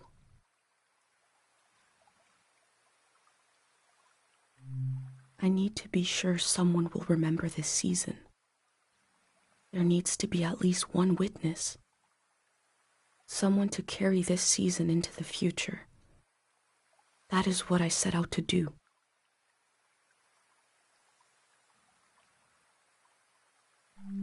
They were kind to me. They're already losing so much.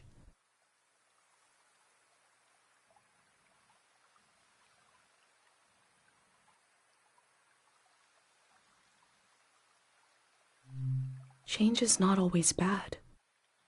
They will be reborn in another season.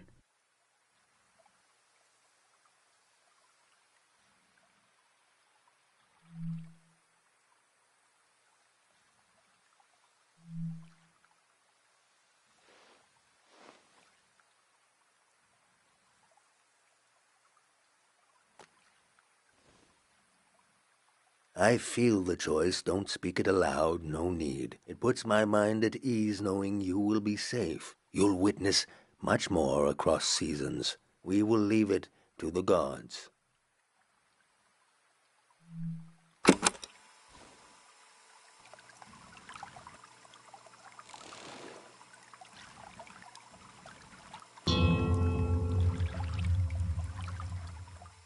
We sink these words into the fragile earth to accompany lost souls.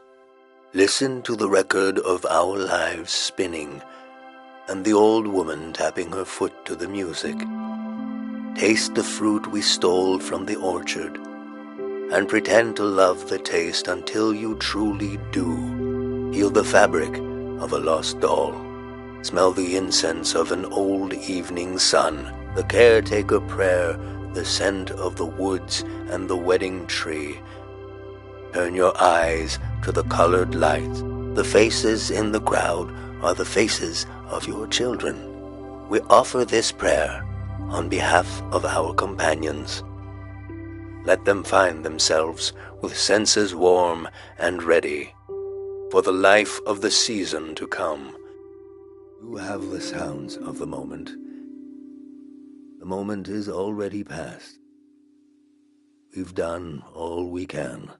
I need to take you out of this place. It can't end here. Let's go.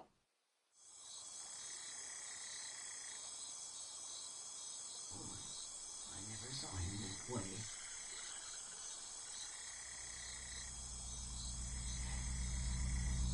I was there. I saw it. Firsthand.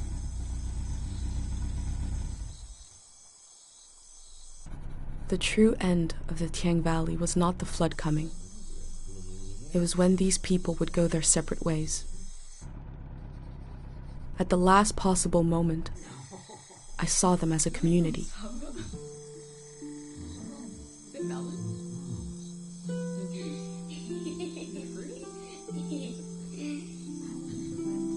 No matter what happens, I will carry the memory of these people into the next season.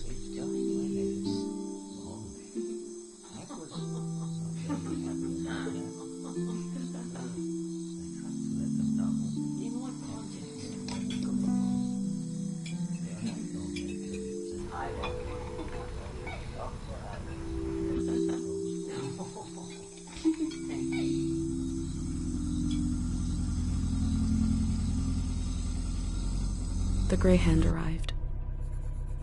He had what he called passports for everyone. He said they were supposed to have a photo, but that his camera was broken and he wanted to use mine. I saw in these little papers the beginning of a new world. He asked me if I could help him. I had only one moment to decide.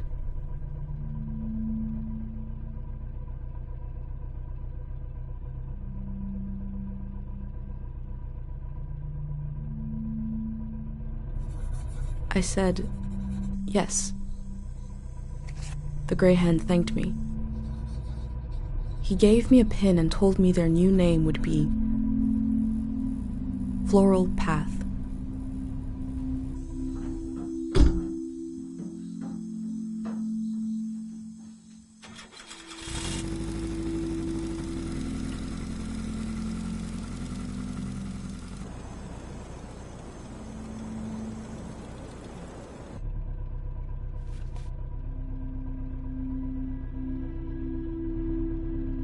The monk said he felt like driving all night.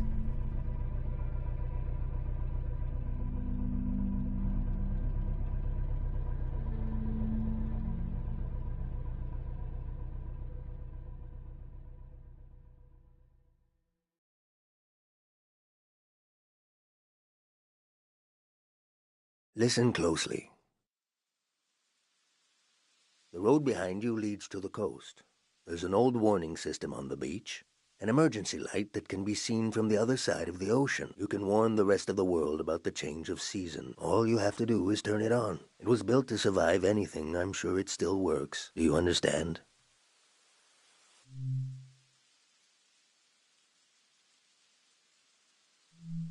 Of course.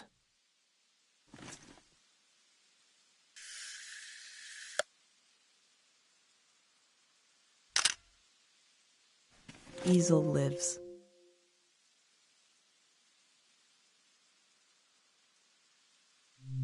I've been thinking about that all night. I have this idea to turn my van into a shrine. For every sermon I preach, I'll listen to 10, and you will remember everything. You will survive everything. Rest transparent in the spirit that gives you rise. Farewell.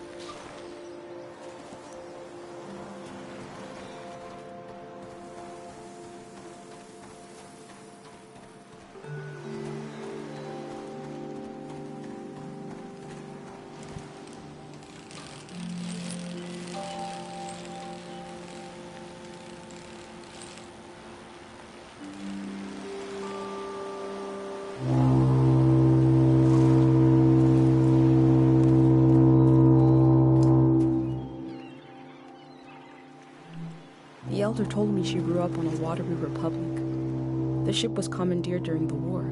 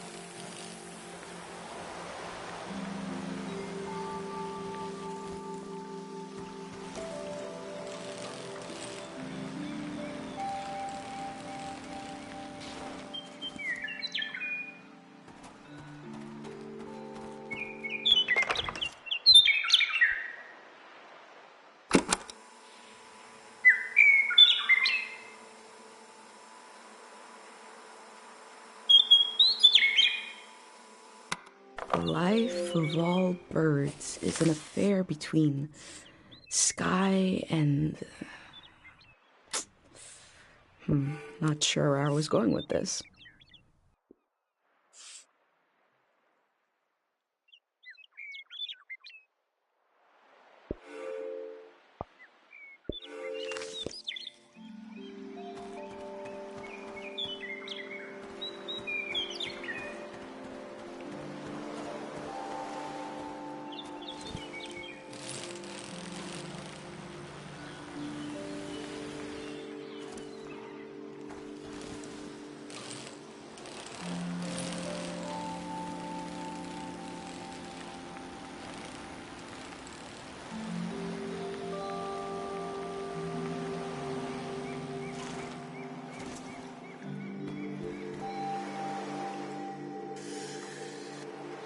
The motto of this watery republic was, "It is possible to have a good time."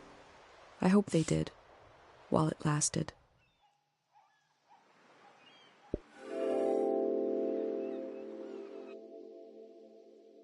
On the beach, I moved through the wreckage of an old season, and a way to warn the world about the arrival of the next. The cycle will continue. I hope I played my role well.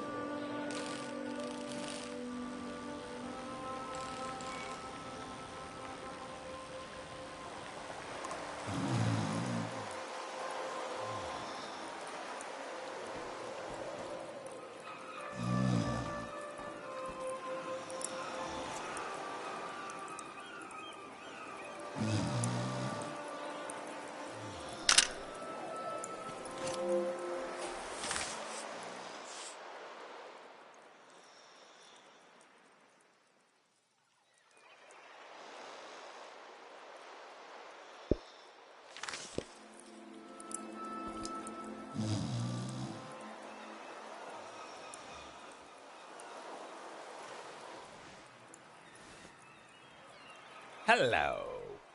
I love ice cream.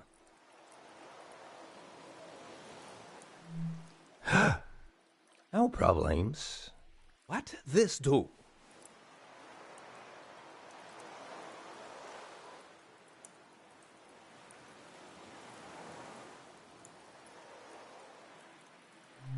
Hmm?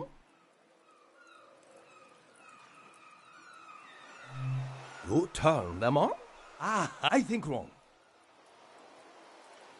It's not for sport.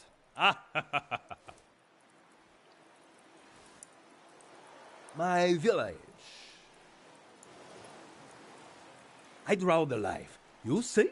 You? Safe village. So.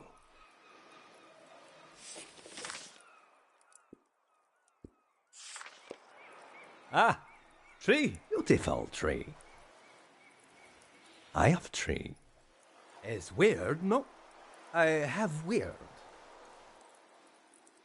Public lizard.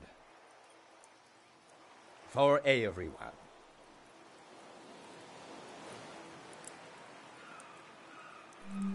No. I say I live home. My mother no cry goodbye. Your mother?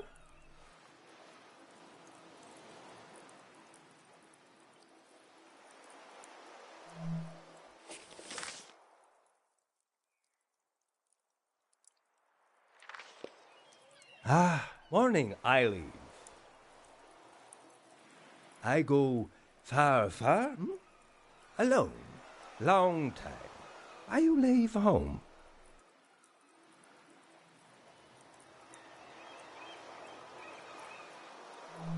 Why not?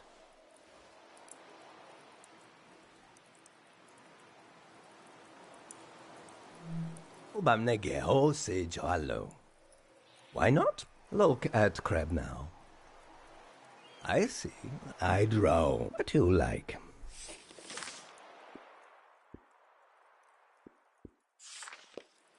Aha.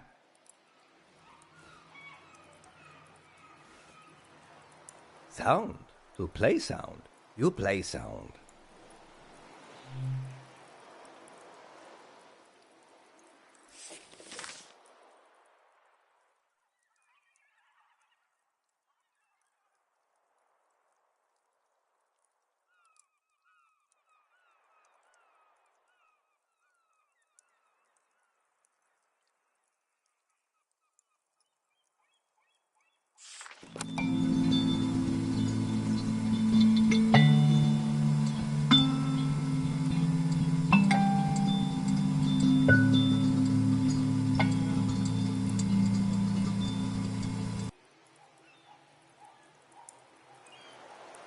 I heard a lot of music on my trip, but never saw anybody playing it. Just instruments, recordings, echoes. Good. Here? 3 days together. Friend now. Sad that I go.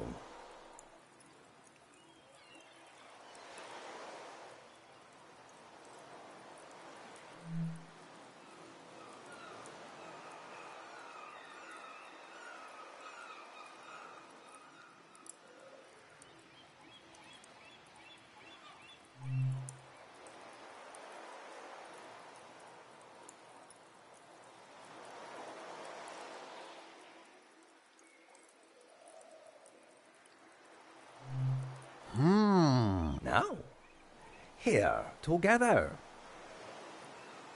We are same.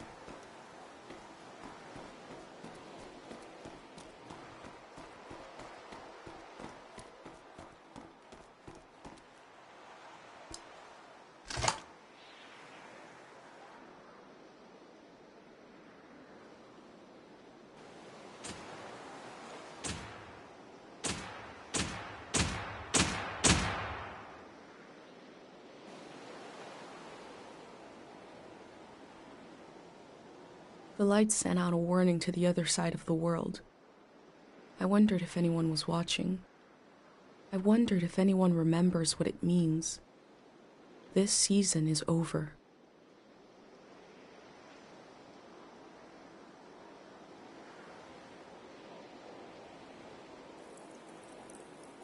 My new friend is sailing home in the morning. I've decided to go with him.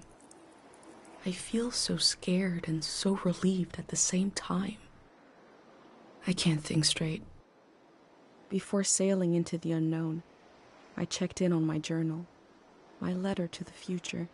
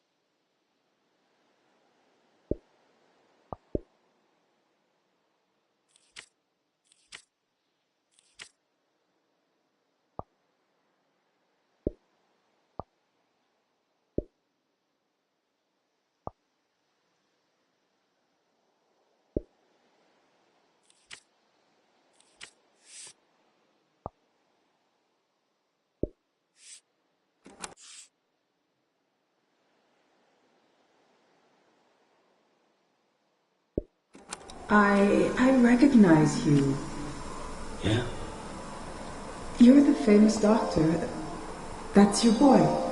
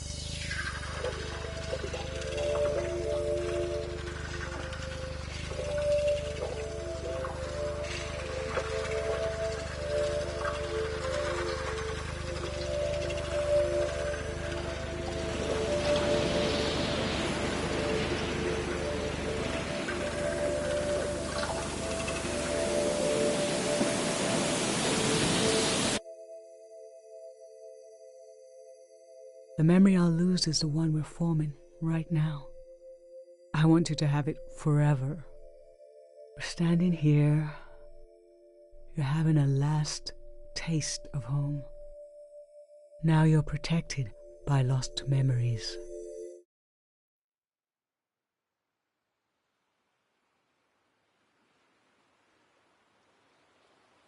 In the light, in the pattern of the surface of the water, I felt the god of forgetting wrap their arms around me. A wave of amnesia. But when they opened their mouth, I heard my mother's voice instead. I step into the next season with my mind intact. But what about everyone else? The masses of the world without a pendant, without their mother's voice in their ear. I read through my journal, knowing it might be the only record left of their lives, of this departed season. I have to remember for everyone. It was a season to collect and to let go, to sort through dreams, visions, and memories, all of which may have just been washed away. I don't know what might have been gained by this. I can only show you what was lost. This is part of the history of our world. I discovered the Grey Hands planned to remove the haunted quality of the season with a prayer. That prayer must have been for people to forget, to erase some of the world's memory. I hope what I recorded in my journal helps you cut through the fog of amnesia, to understand how the season changed.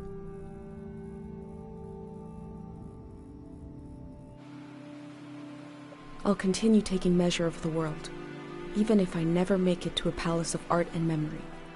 No matter where you're reading this, I offer you my journal and the lives inside it. If anything in here escapes from the page into the world, let it be one sentence. Just a few words you heard from a traveler on a bicycle, when at the end of the evening, she turned to you and said, "It is not too late."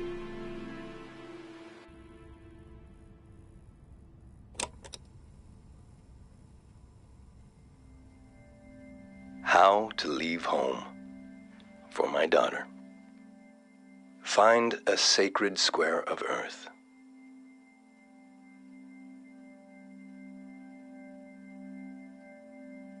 Lay down so you have the dirt at your back.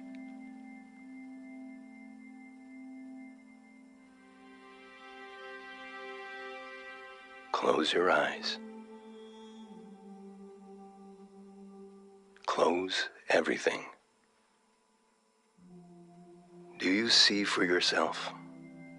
You see for the dead, for the unborn. Do you listen for yourself? You listen for the dead, for the unborn. Your ancestors are in that dirt. All the living and all the dead are holding you up. Now, stand. They're still there, aren't they? It's time to move, to entangle yourself everywhere with everyone. So the next time you lay down in the dirt, you will have so much more to tell them.